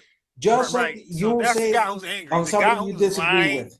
I'll use the same words. That's the guy who's typically angry. I'll say the same words A. Phillips said about Marcus Garvey. Yeah, but he was right though. Marcus Garvey leader. was a scammer though. Yeah, my position is Tariq Nasheed is a scammer, but can you prove fraud, a charlatan, and that his pushing on this BS about FBA. So what is your in response to the supremacy and despotism of the United States? What's like your you proved when you felt insulted in regards of your best country in the world. Yes, you did. No, we are the best country in the world, and there's no country close. No, man. Everybody's shithole compared to us. Everybody has shithole conditions, and everybody has good conditions. Your country's a shithole too. You have problems with shithole. Prove it. well over 34 million, 40 million people in poverty conditions. Yeah, but our poverty is rich the compared to in- your shitty ass countries. What are you talking about? Our Again, poverty is poverty see, in a this is rich the country. problem. It ain't Your poverty shitty to country, your a shitty shitty country. poor Look, country your shitty like Costa mentality Rica. as gringos, your shitty mentality as gringos. I don't even Line know what you to gringos is. even look What is gringos? how disingenuous and dishonest What is your gringos? whole approach is. You are a gringo, a self-centered, loudmouth, supremacy imperialist who pushes forward the agenda that has been impacting systematically the livelihood of people outside of So the if I United called you a States. possum, would that be name calling? You can call me whatever you want. I'll still call you gringo. Okay, now, but I still call your fucking country in I'm every sense of the word of the I'm shit gringo, things but that they I have call done you. for the past. But If I you call want, you if you want possum, to though. consider, if you as so-called foundational Black American, Do you want to know why I call you possum? The funny thing is, Do you want to know why I will call you people foundational Black possums? Americans, as proud as they are of founding that country, of the United States, will they assume the responsibility of the shitty shit that We has are been the done? best country in the world, and everybody else wants to live here. That's why you want to tie us into this global reparations bullshit that we're not interested No, in. see, That shit pissing you guys you've off. been tying us to the global bullshit based on U.S. We don't want nobody involved in Fuck our your reparations fuck claim. your Donald Trump. Fuck your dictator. I You love want to Donald be. Trump. Fuck your imperialist bullshit. Your country has its problems like the rest of us. No, we don't. Yes, you do. We don't. Your army, your country doesn't have an army. We don't have that problem. Well, I mean, you spend $820 billion in your military that since the end of the war has been systematically failing. From Korea up to Afghanistan, you've been failing the war on drugs. No, the war on drugs, we ain't never trying to stop. This country don't care, but this country promote. Look, I am glad that you support the corruption in your country, and I understand. I'm American. Fully. I got to take the good with the bad. No, you don't. You bullshit yourself. You bullshit yourself. You've never exited and lived amongst other countries to have a better, broader sense. That's why you follow charlatans and scammers and bullshit. Well, I don't follow anybody. You do follow him. I tell you what I do. No, I don't follow him because if I follow him, I would be anti-vaccines, and I'm saying I'm fully vaccinated. So again, the problem is, and he's not. So that means I don't follow him. You lied about that. So okay. So this is interesting. You would agree that at least in this position of anti-vaccine, your leader is a charlatan, correct? That Tariq Nasheed is a charlatan. No, I just think he's just wrong on that. Okay, because he's a human being, and he's not a leader. Okay. So you excuse you excuse someone like that. See, that's the problem, man. I don't see the problem, and you're doing a bad job of pointing it out. Precisely because you don't see it. What is the problem? The problem is, you told me that and why is it so expensive to live in Costa Rica? I'm looking at it. Let me tell you on this sense. Oh yeah, it's expensive to live here. Why? You ain't got shit over there. Oh, we got a lot of stuff, but there like are what? You ain't got no army conditions in that sense. However, we're not talking about Costa Rica right now. Let's focus on to. I know you're not. Yeah, another day we can have a conversation. Look, if you want me to say something as simple as this, and I've been trying to say, I did try to say how that do you earlier on. Resources? Anybody can invade y'all, just take over your Costa Rica's actual president, Rodrigo Chavez, is another scammer, bullshitter, no, he's not. Sex abuser. Chavez was a real goddamn man. Rodrigo Chavez, you don't even know who the fuck Rodrigo Chavez is. I do know he is. That was who a real is he? Man. Who is he? You said it. Named Rigo Chavez. Oh man, see, this is the problem. That was a real man. Look. What's funny on me is that first, in the historical context or a historical analysis, you lacked knowledge. Second, for example, you got pissed off when I touched the nerves in regards to I'm still laughing. Two, third, you try to explain to somebody who's a native speaker of Spanish or Castellano in regards of the difference between tu and vos, And don't know you because tried to when I said I called gaslight my in Puerto that Rican sense, friend, you but said you no, they don't count. failed. You failed because you tried to play the game. You had no basis, no knowledge onto it, and now you're also your emotions are touched because My emotions touched. yeah, your emotions are touched You are in the sense mad as of hell. I'm not mad. no, I'm not mad. I've been speaking very You've been pos. hell. You call me I gringo. do You elevate my voice call me. because it shows when I want to You make did the name an calling first. emphasis in You a that sense. gringo. You a gringo. I No, don't yeah, care about your I'm gonna racist still terms, calling man. you gringo in that sense because your mentality shows to us yet again Brother, that the gringo I don't mentality is care about your racist terms, man. it's not a racist term, it's a Yes, it is. reclamation No, term it's not. against the impacts of your foreign policy as a country and the impacts towards our country that have fueled the what you guys call badly illegal migration, the regular migration towards your country. And this whole notion about we're the best country in the world, I'm just gonna say it out loud. Stop bullshitting yourself. You have no fucking clue. You're only repeating what the white man wants you to repeat. That's it. And just like Tariq Nasheed, who functions as that pushing towards the white man. So let the me point ask being you. here, my Wait, so let friend, me ask you a and question. what Wait, time hold is it? on. Oh shit, it's Yeah, almost. I'm about to get off too. I gotta go work tomorrow. Wait, before you get off. Is gringo a racial slur? No, gringo is not a slur. All right, so I'm gonna is share my screen. I heard you out. yeah, I know. You're gonna use the Google and it's gonna Why tell you. not? So in the United States, gringo is often used by Latino Americans to refer to Anglo Americans. Sometimes it is also used by Americans to refer to themselves. It is also considered to be a racial slur targeted towards non-Hispanic white people. So you're a Hispanic white person, but it may also refer to any person that is not Latino.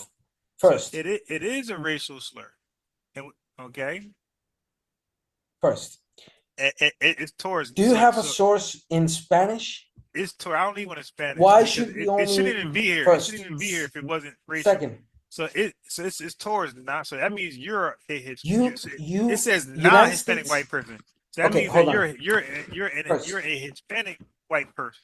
First, Hispanic is a slur. Okay. And there's no one in the United States that could argue against why we should not call ourselves Hispanic. Second, it's often used a U.S. Based individual or the U.S. pages have no base to tell us how we utilize the term gringo, and so based now, on I'm how at we NPR. utilize So them. this is not wiki. This is NPR. Okay. So, for example, gringo can be utilized, and this is in Spanish. One of the Spanish papers out there. I'm going to put it right there on your chat. So, why should I only define things in English? If I can define a word that is originated in Spanish with Spanish-speaking sources, and in such way, for example, this magazine tells us that in the context, the word gringo, en este contexto, gringo no tiene la misma carga despectiva y se utiliza más bien para describir la herencia cultural y étnica de ciertas comunidades. In other words, in this context, gringo does not have the same despective, fuck, how do you, ¿cómo se traduce despectivo?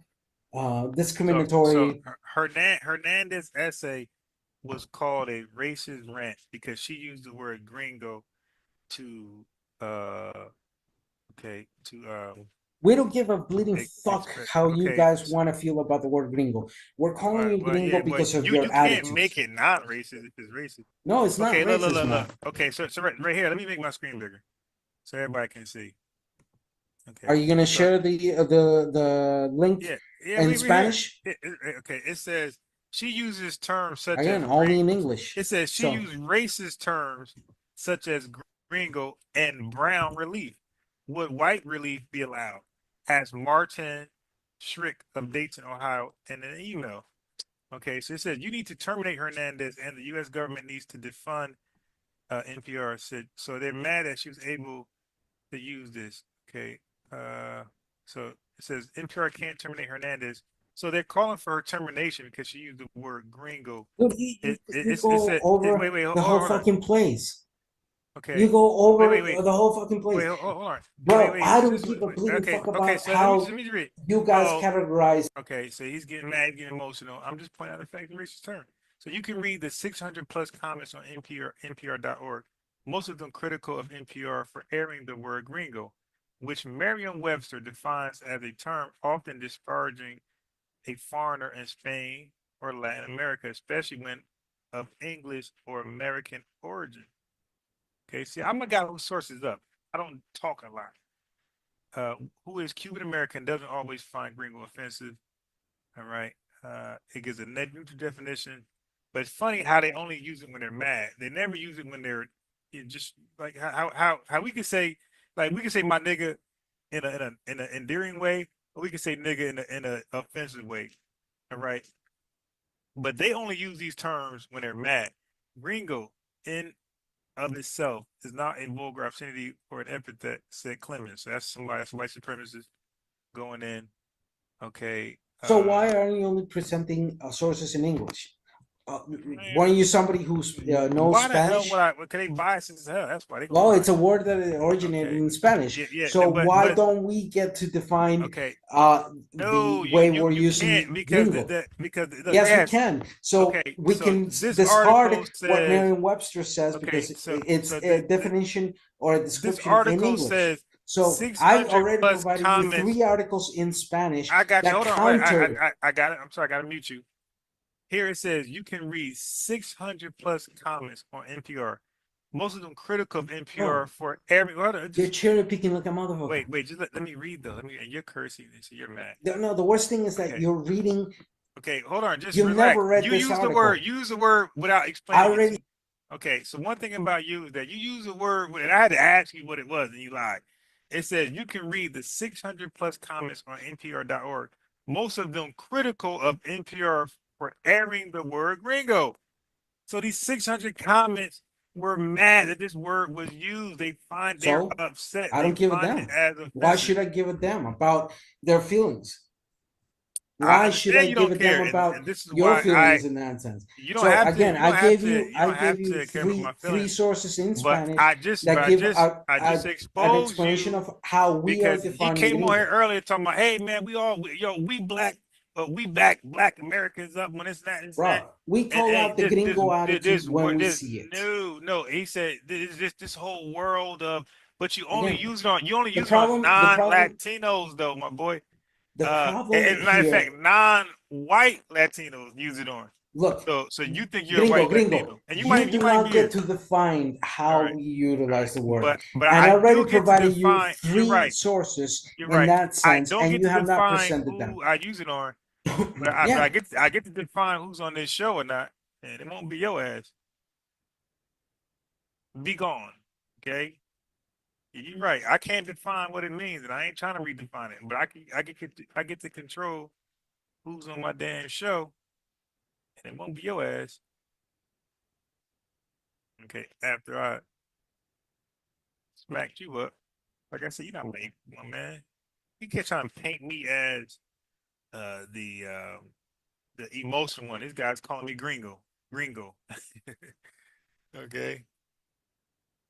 Yes, we not the fact that it is also used in a negative way, and you're only calling me that because you're mad. Because earlier on, when he was talking that we all in this together, Holmes, he wasn't saying gringo earlier. Reparations for all of us, man, all of us, Holmes. He wasn't saying gringo then. It's only when he got his ass kicked in the debate. Now all of a sudden he's saying gringo, but he's trying to paint me as the upset one. It's really his ass. But now he called him before. I remember this guy. And I kicked him off because he confused all of us with this Western Hemisphere reparations. Okay. We right. So he kept trying to point me as the upset one, but I didn't call him a name. He's calling me gringo. So when you call somebody a name, to me, that's evidence that you're the one upset. You don't want to call names. You got your ass beat. You said Tariq Nasheed was a scammer. I called you out on it. You couldn't prove it. You had to retract it. But Ados, you know, I'm gonna keep it a buck. Like, ever since this whole, I was hearing about this whole Ados, from the minute I heard about it, it was like a division. Yeah. Amongst black people. Yeah. It was a division. It seemed like some sort of, well, you're not American enough. Like, what's your lineage? But Ados, you know, I'm gonna keep it a buck. Like, ever since this whole, I was hearing about this whole Ados, from the minute I heard about it, it was like a division. Yeah.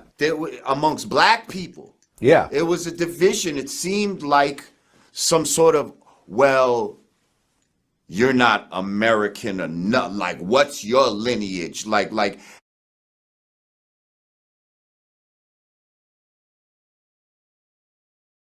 What's this whole ADOS movement?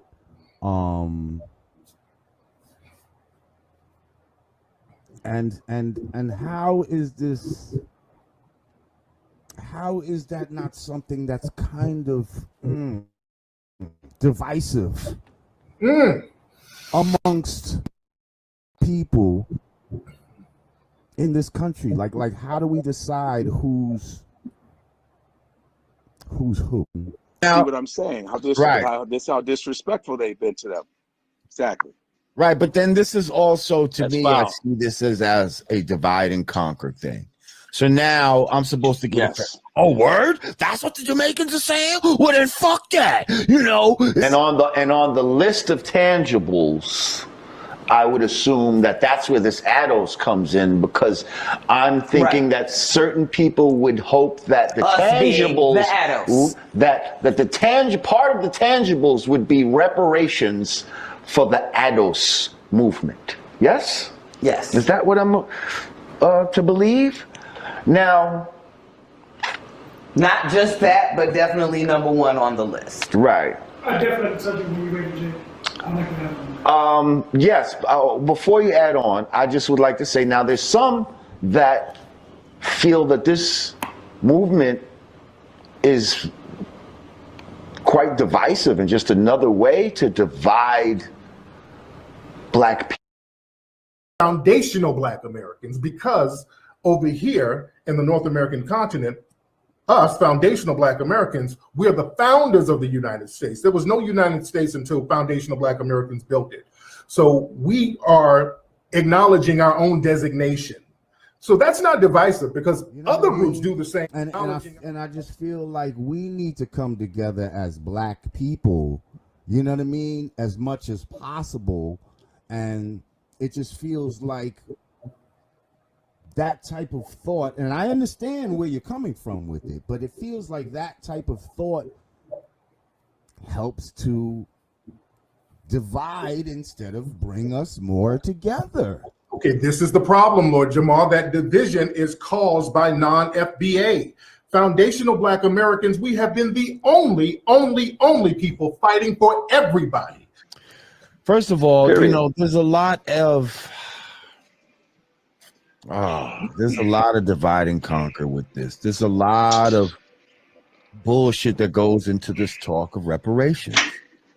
You know, as far as who gets it, and both of my parents, on both sides of the family, we can trace everything back to plantations in Alabama and North Carolina. So my family, 100% foundational black Americans. Nobody in my family immigrated.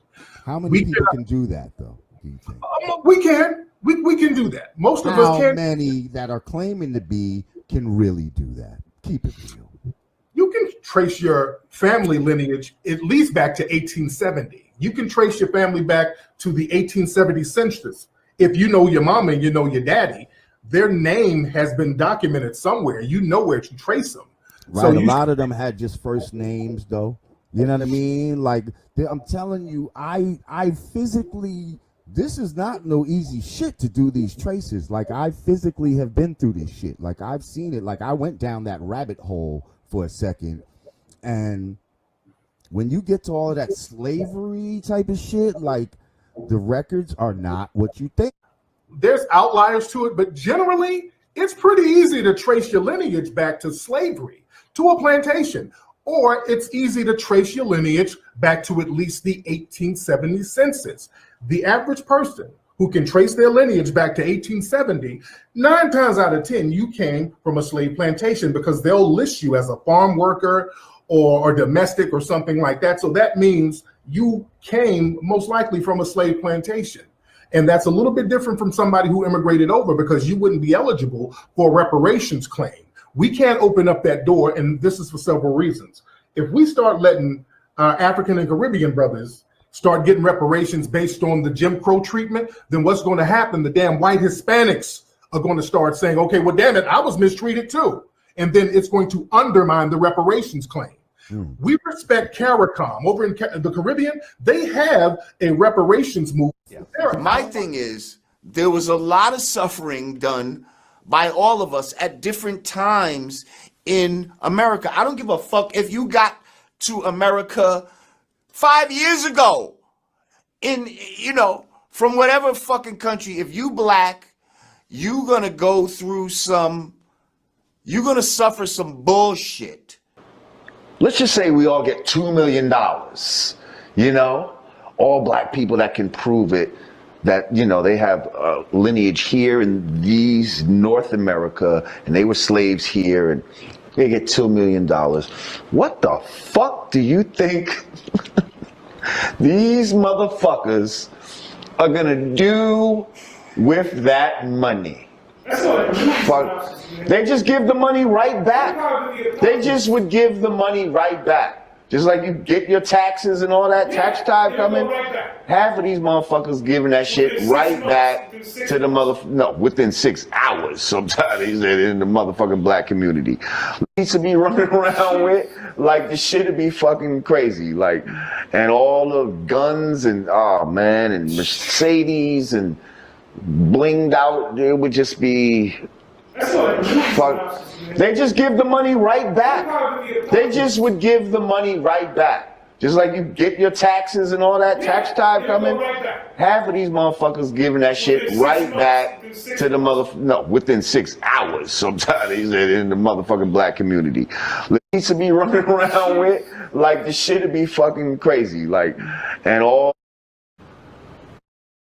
Are you Ados? Here's the thing. On my father's side, no. Okay? We trace back to Guyana. Okay? So you're Caribbean then? South American, yes. Oh, Guyana's not it's Caribbean? It's a Caribbean, it's in South America, but it's considered Caribbean in a way. Got it. It's one of the because whenever I go to the West Indian Day Parade, I'm pretty sure I see Guyana flags flying around. Yeah. South America. Right. Just like you might see Honduras or something like, but that's all in South America. So anyway, now my mother is adopted, so I don't know her. I still got to do some research on, you know what I mean? I actually discovered one side of her father. Now I got to trace where his family's from, but I did the trace on my father's side. So on that side, no, I'm not Ados. It's possible I'm on my mother's side I am. But see, again, that's some bullshit. But anyway, who here in America are direct descendants of the slavery, and I'm assuming that that happened here on this land in America, and they're probably not even thinking about South America or anything like that. But let's just say they're isolating it to just here in just America. Well, now immediately they've isolated the South Americans. You can trace your family lineage at least back to 1870. You can trace your family back to the 1870 census. If you know your mama and you know your daddy, their name has been documented somewhere. You know where to trace them. Right. So a lot of them had just first names, though. You know what I mean? Like, I'm telling you, I physically, this is not no easy shit to do these traces. Like, I physically have been through this shit. Like, I've seen it. Like, I went down that rabbit hole for a second. And when you get to all of that slavery type of shit, like, the records are not what you. Both of my parents On both sides of the family, we can trace everything back to plantations in Alabama and North Carolina. So my family, 100% foundational Black Americans. Nobody in my family immigrated. How many people can do that, though, do you think? We can. We can do that. Most of us can. How many that are claiming to be can really do that? Keep it real. You can trace your family lineage at least back to 1870. You can trace your family back to the 1870 census. If you know your mama and you know your daddy, their name has been documented somewhere. You know where to trace them. Right. So a lot of them had just first names, though.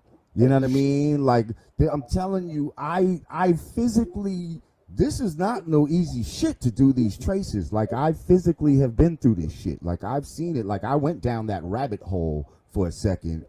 And when you get to all of that slave, there are outliers shit to it.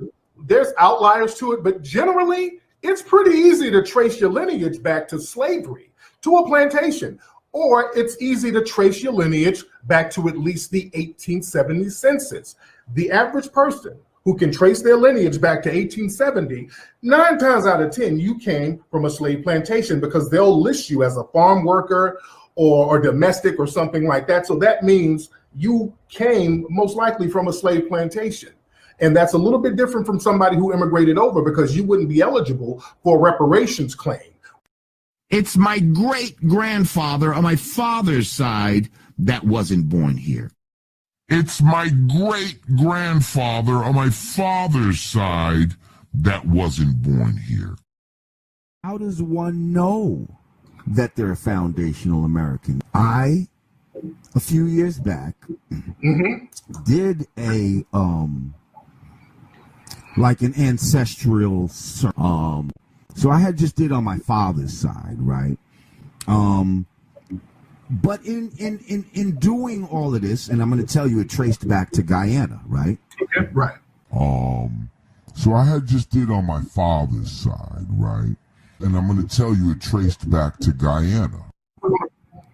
We can trace back. My family suffered from redlining and all that type of shit, because I know how you feel about, like, Jamaicans that come here right now, this generation, and they're able to get loans. My family didn't go through that.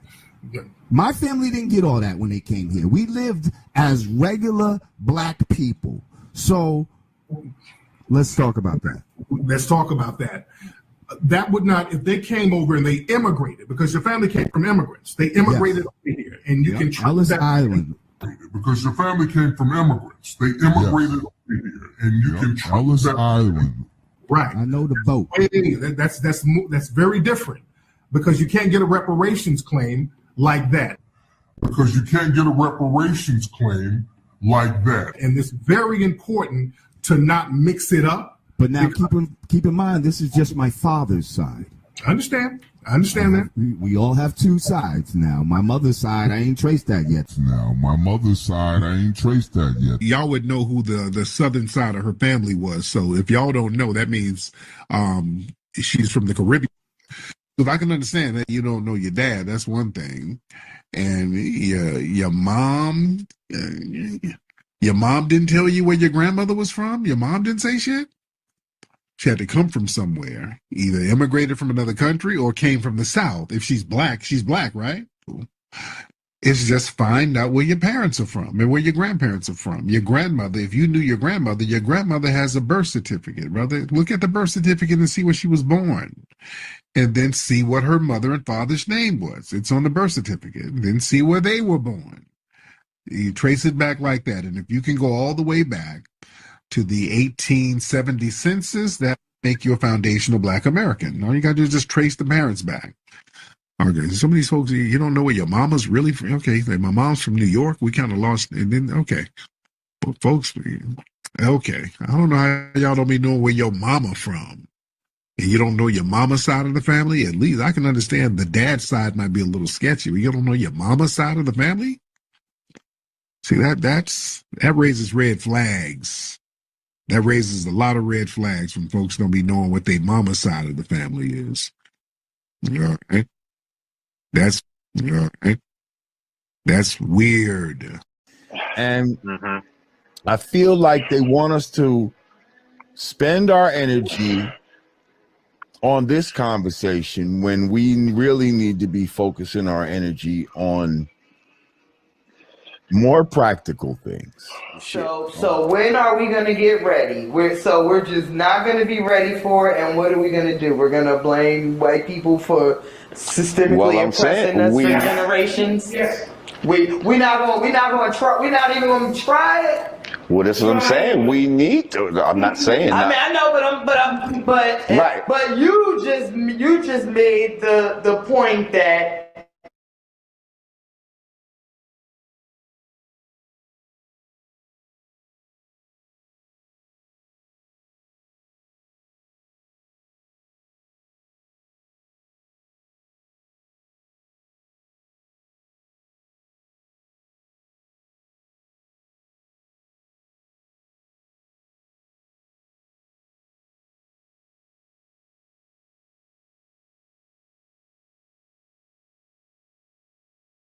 Right. So I just want to give full transparency.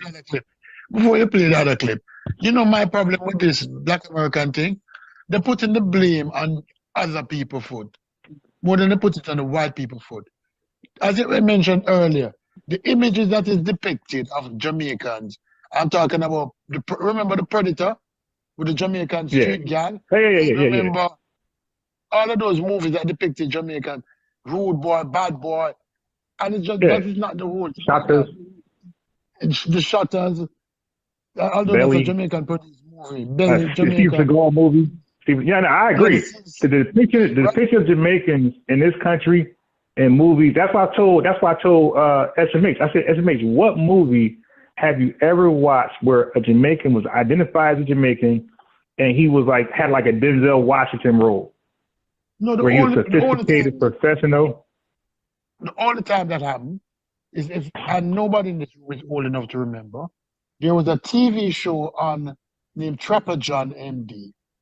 Trapper John MD, the Jamaican nurse, the black nurse, which was played by Matt Sinclair, right? She was a professional. She was different, but they did that for the women. They did that for the women in movies, black women in movies, whether they're black American, black Jamaicans, or African. Bob Love Abashola, anybody know that? They're always depicted as these strong, wise women, black women in movies by white people. They're depicted differently than the Tyler Perry bullshit. No, but black men, whether they want to be black American men or black Caribbean men, are always portrayed as drug dealers, gangsters, criminal, thieves, not to be trusted. No, that was sent to the Jamaican Airways. Where now hold up, it's super. Let me say this. Okay, finish your thought because I got a question for you and Michael Phillip who just joined. So go ahead, finish your thought, Stu. You said that was the Airways. If you look at the portrayal of black men by white Hollywood, there's few black men that are portrayed with distinction, and Denzel Washington is one. If we even look at how Samuel L. Jackson was portrayed in his first real big movie, Pulp Fiction, he wasn't a nice guy. Denzel Washington is the only exception to the rule. And then Will Smith, maybe. But Will Smith had to gate up first. 6 degrees of separation. That's true. Right? Yeah, I'm familiar with that. Yeah. But when you look at it, we're portrayed in movies, and then now, immigrants who watch those movies and believe those movies, believe that that is what the average black person is. Because they have to diminish us to the white women. It's not only to ourselves, When they portray us the way they portray us, it's to diminish us to the white women, to not let us look as competent people. We're portrayed as eat and sleep and lazy. Ask your question. Yeah, now I want Michael Phillips to go. And Michael Phillips, you can, you got freedom to talk about what you want to talk about. And then once you're done, I'm gonna ask both of you the question.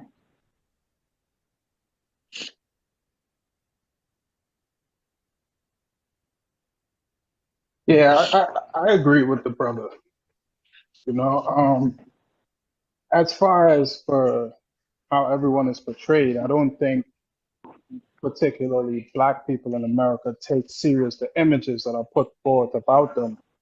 When you say, oh, someone comes here and they instantly think we're this and we're that, how can someone who never engaged with a Black American come to this conclusion other than for the exports they received in their country via the movies? When they watch the movies, look at what we consider cult, like the classics. You're talking Boys in the Hood. Not that there's not any good classics, but the real hood classics. That's what we consume before we come here. And not like, and all of us don't think, oh, they're all like this. But I think that's something that should be considered. All right, so now I got some questions. If y'all can answer briefly, but because I want to get to the bigger question. So, because I got like I don't, you know, I'm from over here, so I don't really understand. So, when you say okay, so now the movie list, like you know, on if you go on Netflix, there's a limited choices of movies, right? You can't watch everything you want to watch on Netflix. It seems like that, but you can't. I try to watch stuff on there, it was not on there, like classics, whatever, and throwbacks. Okay, so now Stu and Michael. So now the movies you're saying that's being cast in Jamaica, or well, let's say Jamaica. Wait, where are you from, Michael Phillips? What country? I'm from Trinidad. Okay, so okay. Oh wow, all right. Peace, man. So Trinidad and Jamaica. So the movies, because that's good, because y'all from separate countries. That's even better. So now the movies that's because y'all gonna have different. Or if it's the same answer, we know is pretty much true. So the movie list. So, because from my vantage point, I'm thinking you guys are you have a movie list, you have sophisticated movies, you have rah-rah movies, you have action-packed with Wesley Snipes, and I'm thinking that you guys are just choosing the boys in the hood. Like you are educating yourself, you are prescripting yourself to watch the rah-rah-rahs, to believe the stereotypes, rather than A Living Color or some other movie that's out there that's not rah-rah-rah. So the movie list, are y'all limited to just rah-rah-rah movies, or is there a variety of movies and y'all just choosing the rah-rah movies? Go ahead. Let me answer first, Michael. What you need to understand, let's go back 20 years. 20 years ago, there was no Netflix. There was no individual selection. Many person might have had cable. Even when you have cable, you were forced to watch what was sent to you. It's not like today where people choose to watch what they want to watch. They have YouTube, they have cable, they have Netflix, they have Hulu. They can select what they want to watch.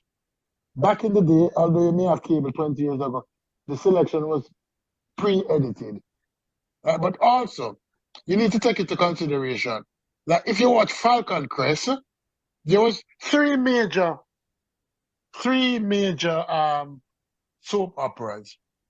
And we're talking about before Bill Cosby, because Bill Cosby kind of changed the game. You had Falcon Crest, you had Dynasty, and you had Dallas. And those three shows never really portrayed any black people. And when they did portray black people, they were portrayed as a threat, meaning that the person who carjacked or the person who robbed you or the fear of sexual abuse oftentimes came from a black person. Most of the villains or were always black. Most of the threats implied or applied were oftentimes black. So it's not as if you had a choice. Because you must remember, it's subtle manipulation. It's manipulation of the mind that took place, And it wasn't overt. It was very subjective. It was very slow moving. It was very, like applying salt.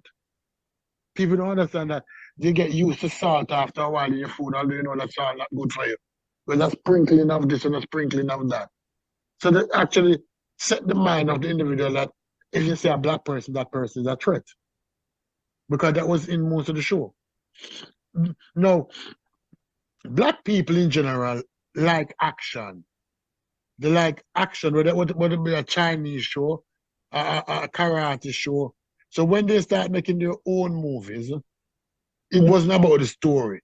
there's very few black movies made by black producers that actually have real stories.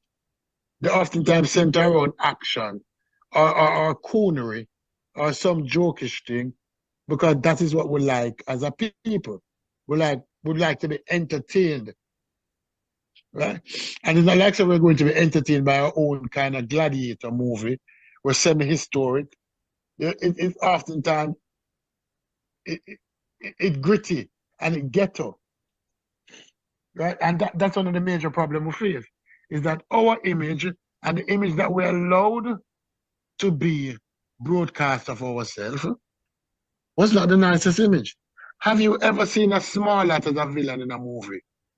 Over the last 60 years, Hollywood have been making movies for the last 100 years, and you have never seen a small lot, and we're talking about actors, portrayed as a villain. Instead, they're going to look at British actor. You have never seen, but Smollett has been portrayed as Superman, as Wolverine, as Smollett has been portrayed as superhero. Stu Pease, let me ask you this, Stu Pease. Where you from? Jamaica. Okay. So it's a little bit different between African Americans and Jamaicans. You understand that, right? Yeah, I understand that. All right. So what's the difference? When was wait. Before you go there, okay, Michael Phillips was the invite. Yeah. So because the question was for him. Let me finish my part. Growing up. Wait. Before you do that, because I want to. Go ahead, Michael. Because your first answer, you gave a detailed answer, and it was kind of, it wasn't the shortest. So now Michael Phillips in Trinidad. Yeah. Okay, so the movie that depict FBAs, like, did you have a variety where you can choose? Because you don't forget, Spike Lee had none of his movies was ratchet and stereotypical. A lot of them Mo Better Blues, and, he had a lot of movies that depicted black and FBA men and women in a good light. So did y'all have a variety? Or y'all only just limited to just the negative? As my man from Yad just stated, right? 20 years ago, there was no Netflix. I was fortunate enough to have cable, feel me, because I lived in the city, so I had cable. But there was no Netflix, right? And prior to that, you had to get all these either tape. We didn't have a DVD player, so we had to get VCRs. DVD players came later and so forth. But you got whatever was the hottest thing moving, and everything was limited. I don't know if it's by design or if we were just super unfortunate. I saw really good black movies in the 90s, but the highlight movies that we did definitely see and we gravitated to was the classics, The Boys in the Hood, all that good stuff. Yeah. For me, even the funny stuff. Don't get it twisted. Even the funny stuff, like I said, I don't know if that was by design or not. You feel me? But that's what we saw, and this is why I'm like. But you've seen both, though. No, I definitely seen both. Here's the thing. Okay. I didn't, like I said in the comment section. Go ahead, brother. I don't want to cut you. No, yeah, because I was cutting you off actually. I was gonna say, because you guys didn't say this. So I'm not pinning this to you and Stu Pease. I'm saying the clips I'm playing, these people from Kenya, Nigeria, whoever, right, outside of America, they're saying that they got these stereotypes. They're justifying the stereotypes coming into America against SBAs because of movies. But what I'm saying is, like, wait a minute. But you've seen both sides, so why is one more true than the other one? What do you mean one more true than the other one? Okay, so if you watch Richard Pryor movie or Eddie Murphy, let's say Nutty Professor, like, that showed black folks as comical, peaceful, funny, and sociable, embracive. But why, according to the clip? I get what you're saying. Yeah, go ahead. And that's a really good question. I'll try to give what I consider to be a perfect answer, right? I personally didn't look at it like that.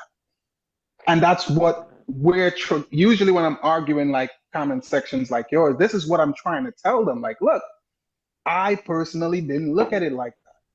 But where we live have bourgeoisie also. Don't get it twisted. And they're the first to be able to come here because they can afford to do so. Most of us have to get in line, wait, go to the embassy for a few years, make sure your family can afford. That's already over here. The bourgeoisie, it's like clockwork. So when they come here and they're looking down on you, I don't think you should take it that personally because they look down on us too. That's what bourgeoisie do. And I just line with that one. Oh, yeah, okay, Super, you can answer the question. Let me follow up to what he was saying. And he's right.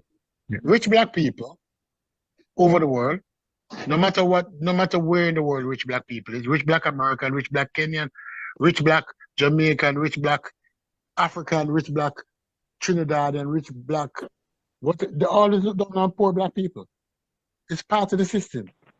No, if you're upper class black people from different countries and they come and they're looking down on people, no, it's a class system. That's always has existed. Now you ask about Eddie Murphy, and you ask about Spike Lee. Spike Lee, right? Let me address the whole Eddie Murphy thing. And this is going to be very funny, and many persons might not believe it. You have black actors, although they might be black in color, and I'm going to tell you, Eddie Murphy, The Rock, the one who started Fast and Furious, what's his name? The one, I forgot his name, the light skinned dude, yeah. Yes, the Fast and Furious. Bald guy. Sidney Poitier and Denzel Washington, as black as all you might think they are, they were never portrayed as black in TV shows.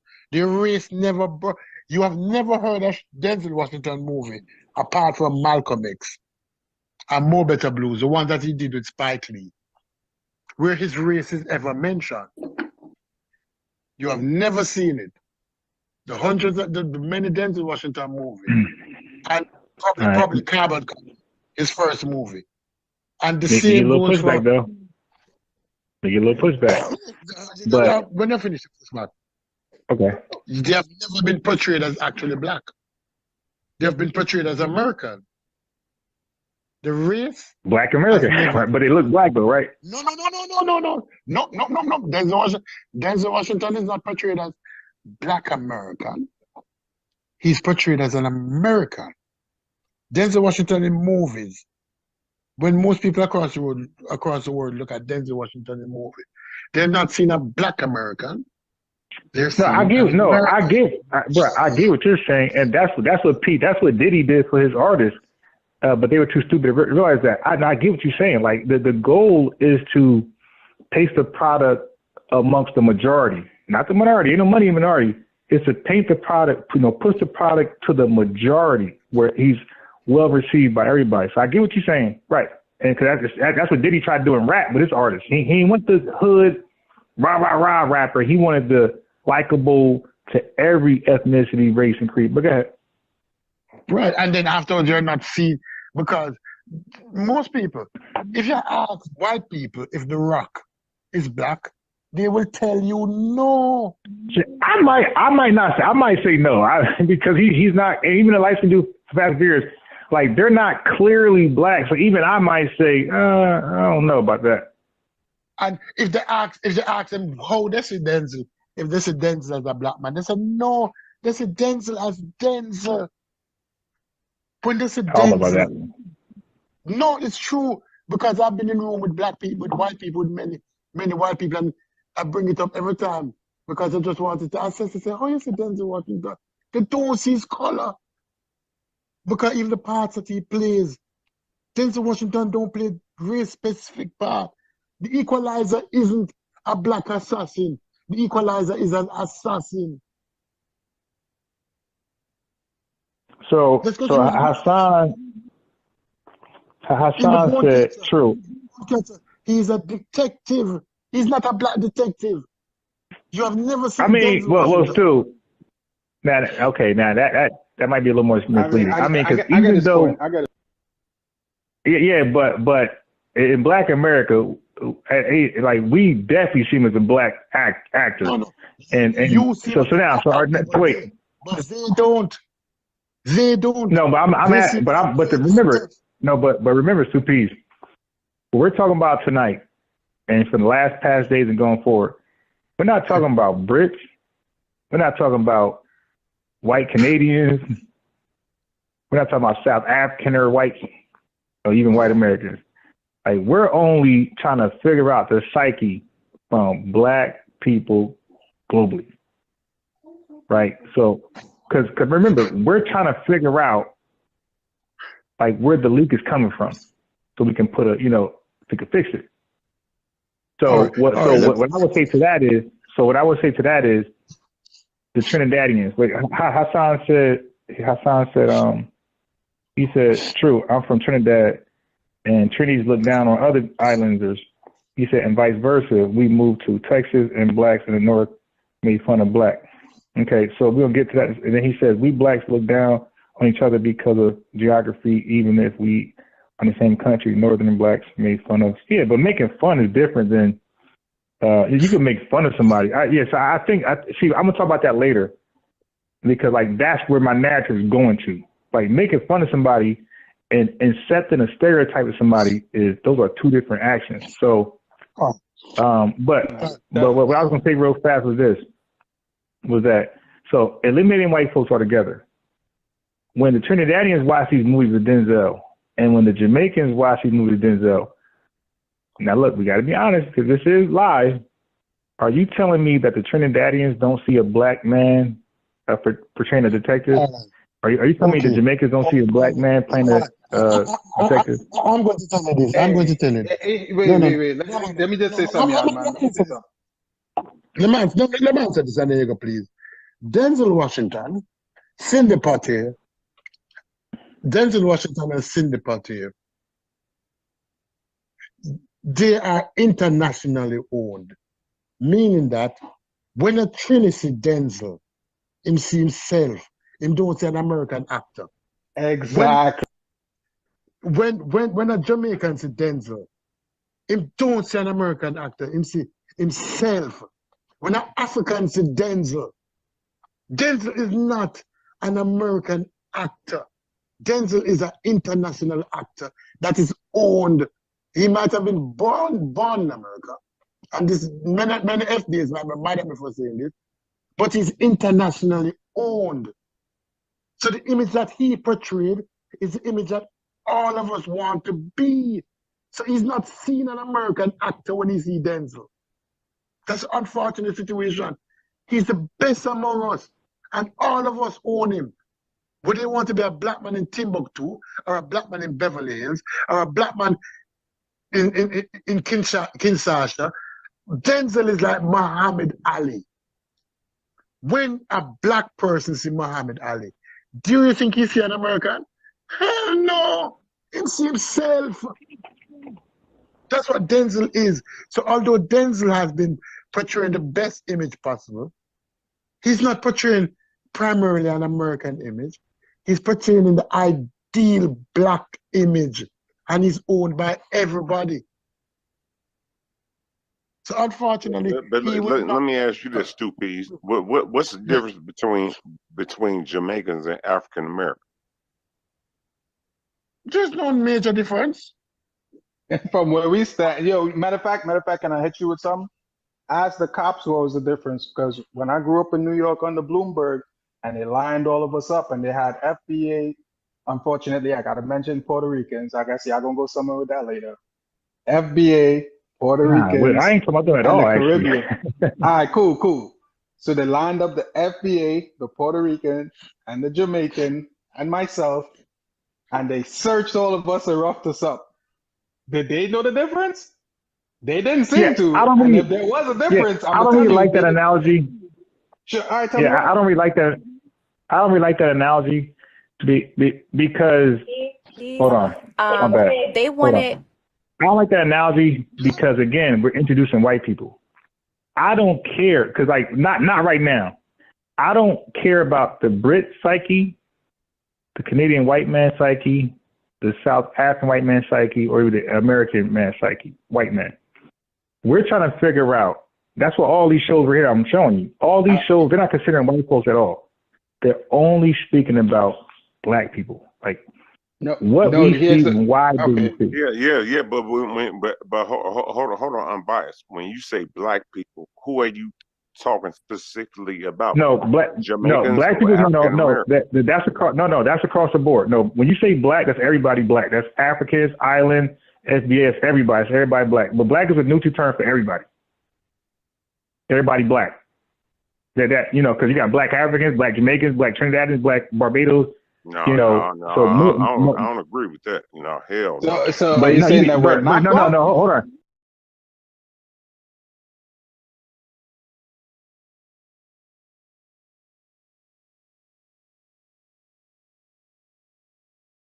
Makoko, a vibrant community built on stilts above the water, is one of the most unique places in Africa. Located in Lagos, Nigeria, this floating slum is home to thousands of people who live, work, and play on the water. In this video, we'll uncover some surprising facts about Makoko that reveal the incredible resilience and resourcefulness of its residents. From innovative floating schools to bustling waterways that serve as streets, join us as we explore the fascinating life in Makoko and see how this community thrives against all odds.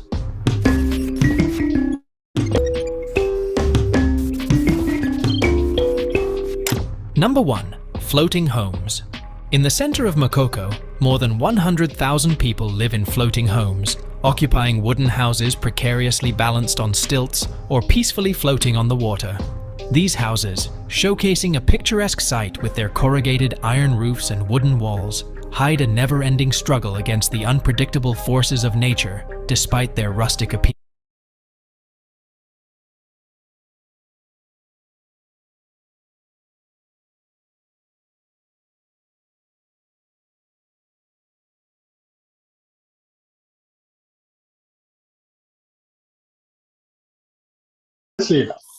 No, he did not say. He said the police showed up today. Play back a little bit, because I saw I heard.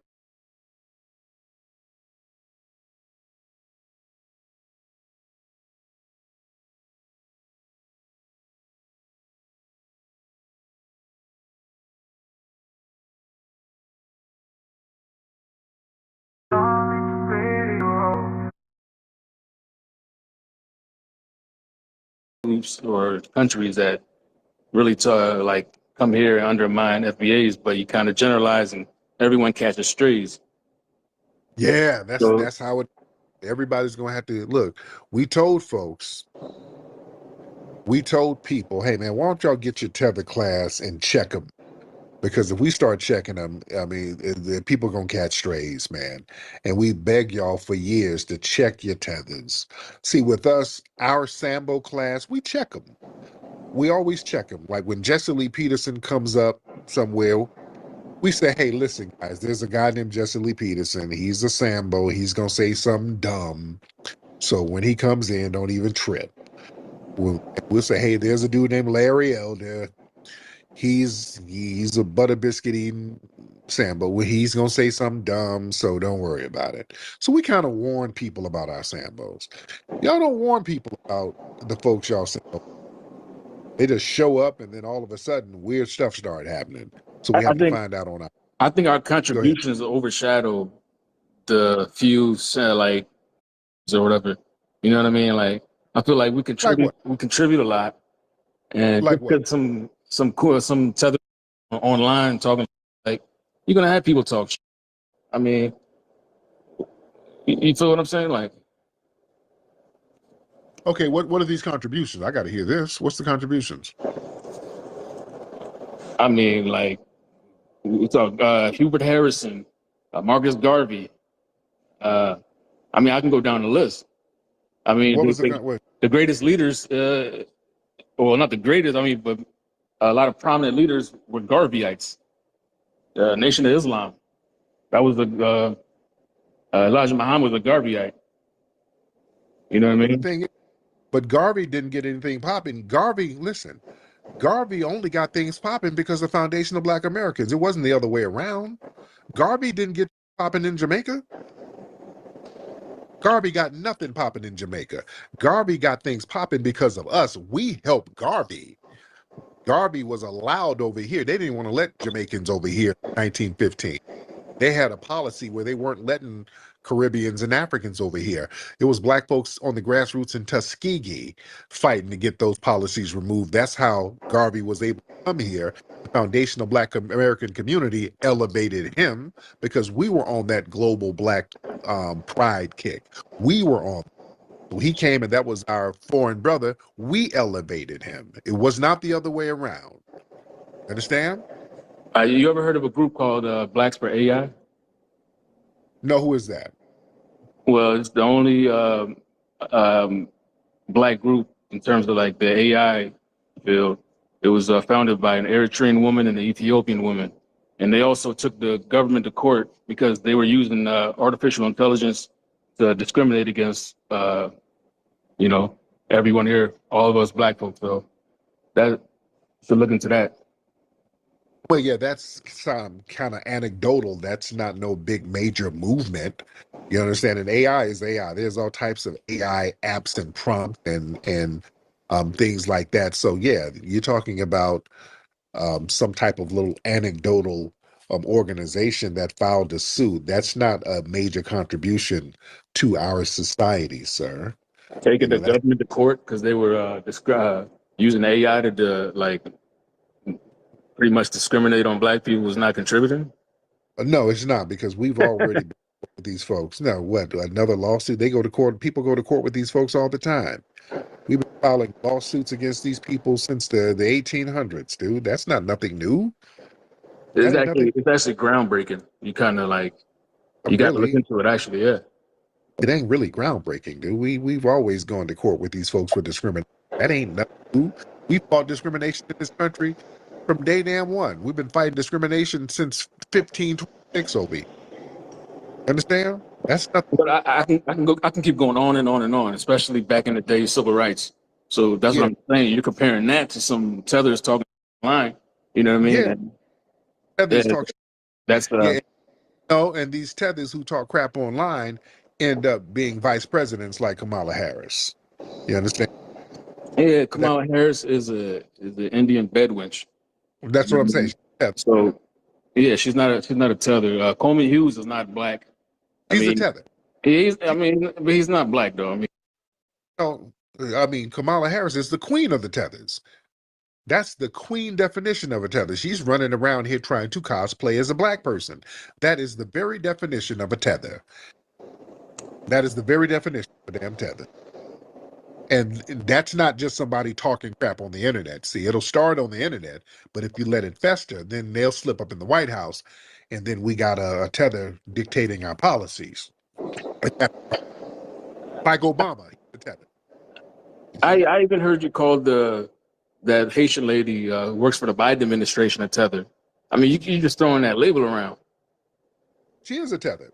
Karine Jean-Pierre, she's a tether. And a stud wench. Okay. And she's blocked me for years. She doesn't like me.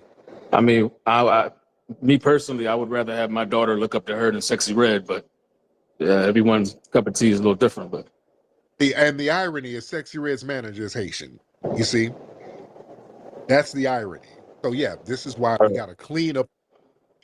And Karine Jean-Pierre is a do-nothing stud wench. She's a nothing burger. And she's not a representative of our culture. That's why we don't want tethers misrepresenting us at all.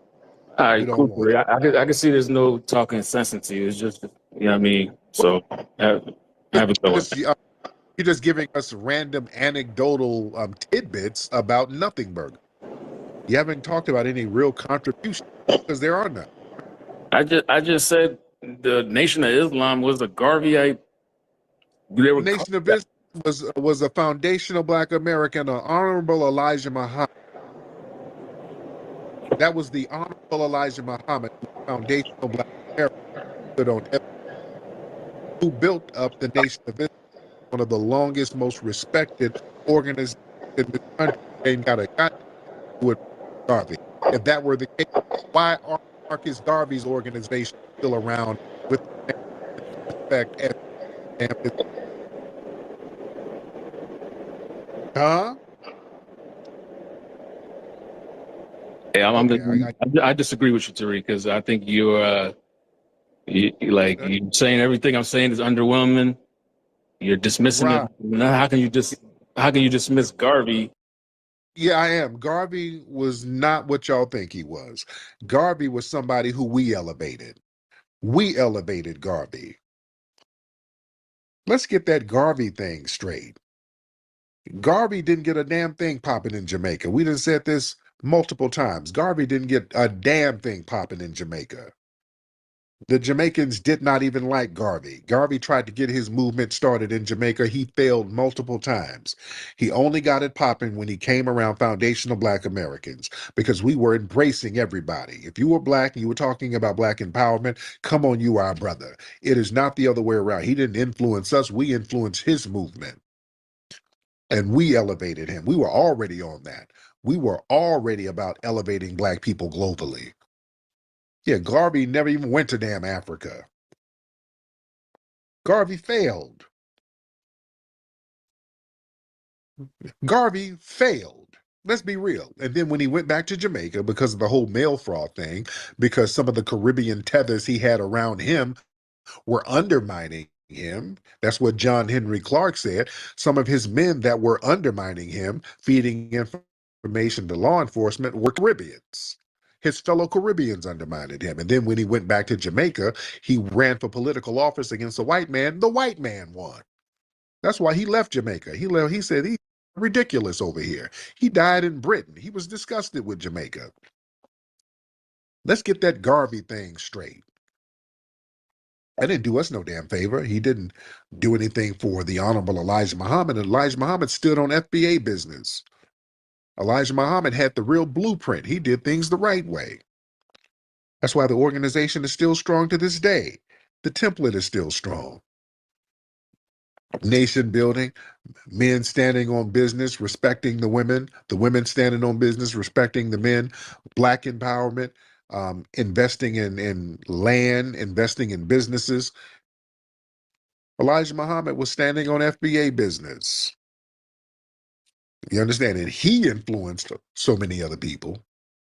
But yeah, don't tell me about some Garvey influenced some damn body and Garvey failed. Garvey failed. Yeah? Well, we got to get this history straight. People come in here talking about their contributions.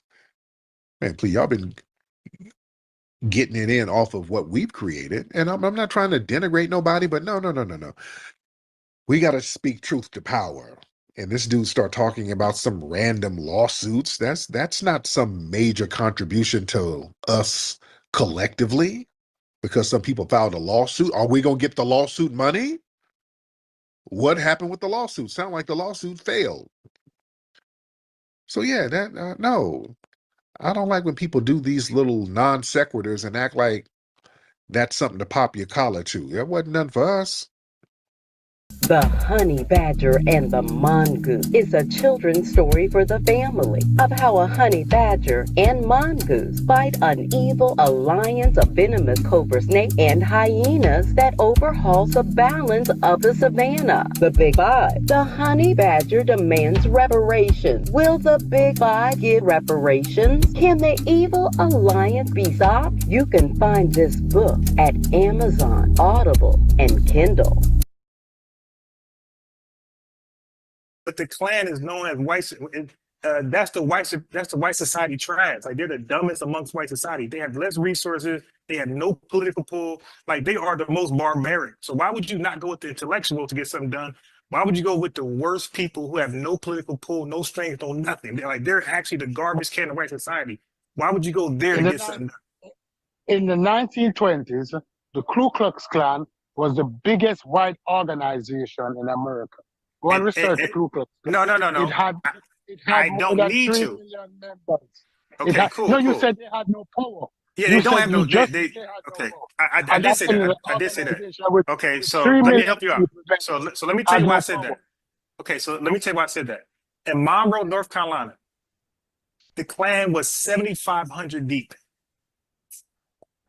out of a people who were only 12,000 strong. So that means the entire city was 12,000 strong. 7,500 of them was the Klan.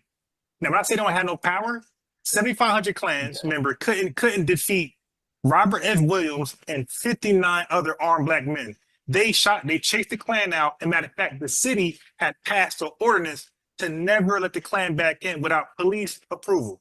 So stupid, they had no power. They were kicked out their own city from 60 armed FBA men. Okay. You said the Klan didn't have no power. No but power and no pull. The great black migration that occurred was primarily due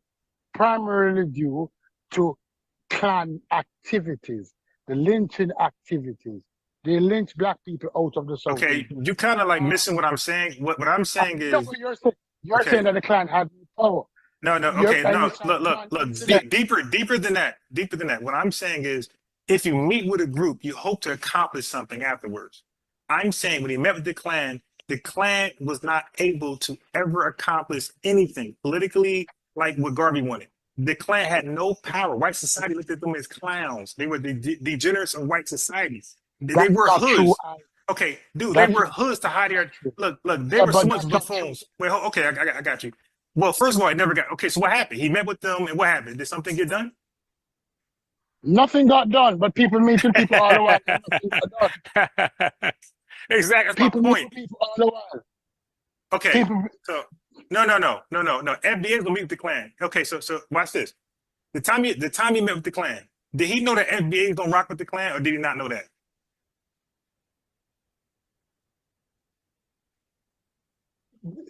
Who's Hello? FBA? In 1920s, who was FBA? Okay, foundational Black Americans.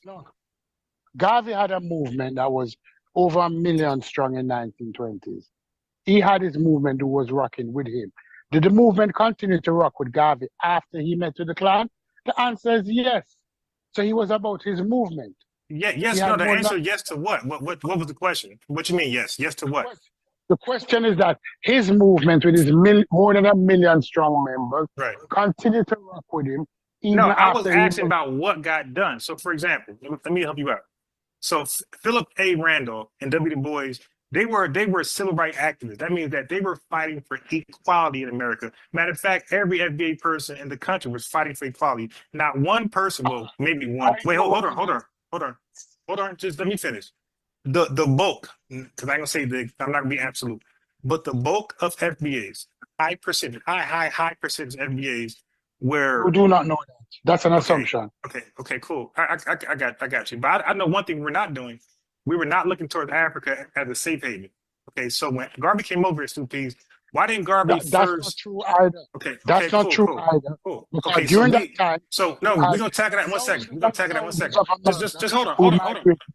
No, yeah, because the American that was the American government. Watch this.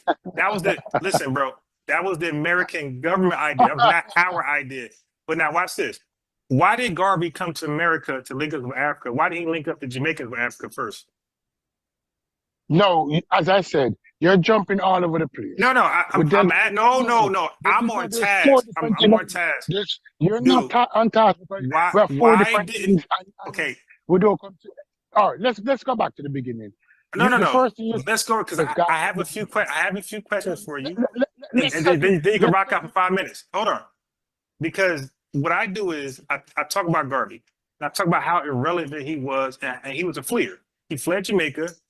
Stupid. Let me ask you this: when Marcus Garvey came over here to America, right? So the first question was this. The first question was, why did he try to link us to Africa? Why did he try to link Jamaicans to Africa? That's the first question. Garvey always linked black people who were descendants of the slave ship to Africans. Even when he was in Jamaica before his popularity exploded, he has always linked black people who are descendants of the slave ship to Africa. So it is nothing new. My question was this. So, Pete, that's not my question. My question, hey, bro, you gotta address my question. My question is, why didn't he first link Jamaicans to Africa to show a proof of concept and then come over here and say, hey, look what I did over there. Hey, I'm going to do the same thing with you guys. I'm going to link you guys to Africa. So why did he first link? Yeah. I just answered the question and you're not listening to me. I said that Garvey did not gain popularity in Jamaica, but his teachings was always his teachings. From he was in Jamaica on King Street teaching the same thing. Okay, so basically, okay, but he was not as popular. Okay, so now watch this. So now he came up to America to help solve the black issue over here, right? With white people, right? He came to America because he was invited. No. Look. I'm saying the overall movement. No. Listen to the question. See, look, you're not speaking to the question. I'm getting past that. I'm saying the UNIA. I'm talking about the UNIA, a million followers. I'm saying, wasn't his mission to resolve the black issue amongst us and white folks, white supremacy, right? No, that was not his teachings. That was not Garvey's teachings. So why did he want to? So why did he want to go to Africa with a couple of FBAs? Garvey teaching was Garvey wanted to take every black person in the no, Western but he's but no, we're focused on where he's at though. He couldn't do it. You just said in Jamaica he couldn't do it. So now we're focusing on America. Look, dude, I'm saying I did not say that. You're not listening to me. Look, okay, listen. You're not listening to me. Listen. No, I'm getting past that. See, look, this dude just wants to argue. He's not listening because he don't have answers. I'm speaking about his mission with FBAs. Didn't he want to save us and bring us to Africa? He wanted to save us from white supremacy and bring us to Africa. Is that wrong or right?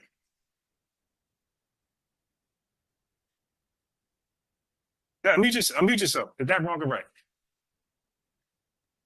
That's wrong. You're wrong. Okay, so why did he? Okay. So why did he want to bring? Okay, so it's a simple. He making this shit too long. So why did he want to bring FBAs to Africa? Tell us why he wanted to bring FBAs to Africa. In 1930, there was no concept of FBAs. Dude, and you know that. Why? Okay. Here's guy. Dude, why did he want to bring FBAs to Africa? Just answer that question. Did FBA exist in 1920? Yes, we're here now. We always been here. Did the concept of what you call FBA exist in the 1920s? Okay, so now this is where he becomes the tether. Why would we accept what white people call us? Like No, this is some okay. So let me mute him. Why would we accept what white people? No. Let me mute this guy. Fuck you! I'm calling me a tether. You're sucking Tariq Nasheed dick. You're sucking Tariq. Okay. So now you see this tether. We want to call ourselves something great, but he wants us to call ourselves what the white man calls. He wants us to say colored and Negroes. Yeah, this guy. And why he bring up Tariq Nasheed?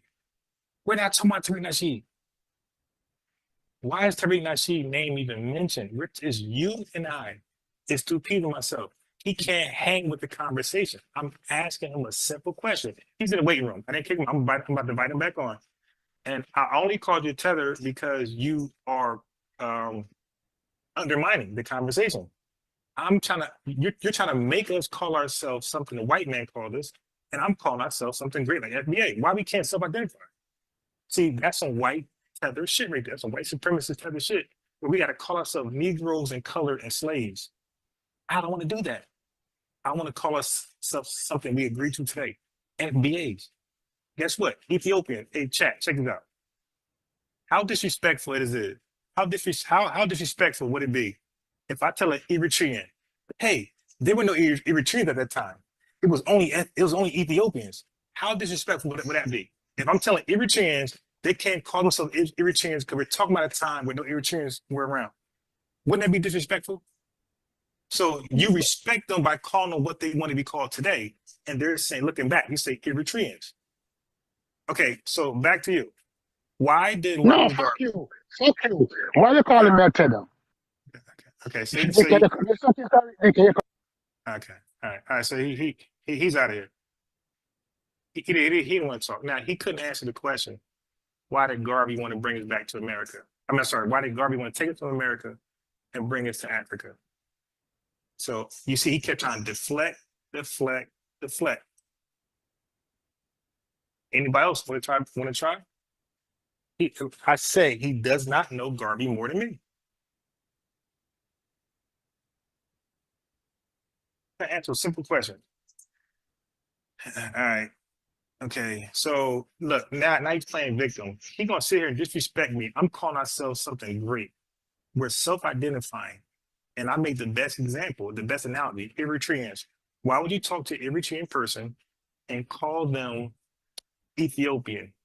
Because you're talking about a time where Eritreans, we're not Eritreans yet. Why would you disrespect Jewish people and call them Germans? Why would you disrespect your people from Ukraine and call them Russian or USSR, Soviet Union? Aren't they? Weren't at one point they were with them at one point, but now they're Ukrainians. So you're not going to disrespect us. We are FBAs, and when I talk about us, I'm going to always say FBAs or ADOS. I'm going to use those two acronyms interchangeably. But this is the guy who did not want to have a conversation. He wanted to rant and cuss and have an excuse to get kicked off. So I did.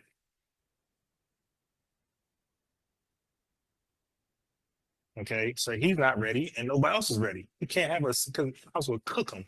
Now he didn't want to answer that question. Why did Garvey bring us to Africa? Now he can't click the link anymore. Yeah, that's good. Yeah, because I kicked him off. He started cussing and stuff, but he can call in. The number's still there. He can call in. All right. But again, it's not gonna be the Tether show.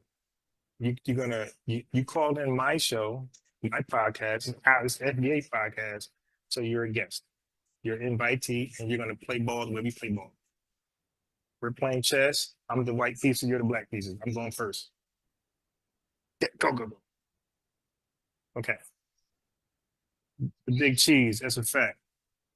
Yes, I'm not gonna allow no guest, especially a non-NBA person, to come in here and try to dictate the conversation. I'm trying to get to a point in which I was making way. You guys were getting answers. Questions being asked, answers were being answered, but they were wrong, and he was being corrected. Okay, so he didn't know that Philip Randolph and W. Du Bois did not want Garvey in this country. They wanted him deported. They had a campaign called Garvey Must Go because they thought he was not like them. Okay. Philip Randolph didn't want any West Indians, any German immigrants. He didn't want no immigrants here at all. And that's W. Du Bois' right hand. You guys can hear me, give me a nice thumbs up. That would be great. If you guys can hear me, ladies and gentlemen. And before we get started, let me give some shout outs to some of the regulars real quick. Let's get that popping because we do have a lot to discuss. We're going to get the calls and all that. And I see Brother Maroc. I see Sweets. I see Tia. I see Sexy D. I see Highlander. I see Randy. I see Loazi. I see Sir Mike. I see Juicy, the lovely Juicy Genius. Great Black Shark in the building. Shout out to you all, ladies and gentlemen. A lot of stuff we're going to talk about tonight, family. Glad to have y'all in here. Now listen, what's up, Seven? I see Seven.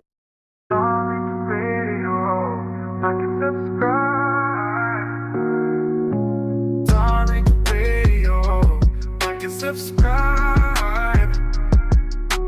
Darling Radio, like and subscribe. What's up, Jonathan? How are you? I'm great, man. Long time listener, man. You always be spitting that fire. I got Hidden Colors 1 through 4. You know, I just wanted to call up, shout you out, keep doing your thing. Yes, sir. You know, you really changed my mind, man. Love all the way from China, bro. Man, much respect to you, man. I appreciate you. C. Capone, you ready, brother? Let's do it, my brother Tariq, man. Once again, keeper of the code. I appreciate all the work and love you, brother. Yes, sir. And yeah, that power is important. We gotta wield it. Everybody worried about you being a leader, but it's kings in every part of this lineage. Oh yeah. So, we just gotta keep their foot on their neck, get this reparations going, and we need FBA faces in high places. And I land on that. My man, thank you so much. Let's get Malik in the building, brother Malik. Tariq, what's going on? How you doing? I'm good, man. How are you, sir? Pretty good, man. Long time listener. Just finally made a Twitter account. Oh, cool. So I can go ahead and tap in and give you some things that I see. I don't know if you heard. Do you remember a few months ago? I think you covered a story. There was that black brother that was shot at by a father and son, that FedEx driver. Yeah, didn't they let those guys off? Dismiss the case with prejudice. I want to bring the attention to that, black folk. I feel like, with the system of white supremacy, it goes down from the judges to the prosecutors to even now to the police officers. I think we're going to start seeing that a lot more, where they put a needle in the haystack. The reason they got off is because there was an interview they did with the brother that the defense team never got. And I'm starting to think that they're doing that on purpose. They're putting a small needle in the haystack, so when it gets to court, they can go ahead and dismiss the case, with prejudice, with one of these little, I might not say so things that they do. So I appreciate everything you're doing, and go ahead and keep it up, man. Thank you. Oh, yeah. They look out for each other, man. They sit up here and they do things to help sabotage cases for each other. See, that's what I'm saying. The dominant society, boy, they get on code from every aspect. That's how they work it, man. From every institution, they get on code, and they understand how being on code will assist the next white supremacist, and then that will assist the next white supremacist, and that maintains the system. You see? They understand the power of codification. They just know it through osmosis at this point. They've been running on our autopilot. That's a part of their culture. I want y'all to understand that's how they will power, by being on code with each other. When it comes to dealing with us, especially when you're dealing with a black person, even if they got differences, the minute a black person comes into the picture, all those differences get pushed to the side, and then they get on code. That's why, family, when you get these white supremacists up here and they start trying to play the hot potato, point the finger game at all these other groups, no, dude, it's not white supremacy, it's the Zionists, dude. Don't fall for that. Please stop falling for that. Don't let them get you caught up in that damn talking point. That's cap. I want y'all to understand. They have their little infighting, their intra-ethnic infighting, because they're mad at some of these other groups who get more money from exploitation than they do. See, they're just mad. It's like thieves. And this is just an analogy. It's like some thieves rob a bank, and then one of the thieves get a little more money, and then the thieves are arguing with each other over who gets the most money. And then you go to the bank that you just robbed and try to get them to get on your side. Hey, man, I just robbed you, and that fool over there took all the money. See how they be doing us? You see, he ain't shit. Man, we in this together. We both oppressed. No, nigga, you were robbing him. You were robbing me with him. Same thing with these white supremacists trying to point the finger. Man, it was these Zionists that had you enslaved now. You too. The hell you mean? You too. Don't come to me because they done finesse you out of some of the money and you trying to come to me. They love talking that shit. And God, it's the Jews. The Jews had the slave ships for you, buddy. You too. All right? You were right there with them enslaving me. All right? Damn, I don't know why y'all let these white supremacists try to get away with that. Y'all not going to play that hot potato game. All right, let's get Mickey in the building. Mickey in the building. Mr. Mickey? Oh, Mickey. What's up, Mickey? You want to unmute your microphone, Mickey? All right, while we're waiting on Mickey, let's get Brother Solon in the building. Solon, want to unmute? All right. Just waiting on y'all to get it together. Let's get, let me see. Let's get, where y'all at? Hold on, okay. Let's get Breeze in the building. Let's get Breeze. What's up, Breeze? Hop on in.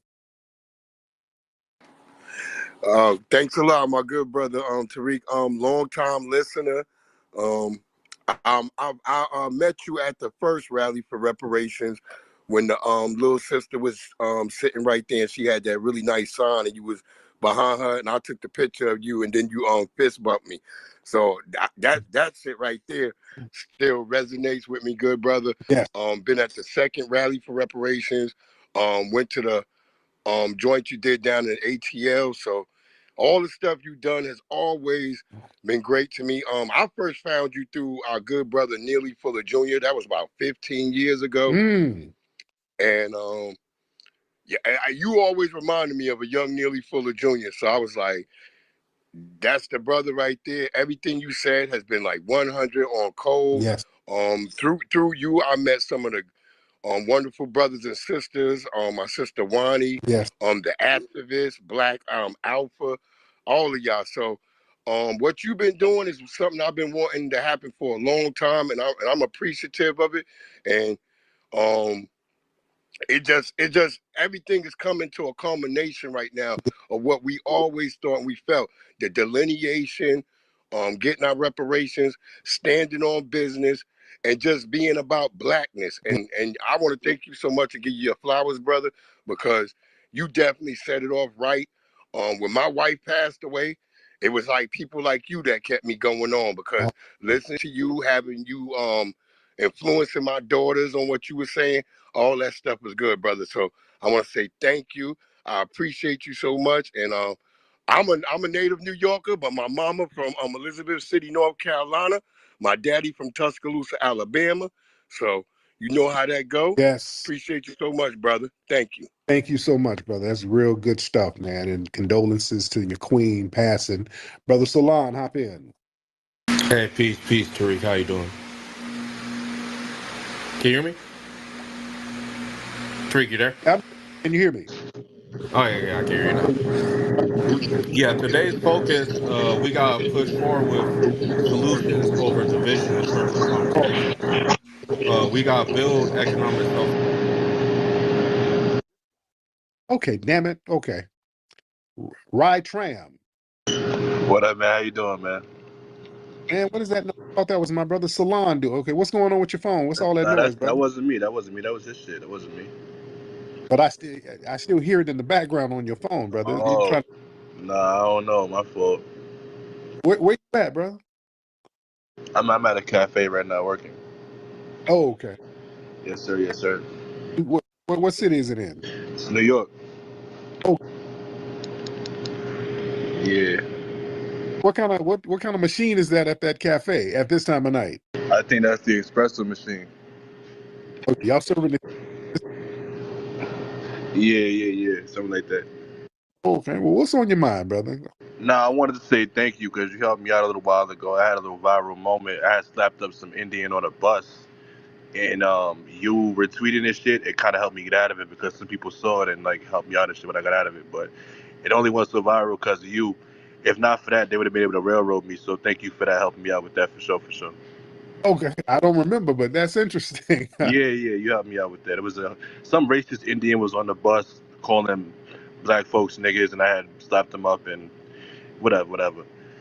But I had a question for you. But there it is. Got some. You were a hero. That means you stopped a crime. If that.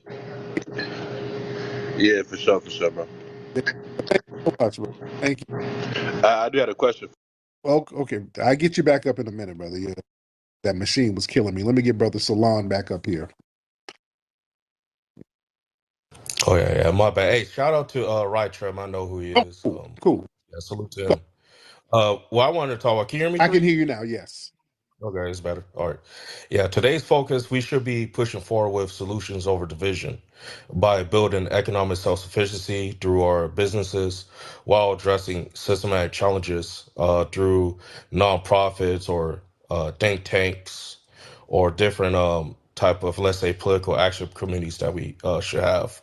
We're emphasizing delineation, not to divide, but to ensure that our solutions specifically uplift foundational Black Americans. So It's about moving strategically while staying true to who we are. So, what are your thoughts for balancing like different businesses, like what you have, and if you have any nonprofit initiatives to create any sustainable impact while maintaining cultural integrity and unity within our community, Tariq? Good question. Very good question. Now, because yeah, we should maintain unity and cohesion and not let people trick us with this whole thing about us being divisive.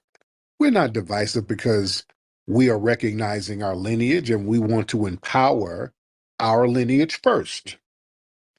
Once we empower our lineage first and really focus and emphasize on that, then we can start reaching out. Our thing is we've been on this kumbaya thing, relinquishing our power, empowering everybody else, and ain't nobody reaching out for us and pulling us nowhere. There ain't nobody helping us. Let's be real.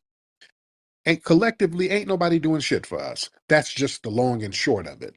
They look out for their groups. Okay, fine. We don't say you're divisive. If you're going to look out for your group, that's fine. When we look out for us in our group, all of a sudden everybody wants to cry foul and yell about how damn divisive we are. You even have people from our lineage screaming it's divisive because they're so damn used to caping for everybody. You think it's normal. You're not supposed to cape for everybody else first. It's okay to look out for people. I still look out for other groups, but I'm damn sure going to look out for some FBAs first. That's going to be my damn priority. I'm going to look out for family first. And it's not divisive to do that. See, sometimes, listen, you have to delineate for historical accuracy and recognition. You understand? When you delineate, that acknowledge the distinct historical experience that FBAs we have. We have a unique experience here. Also, we know that delineation is very important for the reparations advocacy. Because reparations is a hot political topic, we are letting people know specifically who's going to get reparations. That's going to be foundational Black Americans. So we had to make that distinction because everybody and their mama who ain't FBA, they were doing the Birdman hand rub, trying to figure out how they can finesse it. And we're saying, no, that's not going to work. We can't have people finessing something that's historically and generationally set aside or supposed to be set aside for us. Also, it's important for us to understand divisiveness is not preserving your cultural identity. Because when we acknowledge our lineage, we are acknowledging that we have to preserve our distinct culture because it's rooted in resilience, creativity, survival, and standing on damn business. All right?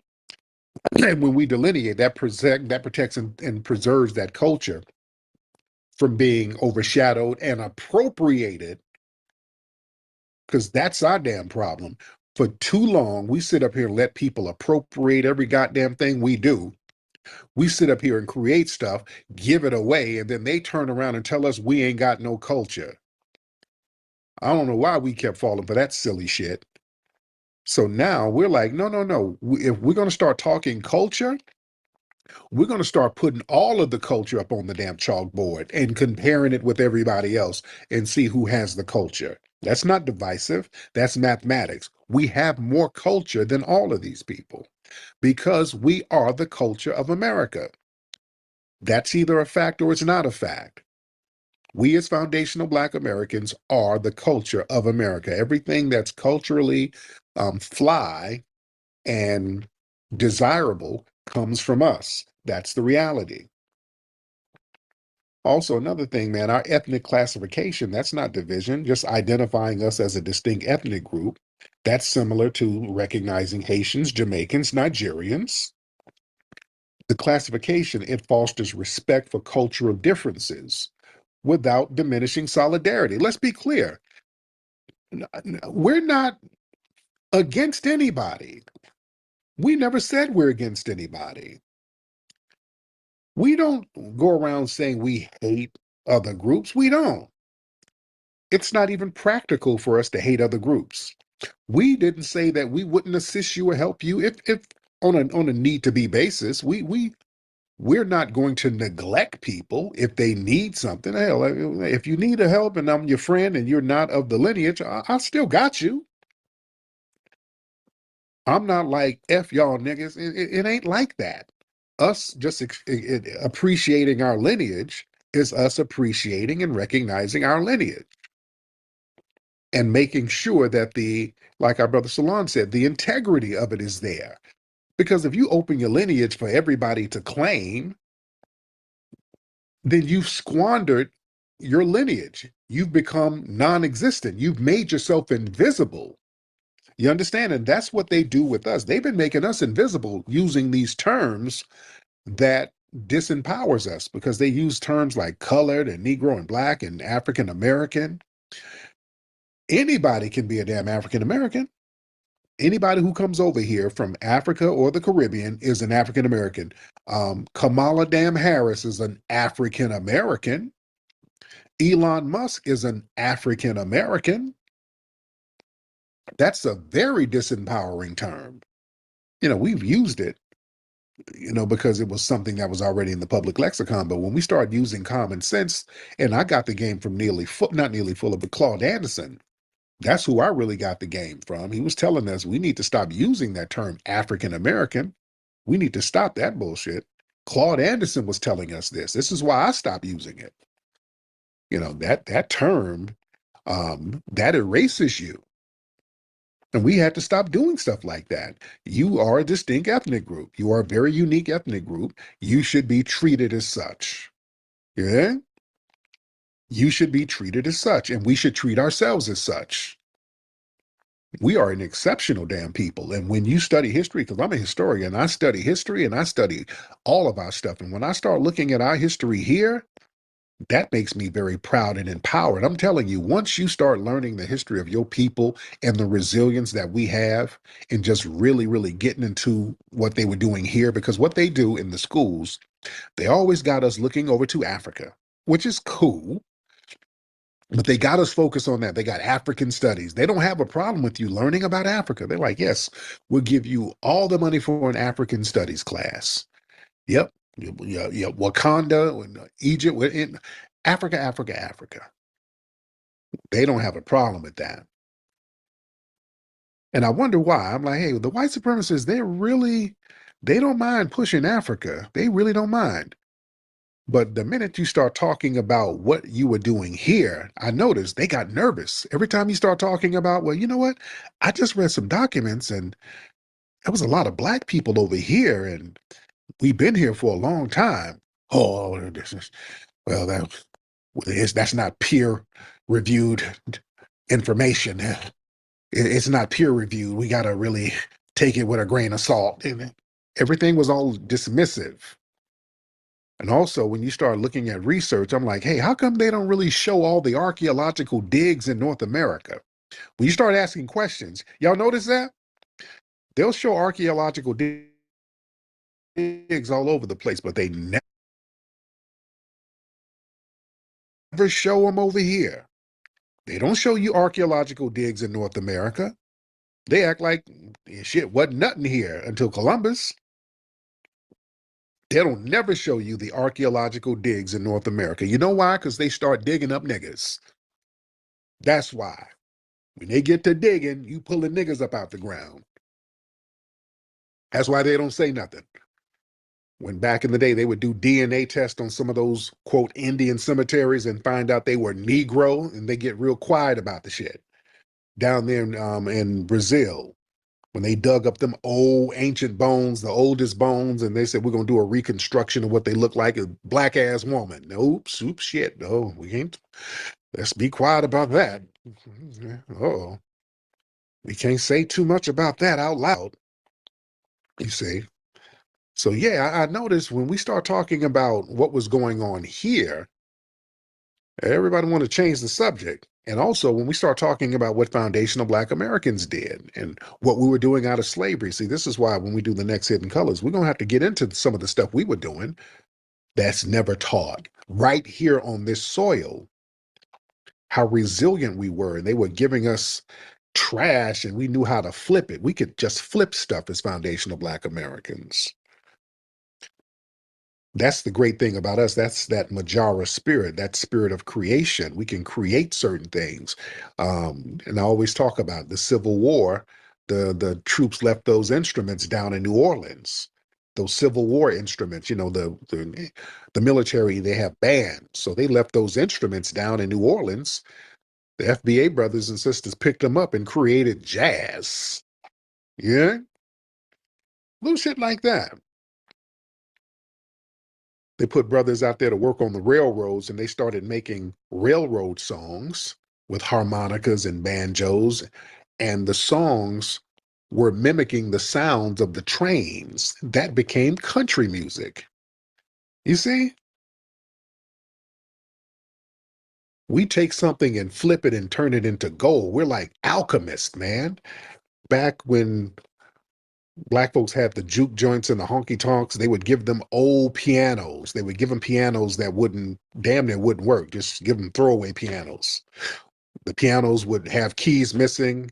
The pianos would even be out of tune. So in order to fix that, they said, okay, we're going to play the piano more percussively because we can't depend on the harmony.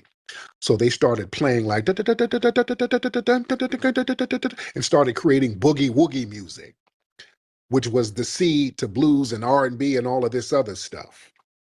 You understand? We took something that was broken and then made something new out of it. That's like some kind of spiritual alchemy that we have, man.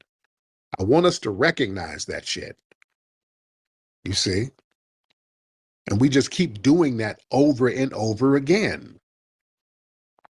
You know, we're exceptional people. Very exceptional people. Let's get Brother John Horse in. John Horse in the building. Brother John Horse, hop in, sir. Yeah, what's good, Tariq? I'm good, man. How are you? I'm pretty good. Hey, so just speaking to the topic, I think, why some of our folks are actually afraid of power, even the white supremacists. I think a lot of our folks, they're afraid of power simply because a part of power, we're always known to reward folks, but a part of power is about punishing your enemies. Yeah. And I think a lot of our people, we're just so not used to punishing people that harm us, and it's just something that kind of throws us off. And I think as of right now with delineating, we're slowly starting to understand how that kind of works. And the white supremacists and all their minions, they have a problem with that because they're just so not used to us really just putting our foot down and just politely just saying the word no. Right, exactly. And also the punishment thing. They're very terrified of that because that's something that's like a nightmare to them because they know what they've done to foundational Black Americans. So in the back of their mind, there's going to be like a big retaliation one day. They sit here damn near fantasizing about the retribution. That's why the fade in the water in Montgomery scared them so much. Remember the Montgomery situation? When all them brothers popped out of the water out of nowhere when they least expected it and start whooping down on them white supremacists. The white supremacists around the nation, that had them shook. I want y'all to understand that. Because of a couple of reasons. It had them shook. One was because most of the people were not punished for doing so because they were actually justified. They were justified in defending the brothers who were getting jumped on by them white supremacists, so they couldn't really go out here and trying to punish people. They tried to throw some brothers in jail, but yeah, the grassroots made sure many of them got up out of there. Also, because it just popped out of nowhere, it was something that was extremely spontaneous. It wasn't planned. It wasn't like people had a meeting. Just like osmosis, everybody got on code at the drop of a hat. That's the scary part. Right there. All the people who did not know each other got on code against them white supremacists and start whooping down on them. Now, I lived in Alabama. I grew up in Alabama. I'm used to seeing that. All right? That's how they get out. But the rest of the country, that kind of shocked them to a certain degree. They're like, oh, damn. How many of those Negroes are like that out here? How many do we have those? How many are out here like that? Oh, God. Are the Black people at my job like those people? So they want to know. They went to work asking questions. Did you see the Montgomery thing, Shaquita? How'd you feel about it? They're trying to test your temperature. They didn't. They felt a certain way about that. They felt a certain way about that family. Discover the heart of our history at the Hidden History Museum in Los Angeles. Now open with new weekend hours, Thursday through Saturday from 11 a.m. to 4 p.m. Located at 2131 West Jefferson Boulevard in Los Angeles. Our museum showcases the brilliance and ingenuity of foundational Black American culture, along with the richness of global Black culture. Come in, explore our displays, and shop for books, films, and other unique items.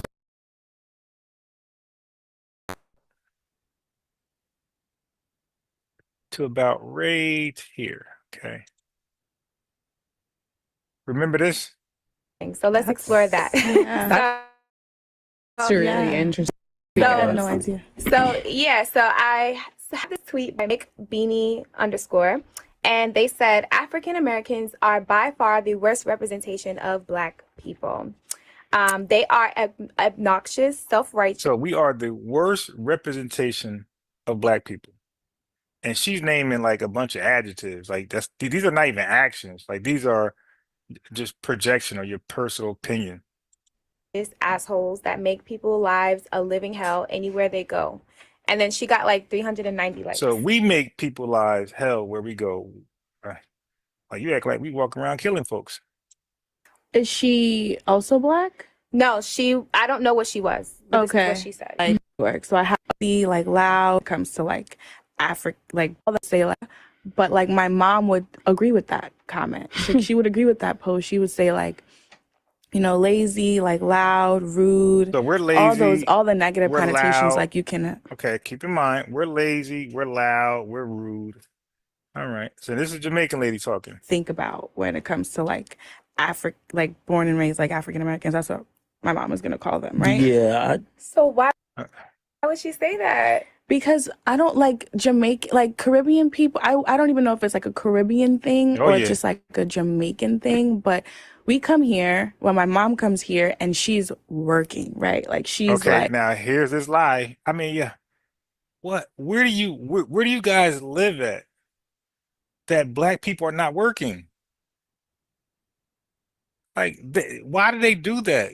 They come over here and they act like they're like a CEO or something. Like, yo, your mom is on the assembly line too.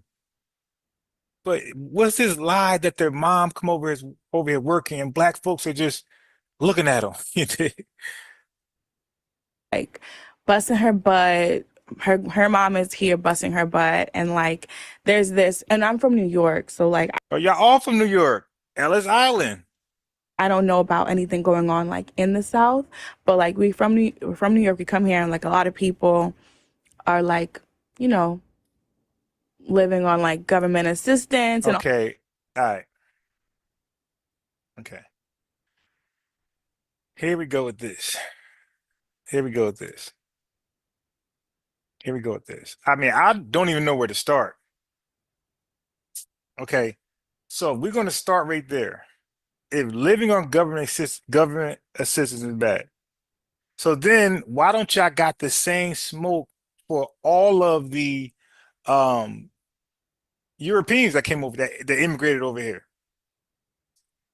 Why don't y'all have the same smoke for all the immigrants that came over here? They took advantage of government assistance first. And don't forget, they got land grants. European settlers, they got so much stuff. And by the way, was your mom even legal? So like they're comparing legal citizens to illegal citizens. Yes, if you're illegal, yes, you will be in a sweat. Your mom will be working very hard in a sweatshop. You're exactly right. Because a lot of Jamaicans come over here illegally. Their paperwork ain't right or they never had paperwork. So we're not going to be lying like that. A lot of them come over here illegally. So how are you comparing your relatives in a country illegally? You're residing illegally in a country and you're comparing your work ethics to ours. And you're saying that we're on government assistance. I mean, why do you care? Like our taxes pay for it. Like, yo, was mind-boggling. They'll look at us let's say if this is halfway true. They see a handful of blacks on government assistance, right? I mean, but by the way, America has a housing issue. So you probably see now. I mean, you kidding? You guys been to the office, like the welfare office? It's nothing but black immigrants and Hispanic immigrants. You rarely see FBAs in there. So this narrative, it's like the booty scratcher narrative. You lie and say it so often it becomes true, then y'all all start saying it. So black folks are just on government assistance, right? When you guys know, if you're in an urban city, you take your ass to a welfare office, you're gonna see a bunch of Latinos and a bunch of Haitians, okay? Especially in New York. I know Newark office was filled with Latinos and Haitians. So again, like this cherry picked lie, like this projection, this it's just FBA's on government assistance. You guys, okay, when your mom came over here illegally, did she have money for a house? Like, look how easy it is to walk this back. When your mom came here illegally, right? Did she just buy a house? Did she come over here with 10 grand on her, 50 grand, and just get an apartment with no documentation? So where were you staying when you came over here? So you just came over here, shared a bed with some relatives, and you just got working? Like, I want you guys to try to envision this. When your mom came over here, was there a job just awaiting her? So what did she do in the meantime to stay afloat? I'm going to tell you. Her bum ass was getting government assistance. That's what she was doing. Especially if she was seen as an asylum seeker, which a lot of you Jamaicans come over as, because your country is a bunch of murderers. We just read the stats. Jamaica led the world. They talk about Chicago. Hey, Donnie, they talk about Chicago. Jamaica leads the world in murders. They were the safest country in the world when they was under the thumb of white supremacy. Look how ass backward this is. White supremacy leaves and they become the reverse. That's why I say, am I wrong if I look at that and say, hey man, like y'all a bunch of savages amongst each other?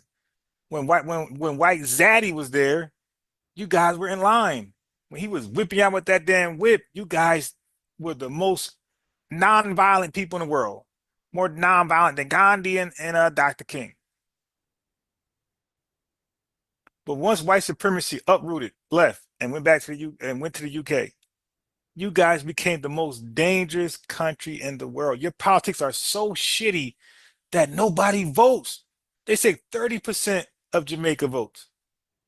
That's how corrupt your government is. But they come over here and point at one city, Chicago. Chicago is Beverly Hills compared to Jamaica. But let's go with the lie. Her mom just miraculously just came over here and got a job and started busting her ass. No assistance. She just stayed with somebody rent free. This is America. Right? Where do you stay for free? So the sisters ain't asking the right questions. Because I don't know if they're FBA. I thought they were, I don't know. But you should be a little offended. Well, oh, wait. Your mom bust your ass. But when she came over here, like, was she legal or illegal? Oh, we want to know that because if she's legal, so a job was just awaiting her, or did she have to like get settled and apply for jobs? Okay, so how was she feeding herself in between those times? Yes, she was going to the Red Cross. She was going to a bunch of churches, which a lot of the black immigrants do, and they get assistance. okay, it's not government assistance, it's the church. It's still assistance. Assistance is assistance.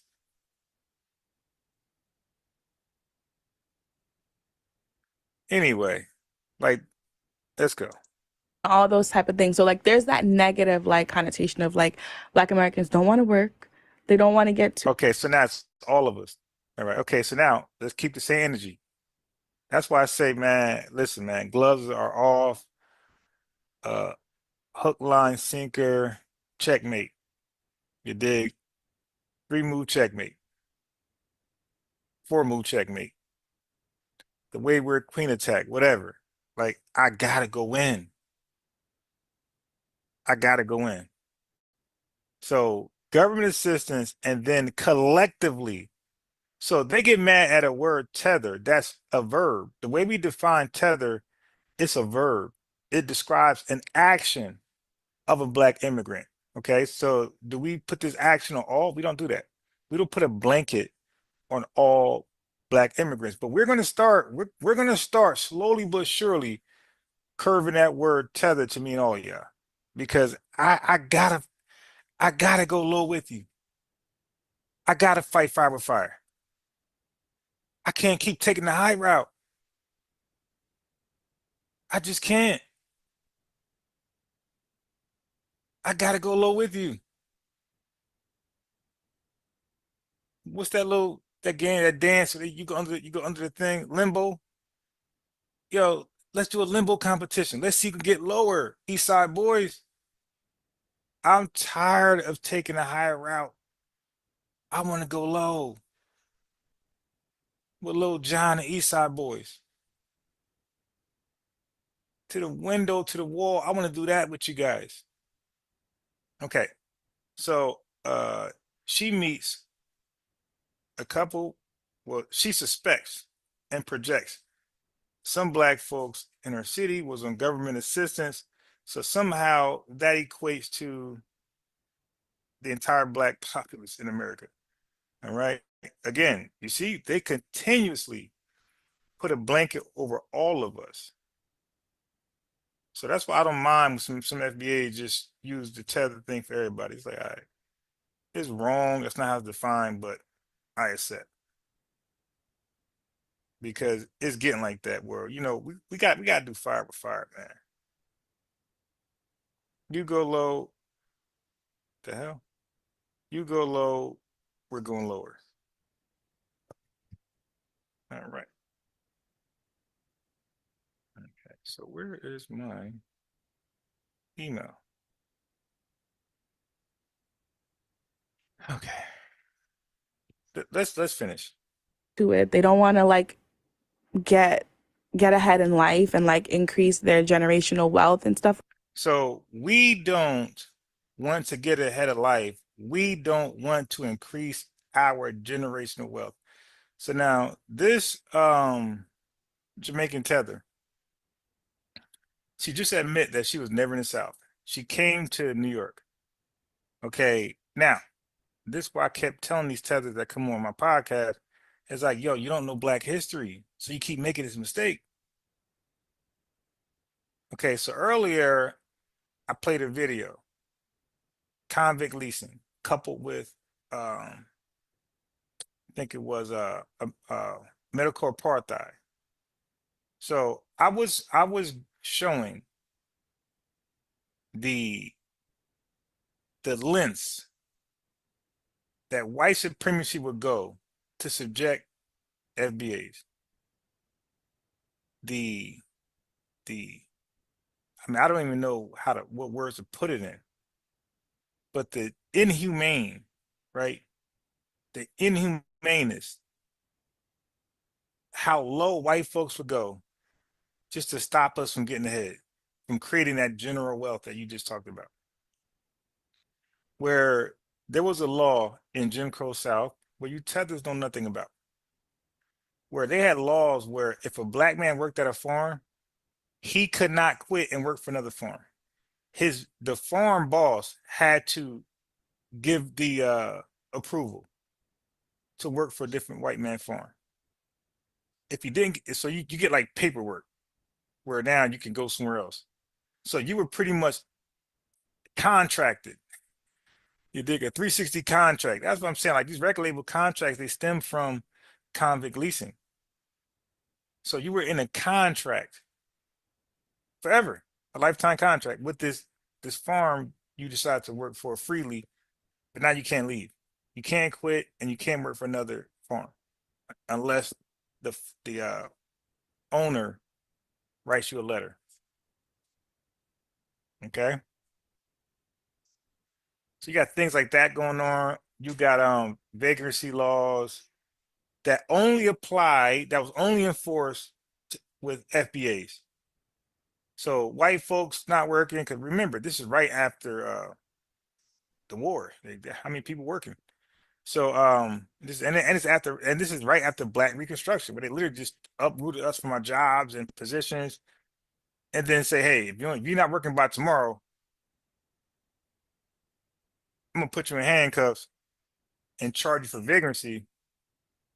And as a result, your court fine will be $5. Now in the 1900s, the early 1890s, $5 was like, I believe, I'm guessing, but I'm thinking that's equivalent to like 500 or at least $250 or something like that for us today. So just imagine, like people working can't pay a fine like that. So imagine an unemployed guy get hit with a fine like that. Like that's guaranteed jail. Like he paying $500, $250. You dig? So most likely he's gonna get a bench warrant and then he'll be arrested and be put in jail. So these vagrants, right? Where they went, these vagrants, these Black vagrants, these FBA vagrants, they would say, hey, you're not working. And they'll lock you up, bring you into the court. And not only $5 for the court, but you had to pay $5 to the sheriff and to the witness who witnessed you not working, I guess. Okay, and if you couldn't pay those fines, you got thrown in jail, and then a company, a steel company or a coal mine company will pay that debt on your behalf. And they will pretty much rent you for a period of time. And you were basically the machine. So you know how you got case packers today? You got a machine, you got bottle cappers. Well, you were the bottle capper. You did. So they wanted you to work as consistent and effectively as a bottle capper machine, as a case packer. They wanted you to work as efficiently and as effective as a bottle capper machine.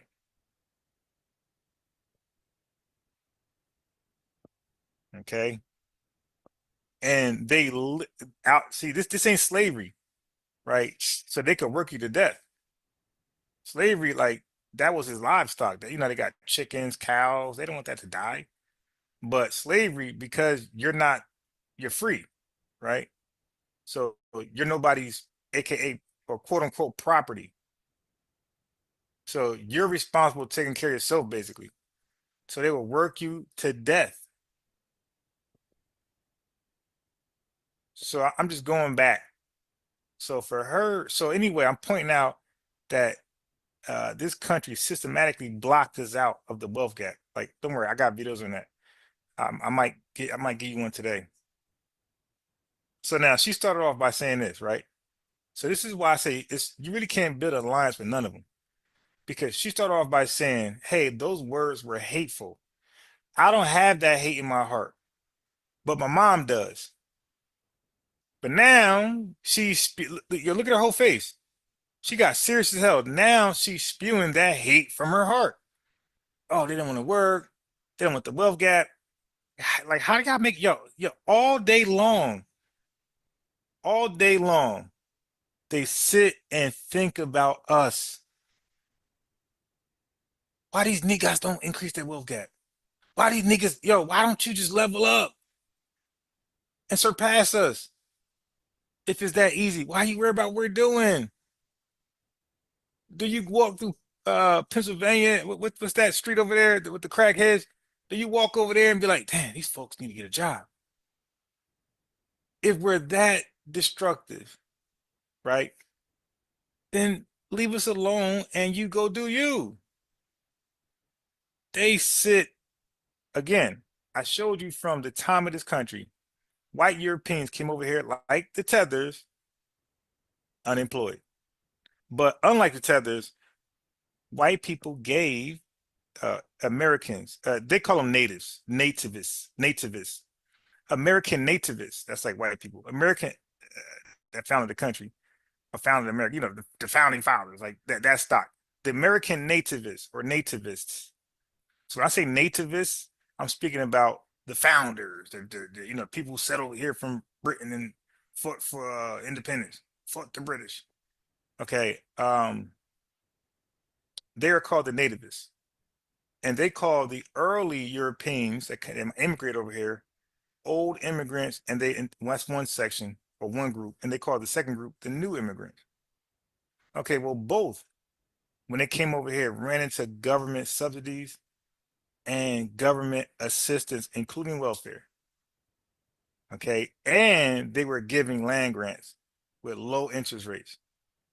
That's government assistance and more. They trained them, they educated them to farm, to basically level up. And then they carved out Ellis Island and then placed them over there to thrive by themselves, away from the Jim Crow South. And these Tethers, he just said, New York City, away from Jim Crow South. Little to no Jim Crow. And they come over here and they thumb their nose up, these shitholes. Okay, so now let's look back at that country again. So one more time. Give me a second. Wait, let's play this out first. Like that. And like also my mom, she will discuss like things like when Marcus Garvey like came to America to like, you know, speak to Black Americans and say like, listen, you guys cannot let white people oppress you because okay, did you hear this? Hey, chat. I'm gonna buy sports. And I've been researching a lot, right? On Jamaica and Nigeria. A lot. She said, now listen to this. Marcus Garvey left Jamaica and he came over here to tell us what? In Jamaica, Black Americans and say like, listen, you guys cannot let white people oppress you because in Jamaica, we revolted against. In Jamaica, you revolted. Jamaica didn't get their independence until 1962. So you were being colonized and ruled under the British colonies up until that point. Your zaddy was the British colonizers all the way until 1962. So how are you riding a boat down here telling us we've been free since 1865, at least on paper. But he's in New York. So he's talking to a different free Black man, a different freedman from the South. The South was dealing with crazy Jim Crow, which was like another slavery. Peonage. It was like another slavery. You're in the North talking to a Black man about how he got to be freed. Are you serious? Marcus Garvey left a country that was a shithole and it was under the thumb of British rule. So he's under British rule. He fled and he's going to help us do what, sis? Say that again. Like came to America to like, you know, speak to Black Americans and say like, listen, you guys cannot let white people oppress you because in Jamaica, we revolted against our slave masters. Like we ran into the mountains, we created like nanny towns and stuff like that. So it's like, okay, remember that hate that she didn't have in her heart? It's all coming out. We kind of like we weren't taking it like slavery. We were not taking all that oppression. So that's a lie. Jamaica, slavery was abolished in Jamaica, I think in 1830. And from that point on, it was the British colonies running Jamaica. What are you talking about? Got to get independence until 1962. And then y'all fled. I mean, they got independence in 1962. And then they left the country. 89% of their most skilled and most educated people are not in the country.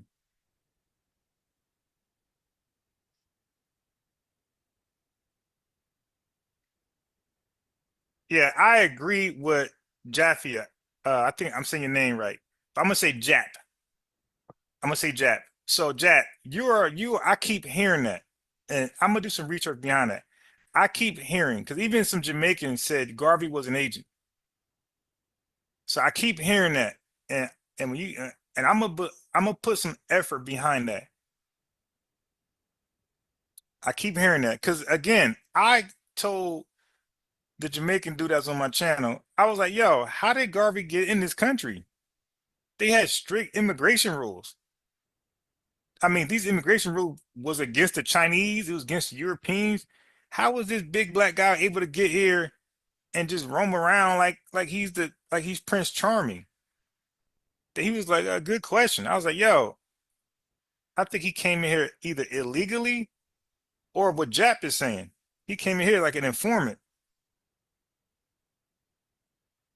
Yeah, like he come now.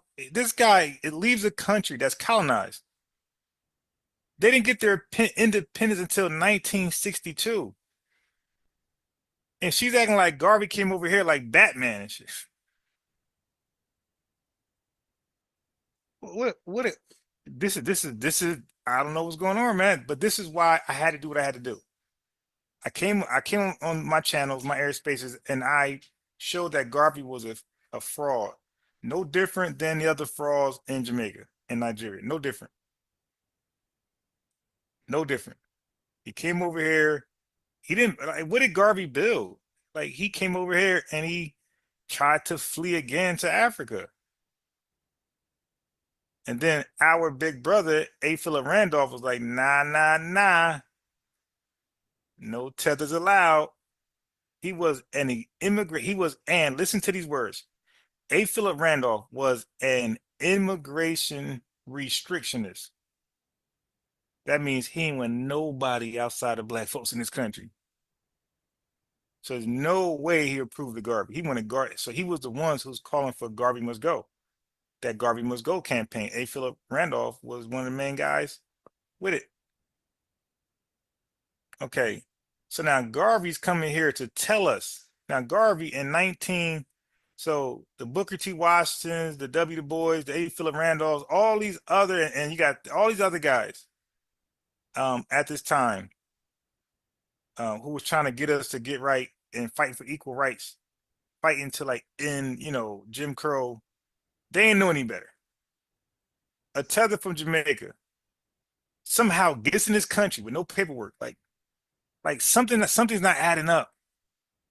Because I try to Google how did Garvey get in the country? Your immigration was tight for black people. I'm like, how do you get in this country?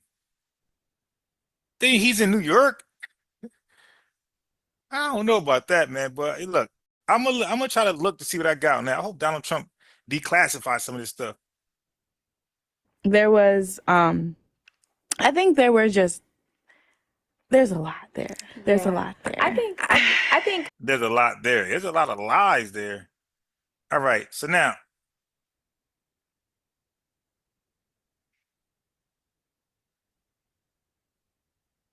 Right, he never said. Let me give my boy a wrench because he's dropping some science over here. Booker T died in 1950, and Garvey showed up there 3 months later in March 19. Yeah. He never met Garvey. I'm sorry, he never met Booker T. He claimed he idolized him and he wanted to be him. Yeah, but Booker T ain't never talk about fleeing. K Living. Yeah, bro, they romanticize. Now Garvey's gonna come over and save us. And by saving us, he's gonna round us up and bring us to Liberia. When the Liberia government said, no, you guys can't come here and stop trying. And then when he said that, Garvey blamed W. Du Bois for the Liberian president saying that. Oh man, you blocked me. Nah, bro, you didn't make reservations in advance. You know how they say call and make reservations in advance. You never called the Liberian government to make reservations in advance. Never did that. You can't just pop up and show out. You ain't Kendrick Lamar.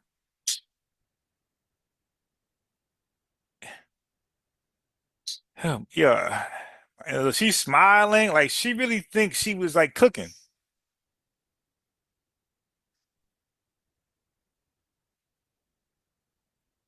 So he said, what? I said, so Thug Coding said, what advice do you have for uniting black people in the USA with the black people in the Caribbean? Also, unity for the gangs of California. Bro, listen, man. We're more focused on unifying FBAs first, right? So uniting Caribbean, well, you said I don't. That's probably not even possible. Like, look at the mentality. Like, I don't even think that's possible at this point. The way these tethers talking, but the dude Chris yesterday would act like this stuff didn't exist. Hold on. I don't think that's possible with tethers like her. And she just smiling. I mean, like, she said some hateful shit and she just smiling. Remember, she said earlier, there's no the sister in the white read some hateful stuff, right? About FBAs. The Jamaican tether on the left said, yeah, that's some hateful stuff, but my mom will agree. I don't have that hate in my heart. But then she went out there and right after she said that, she went and spewed hateful things and she's smiling after she's done.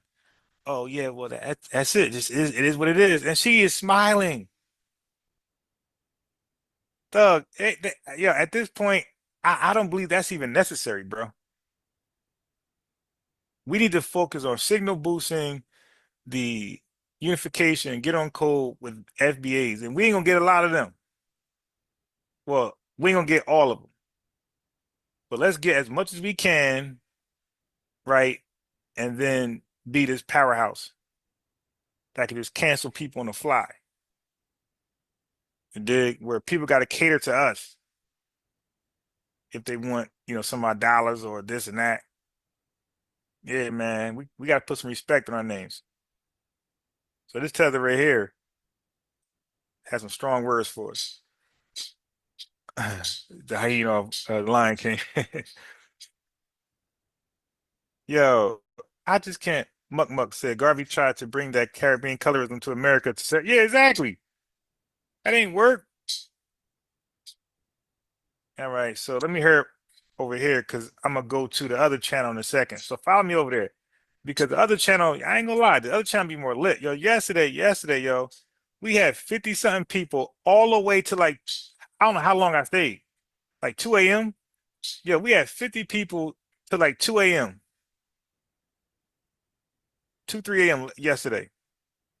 I was wondering why I was so tired earlier. Okay, so anyway, I'm gonna cook here for a little bit, but about like 8, maybe an hour or so, I'm gonna shut this down, and I'm gonna go to the other channel, and I'm gonna play the same stuff. So I'm gonna recap this for that audience because like they're different audience, but they more lit. You dig? Then over here, I ain't gonna lie, they more lit and they show out in numbers. I think the most numbers I had over there was 215. Like so they show out. They came out at in 215 numbers, 80 one time, 100 one time. Yeah, so they be showing out. So yesterday they was showing out from 50 something people for all the way to like 3 in the morning. That 50 never dropped. I think I like 1.9. Look at the video. I got 1.9 views on it, 1.9K views. Over here, those numbers come once in a while. Over there, that channel be thumping.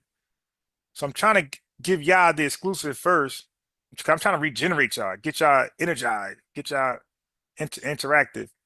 But at the very least, just join me over there and give it that energy, those vibes over there. Cause they be live. I even had a call in yesterday. A young tether tried to challenge me. Okay. So now let's read about Jamaica real quick. Matter of fact, I don't got to read about it. I'll play it again. Hold on. Hold on. Why would I read it? Let me just play it again.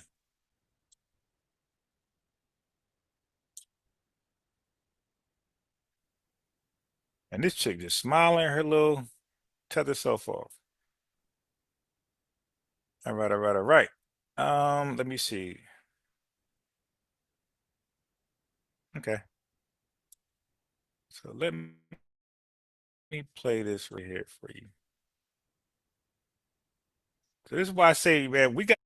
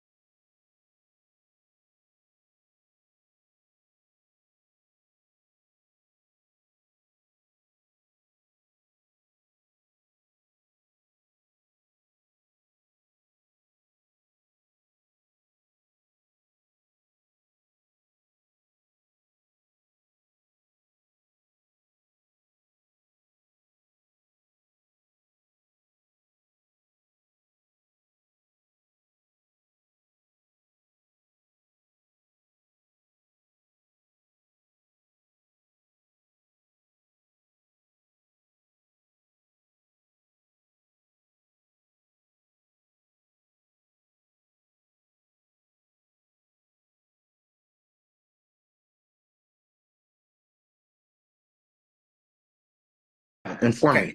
Okay, cool. So you got poor blacks who just came out of slavery. Well, well, let me ask this question first. Have you heard of Black Reconstruction?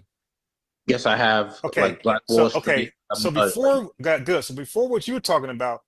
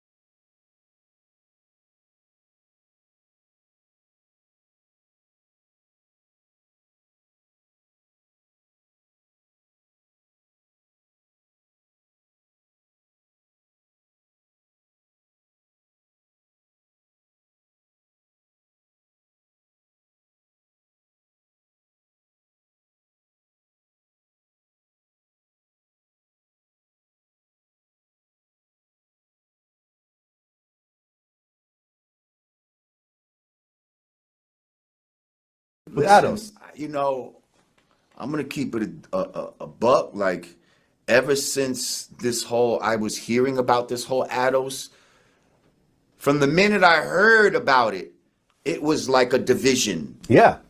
Amongst black people. Yeah. It was a division. It seemed like some sort of, well, you're not American or not. Like, what's your lineage? Like, Adams, I'm gonna keep it a buck. Like, ever since this whole, I was hearing about this whole ADOS, from the minute I heard about it, it was like a division. Yeah. Amongst black people. Yeah. It was a division. It seemed like some sort of, well, you're not American or not. Like, what's your lineage? Like.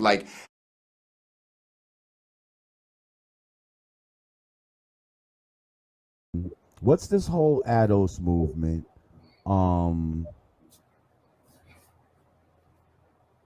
And how is this?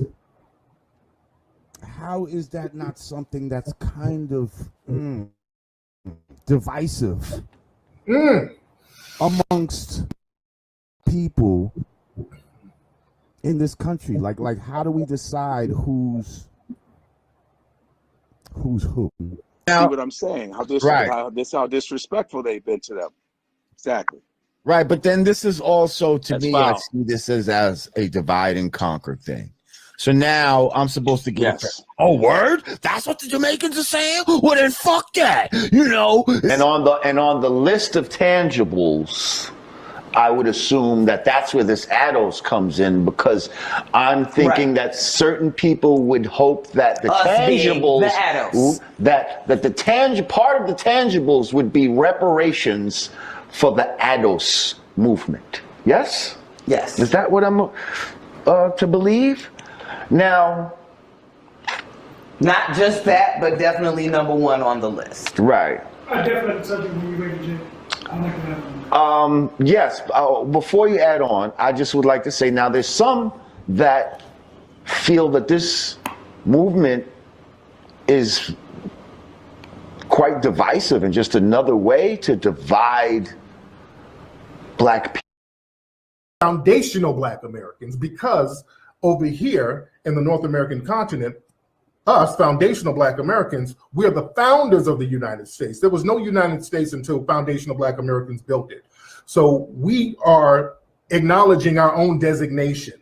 So that's not divisive, because other groups do the same. And I just feel like we need to come together as black people, you know what I mean, as much as possible. And it just feels like that type of thought, and I understand where you're coming from with it, but it feels like that type of thought helps to divide instead of bring us more together. Okay, this is the problem, Lord Jamar. That division is caused by non-FBA. Foundational Black Americans, we have been the only people fighting for everybody. First of all, you know, there's a lot of divide and conquer with this. There's a lot of bullshit that goes into this talk of reparations.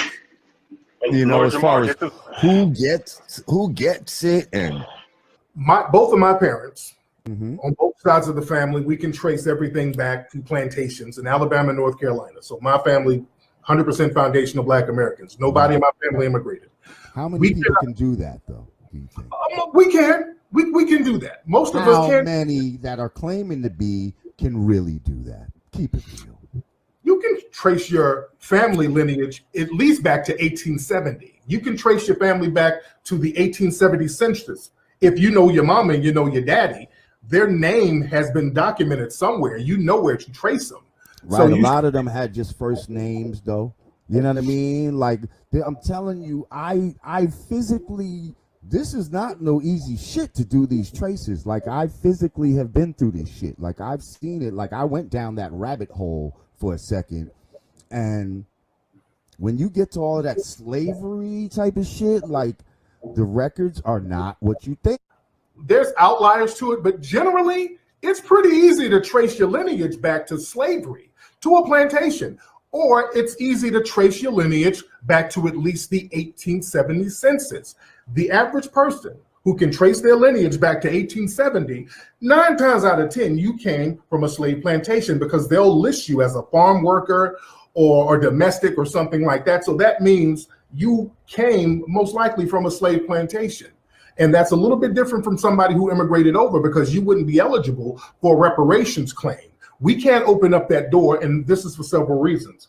If we start letting African and Caribbean brothers start getting reparations based on the Jim Crow treatment, then what's going to happen? The damn white Hispanics are going to start saying, okay, well, damn it, I was mistreated too. And then it's going to undermine the reparations claim. We respect CARICOM. Over in the Caribbean, they have a reparations movement.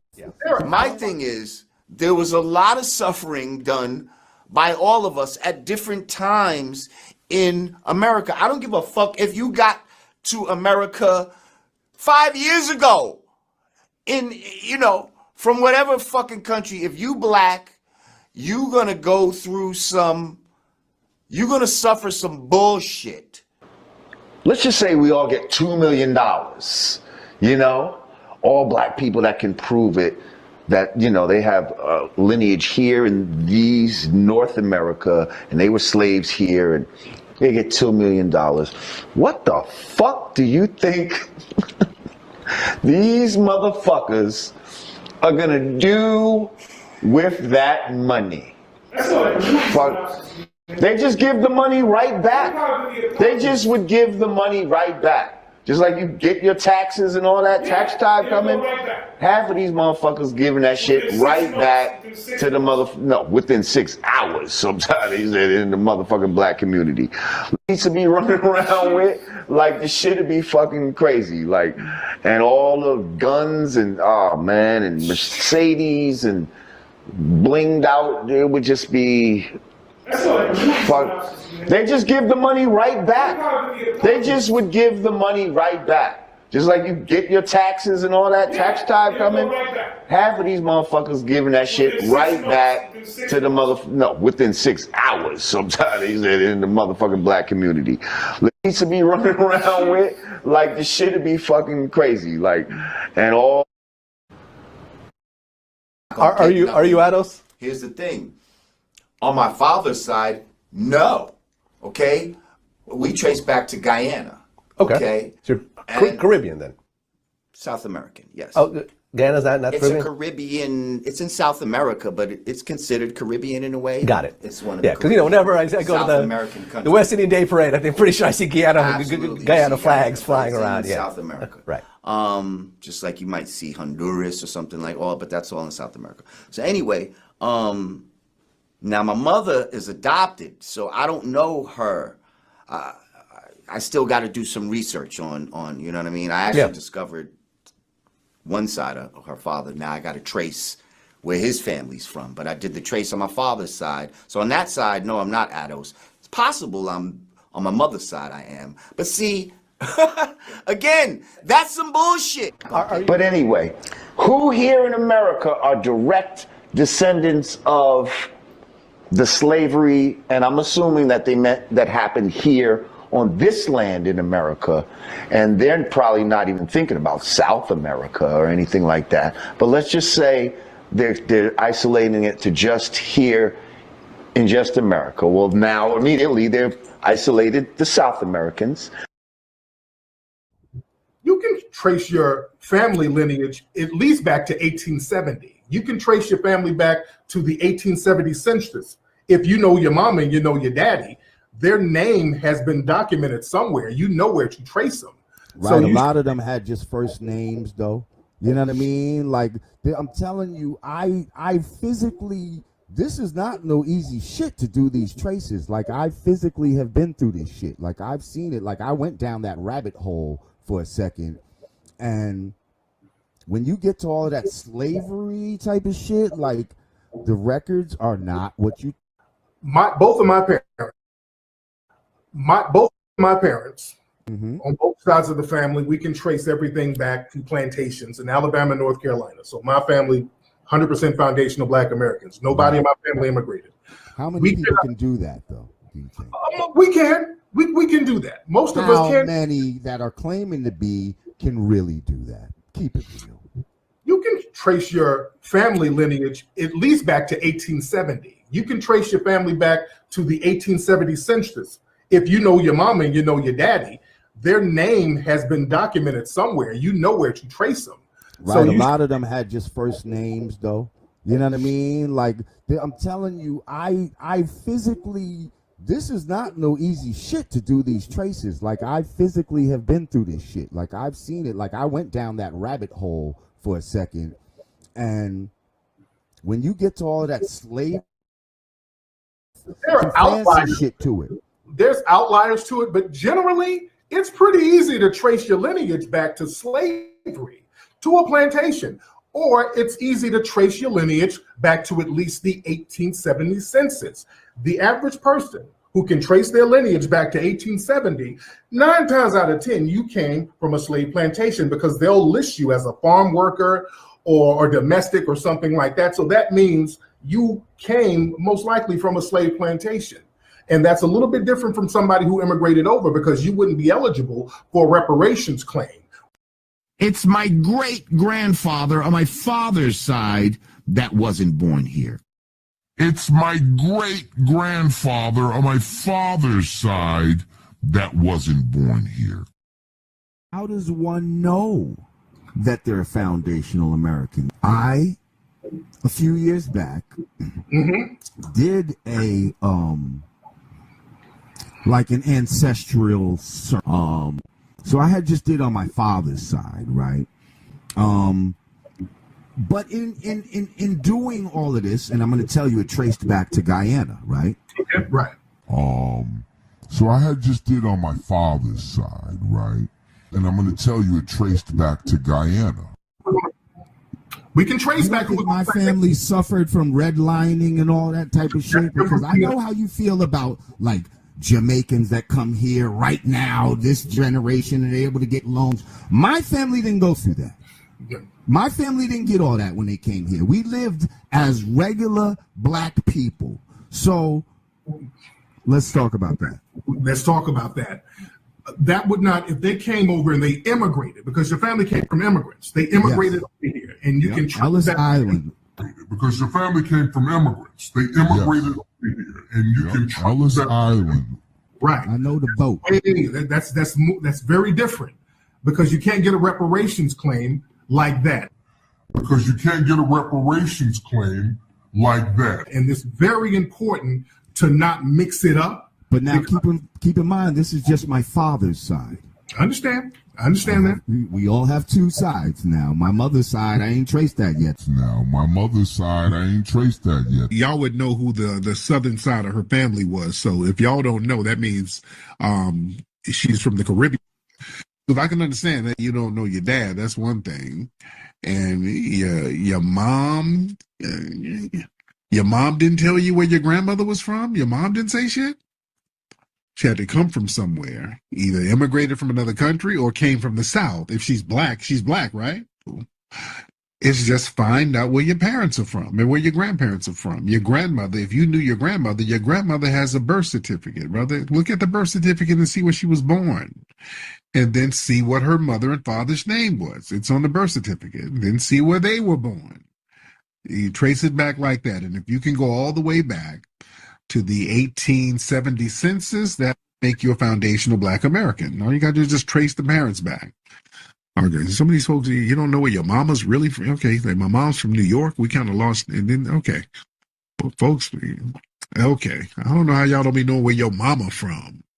And you don't know your mama's side of the family. At least I can understand the dad's side might be a little sketchy, but you don't know your mama's side of the family? See, that raises red flags. That raises a lot of red flags when folks don't be knowing what their mama's side of the family is. All right? That's weird. And I feel like they want us to spend our energy on this conversation when we really need to be focusing our energy on more practical things. So when are we gonna get ready? We're just not gonna be ready for it. And what are we gonna do? We're gonna blame white people for systemically oppressing us for generations. Yes. We're not even gonna try it. Well, that's what I'm saying. We need to. I'm not saying. I know, but you just made the point that need a law because guess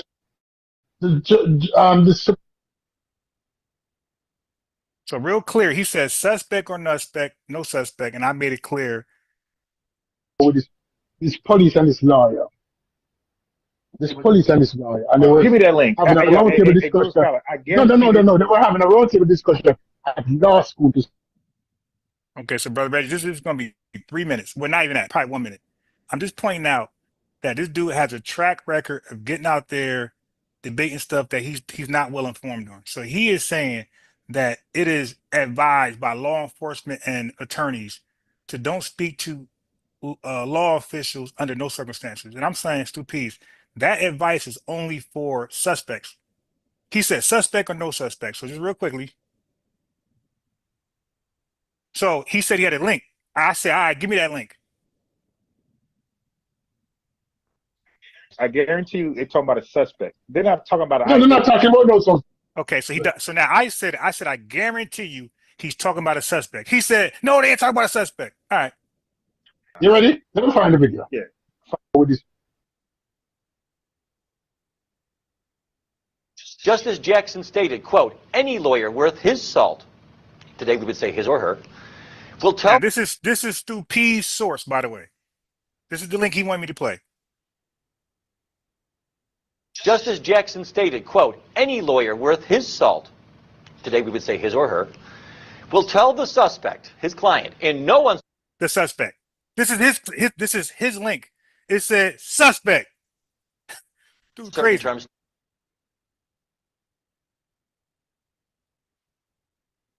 Justice on the Supreme Court, just as Jackson stated, quote, any lawyer worth his salt, today we would say his or her, will tell the suspect, his client, in no. All right, so I'm good. I'm good with that. So therefore, anybody take this guy serious after that, that's just on you. All right. So we are here to talk about some FBA business. Hey, peace, Brother Reggie.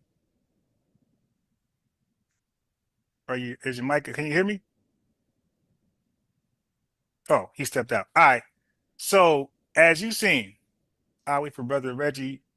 So this guy, Stu Peace, has a track record of not knowing what he's talking about. Before he gave me the link, I said, I guarantee you was talking about suspect. He gave me the link, and the first thing he said was suspect. The first thing. Like, when we talk about you die at your source, he literally perished on the spot. Okay?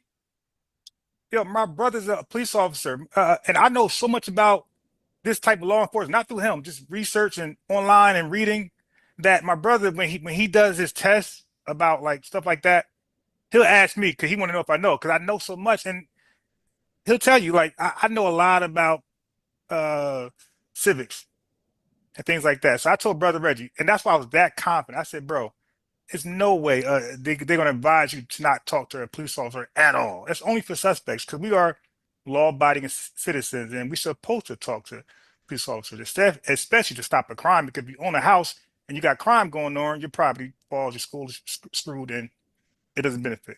Hey, peace, Brother Reggie. Hey, peace unbiased. So do you want to do a separate show from Oh this? yeah, you know what? And I was gonna do that. Yeah. Okay. So everybody, thank you, because let's do that, because that was a stupid thing. Let me so what I do, I just stop this right here and just put another title. Yes. Okay. So what they gotta do, just reset? Yeah, when you start the new show, you start the new show and you send me the link. No, you're on here. You don't gotta leave. You're here. Okay. Like, unless you want the YouTube link. No. Set one, but I didn't call him a name. He's calling me gringo.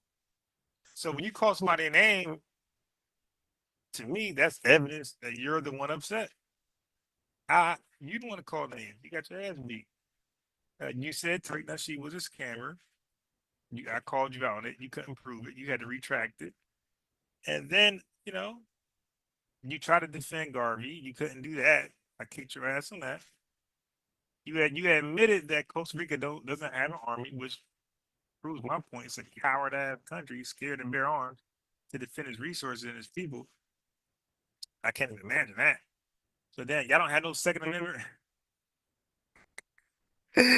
So y'all have no Second Amendment. Oh my God, that's wild. Y'all got no Second Amendment rights over there. Y'all just a non-violent country. Yeah, that's not gonna work out well. Okay.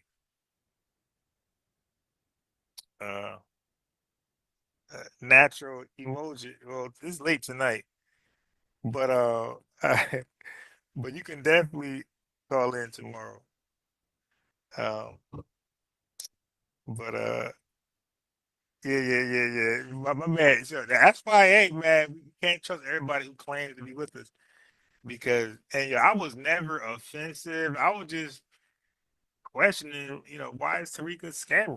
Look, I have no problem with you saying he's a charlatan grifter. If that's your opinion, fine. But I keep an ear out for certain words that's like defamatory.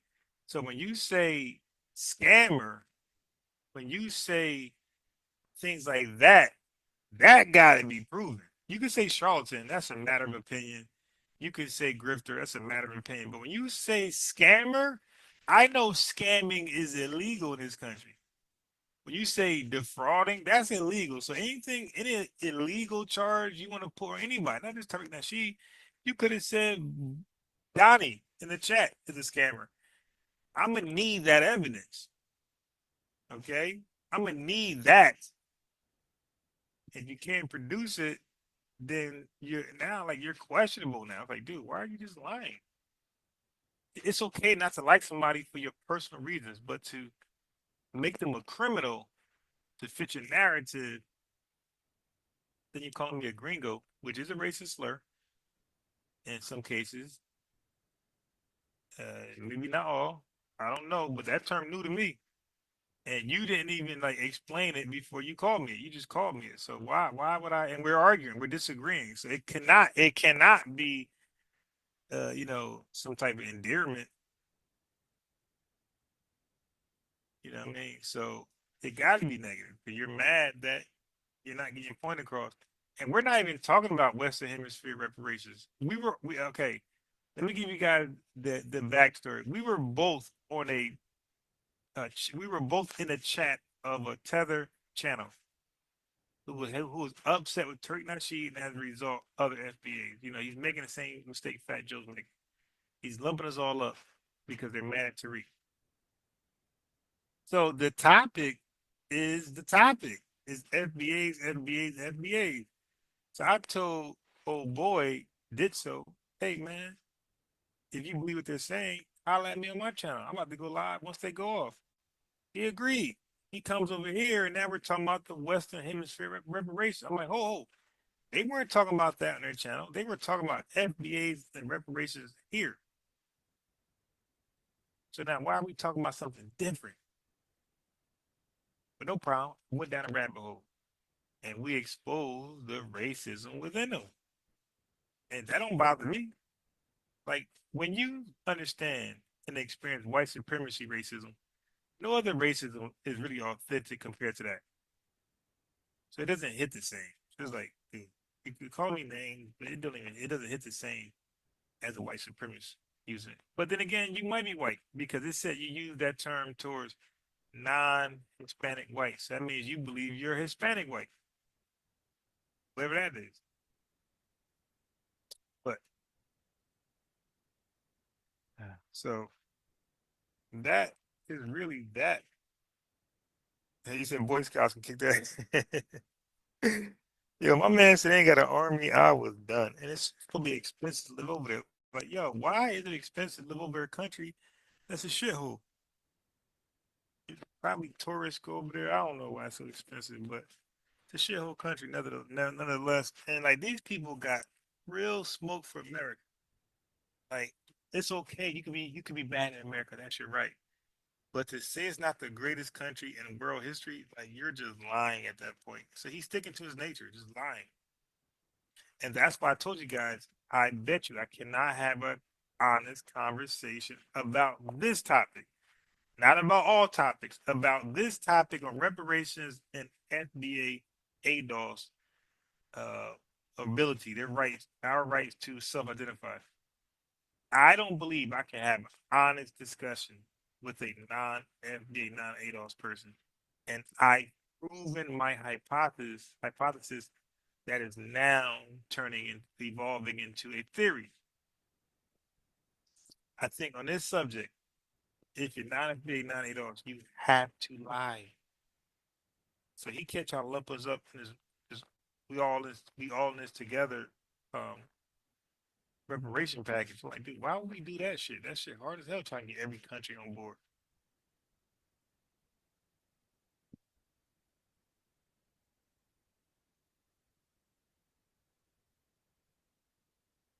So,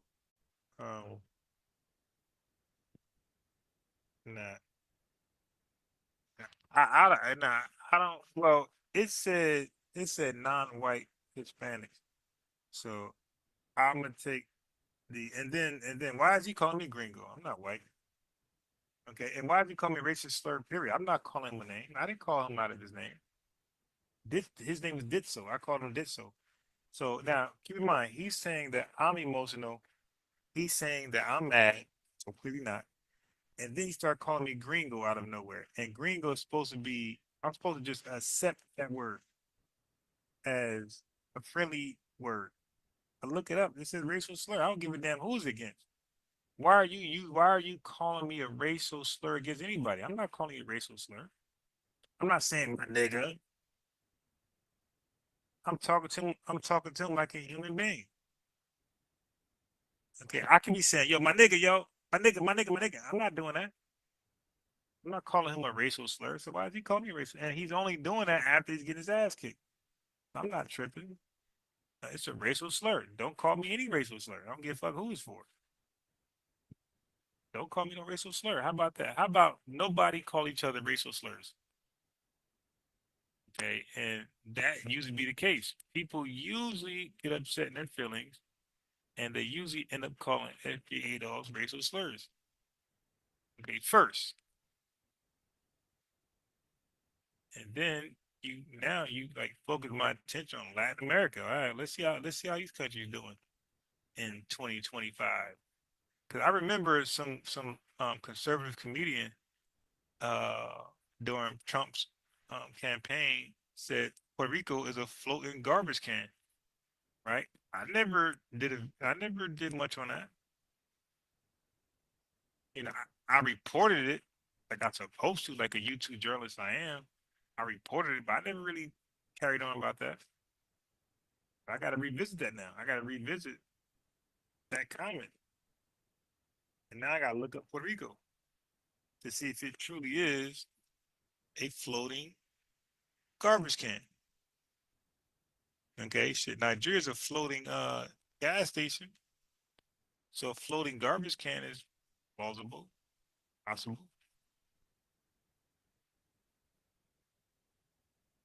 Okay. So anyway.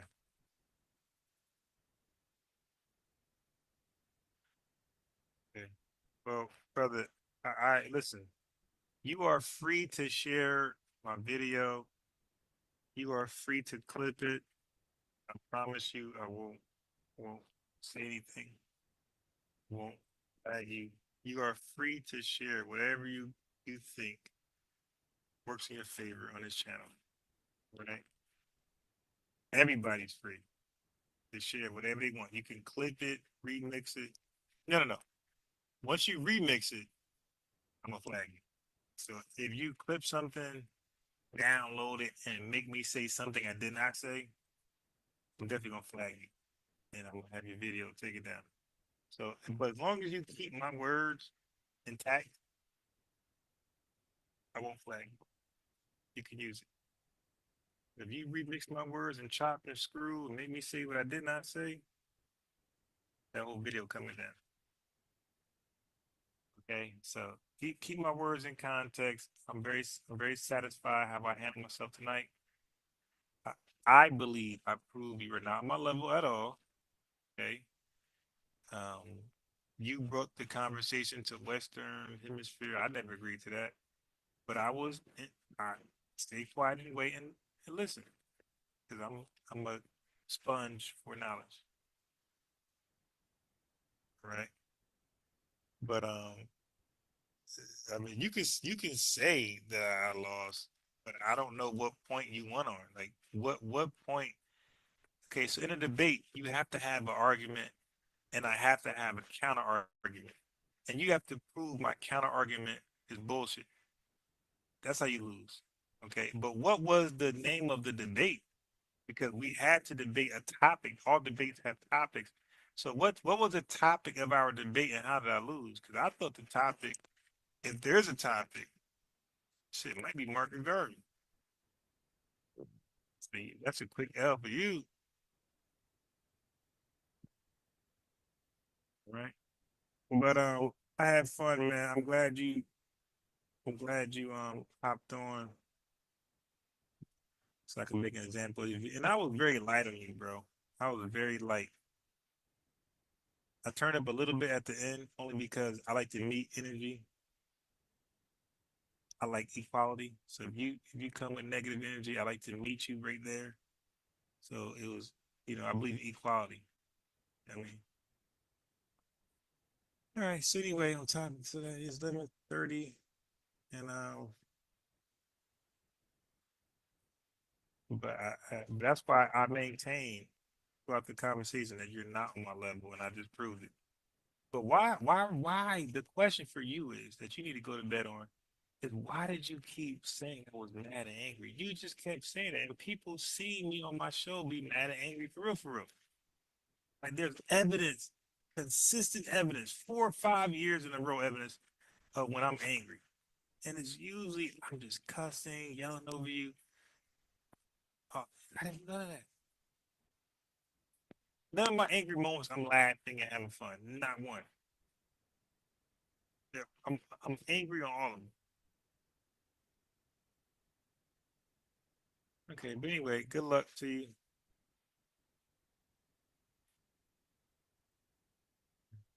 Yeah, the only degree he got is deodorant. My man got a plain scent deodorant degree. That's the only degree he got. He's not on my level at all on this shit. Puerto Rican Jews, vosotros, and Mexicans and Dominican Jews, vosotros. Nigga, stop it.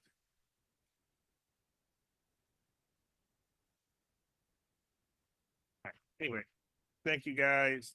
Hope you guys enjoyed the live. As you can see, it's us versus everybody. It's 91 v1. 91 is that number comes about the 54 countries in Africa, the 33 countries in the Caribbean, plus Europe for all Europeans, plus all the Asians lumped up, and all of the Indians.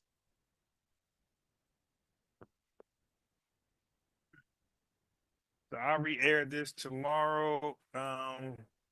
Reverse psychology. I mean, that's not gonna work because like once I'm in a cool manner, there's nothing you really can do. Unless you just try to ruin this show, and then you'll get me upset if you try to ruin this show, like trying to curse too much. But making dumbass claims, that's not enough to piss me off. Anyway, I'm gonna re-air this tomorrow, of course I will. All right. Peace, everybody. Have a great night.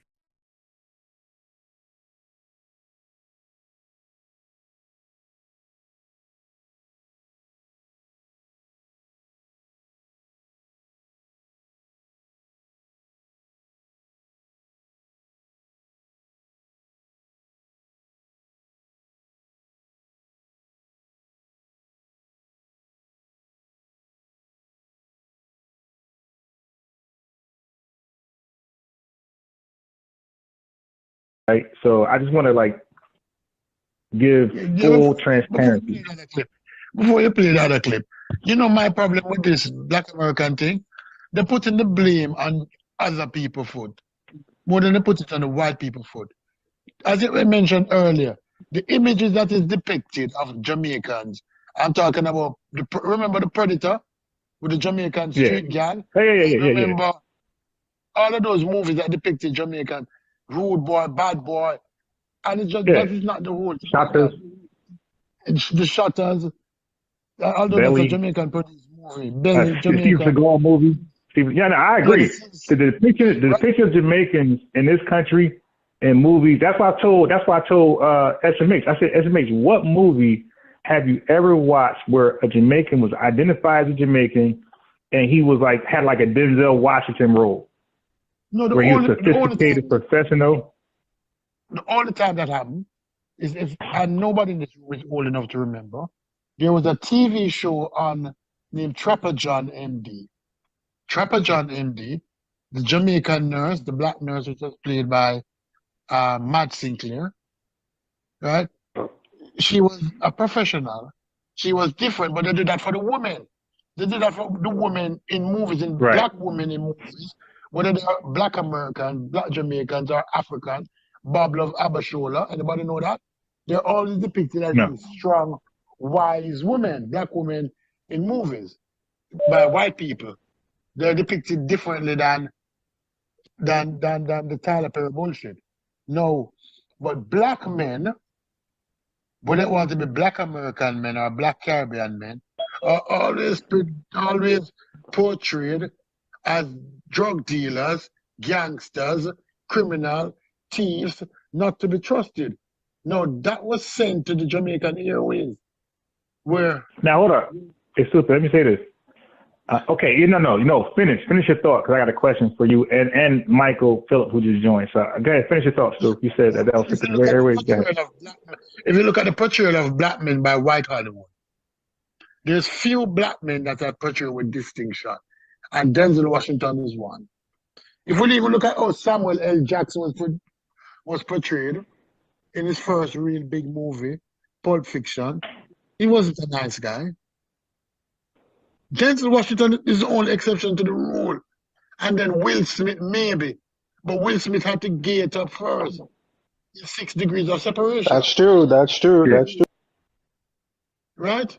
Yeah, I'm familiar with that. Yeah. But when you look at it, we're portrayed in movies, and then now, immigrants who watch those movies and believe those movies believe that that is what the average black person is, because they have to diminish us to the white woman. It's not only to ourselves, you know. When the patriots are the patriots, it's to diminish us to the white woman, to not let us look as competent people. We're patriots as eat and sleep and lazy. Ask your question. Yeah, now I want Michael Phillips to go. And Michael Phillips, you can, you got freedom to talk about what you want to talk about. And then once you're done, I'm gonna ask both of you the question.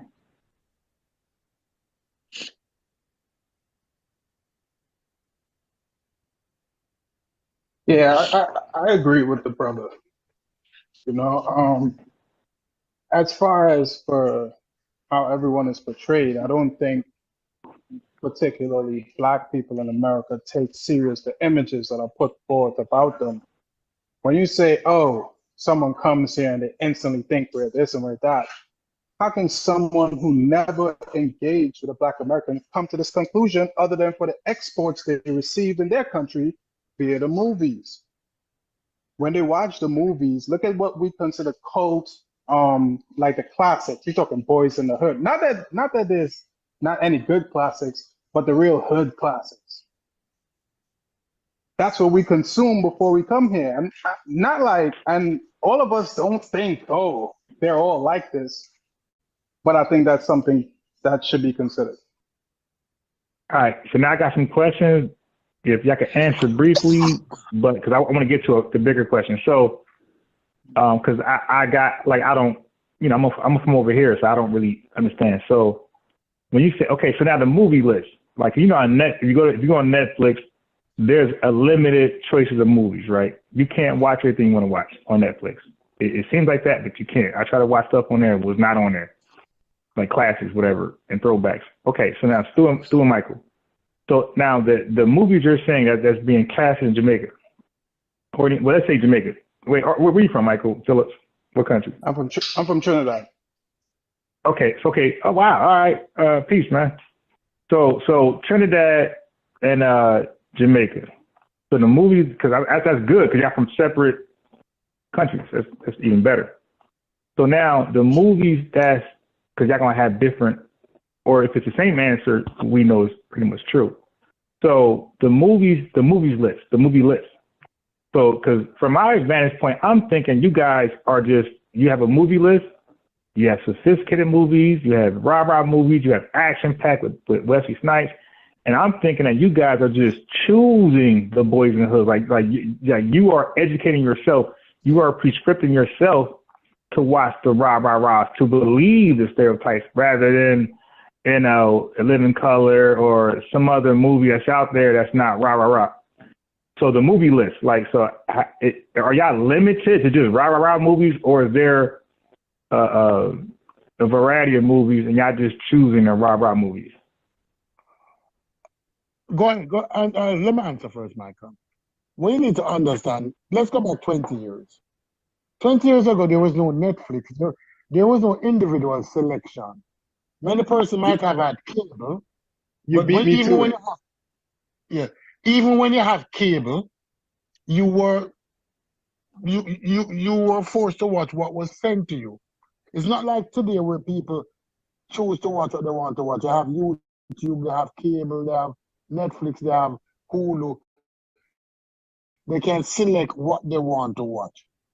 Back in the day, although you may have cable 20 years ago, annotations that America makes. Okay. For the whatever they got. Fine though. That's fine though.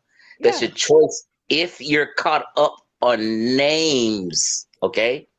But when we're being caught up on reality and what's being real is ADOS was a movement for reparations, and FBA stole that movement. No, and FBA is just a person. We ain't saying about reparations. I get what you're saying. No, listen what I'm saying. I get what you're saying technically about foundational Black Americans, meaning African Americans, or meaning Black Americans, or meaning ADOS. I get all that. I get what you're saying.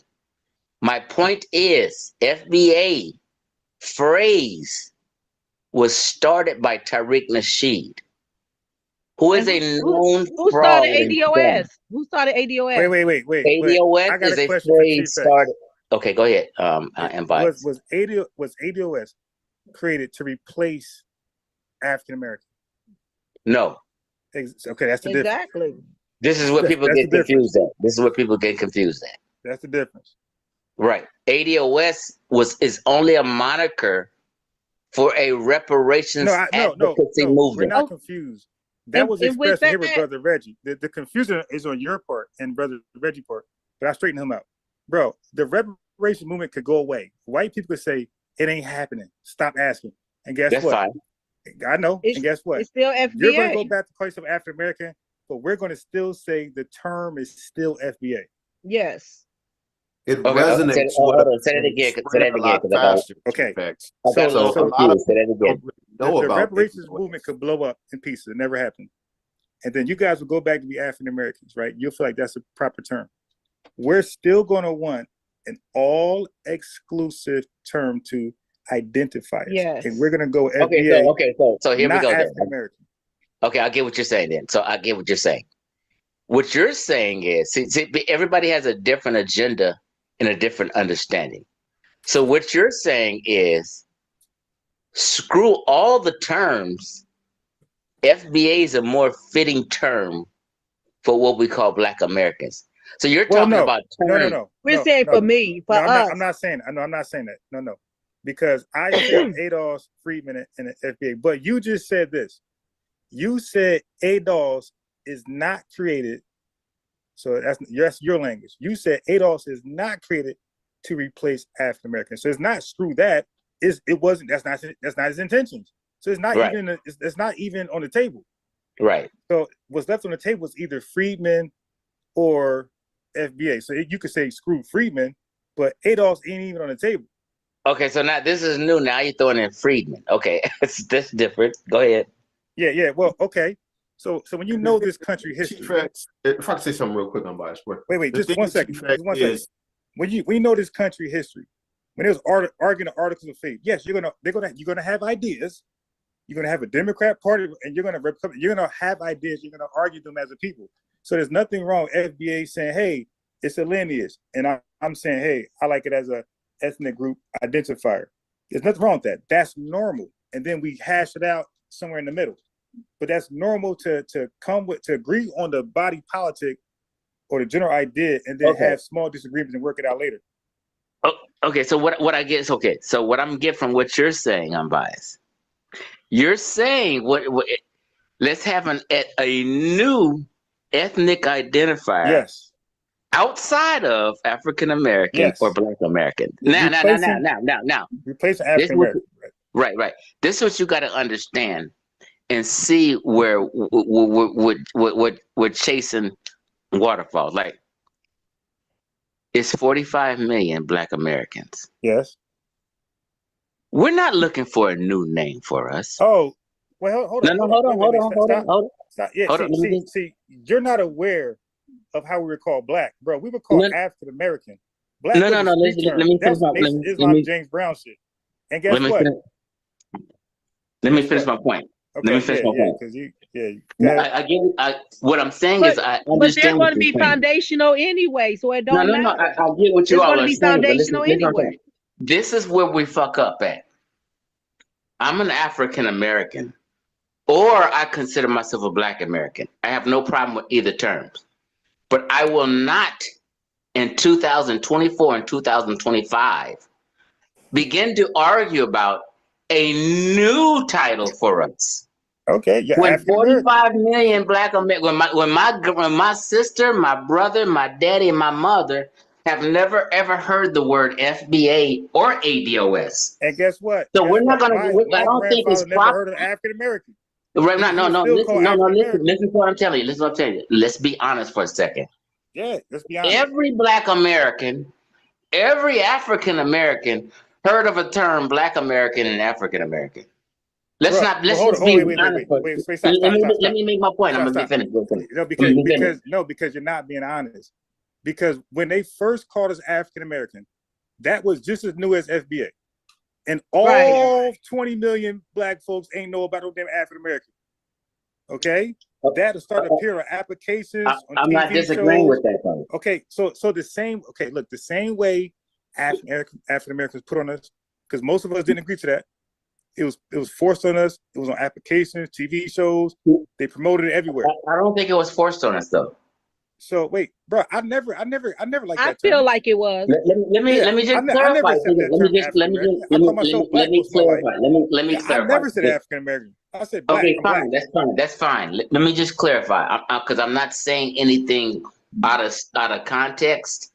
I'm not saying anything weird, or I'm not saying anything wrong. Listen, ADOS. Did we vote on it? We didn't vote on it. No, I get what you're saying. Listen to our point. You got to relax. Don't be defensive. Just listen to what I'm saying.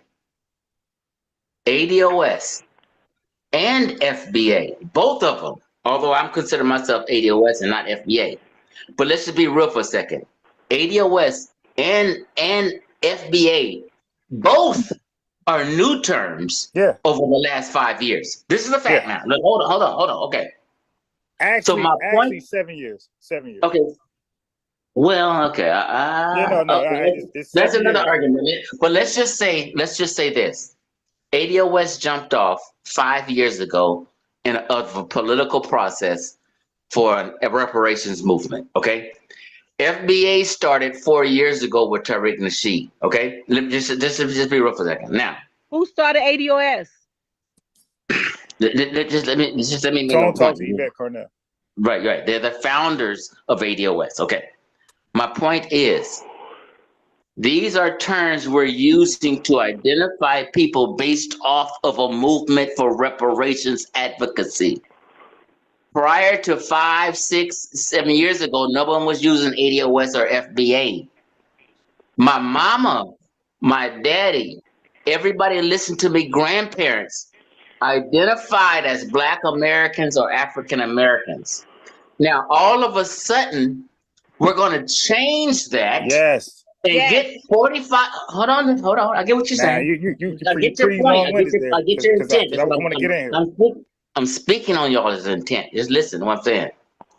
All of a sudden, people are thinking 45 million blacks who's been using African American or Black American since 1960s, 50s, 1800s. All African American? No. No. Listen, I get what you're saying. Rock with me for a second. In the 1800s, we had African churches. We've always called ourselves African American in the 1800s. What I'm saying is, a few people wrote a. We had the AME Church, African Episcopal Church, in the 1800s. But you said African American. No. I'm trying to solidify. Just roll with me for a second. Just leave it at African. Roll with me. Roll what I'm saying. We've never used. Listen, what I'm saying. I'm starting. Right. We've never used foundational Black Americans until 7 years ago. Yeah. Wait. Just roll with me. So how did we go from African to Negroes? Listen, let me just make my point, because everybody's getting nervous because they know the truth is about to come. Taking so long. Okay, no, I'm not. It's going to be real simple. I could have been done. My point is, I'm making a factual statement. You said 7, I said 5. Okay, let's not quibble over that. Well, let's go with 7. Let's go with 7 years ago, what you said. Okay, so I'm bending. Bend with me now. So 7 years, the phrases ADOS and FBA has been used over the last 7 years. But over decades and centuries, we've used African or Black Americans. No. So to think, oh my God.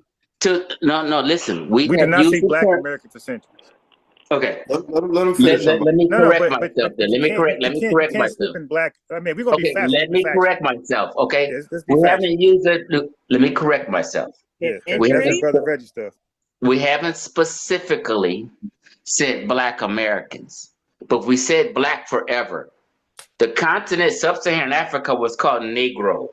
Nah, which means black in Spanish. Stop it. No. Listen, I'm biased. I'm not gonna jive here, but I'm speaking the truth. Okay, I'm serious. They called Negro land, which means black. I am land. American. Okay. Oh my goodness. Relax for a second. Just let me make my point. You're not getting to the point. Wait. Chief X. Wait, what was your point about Niger?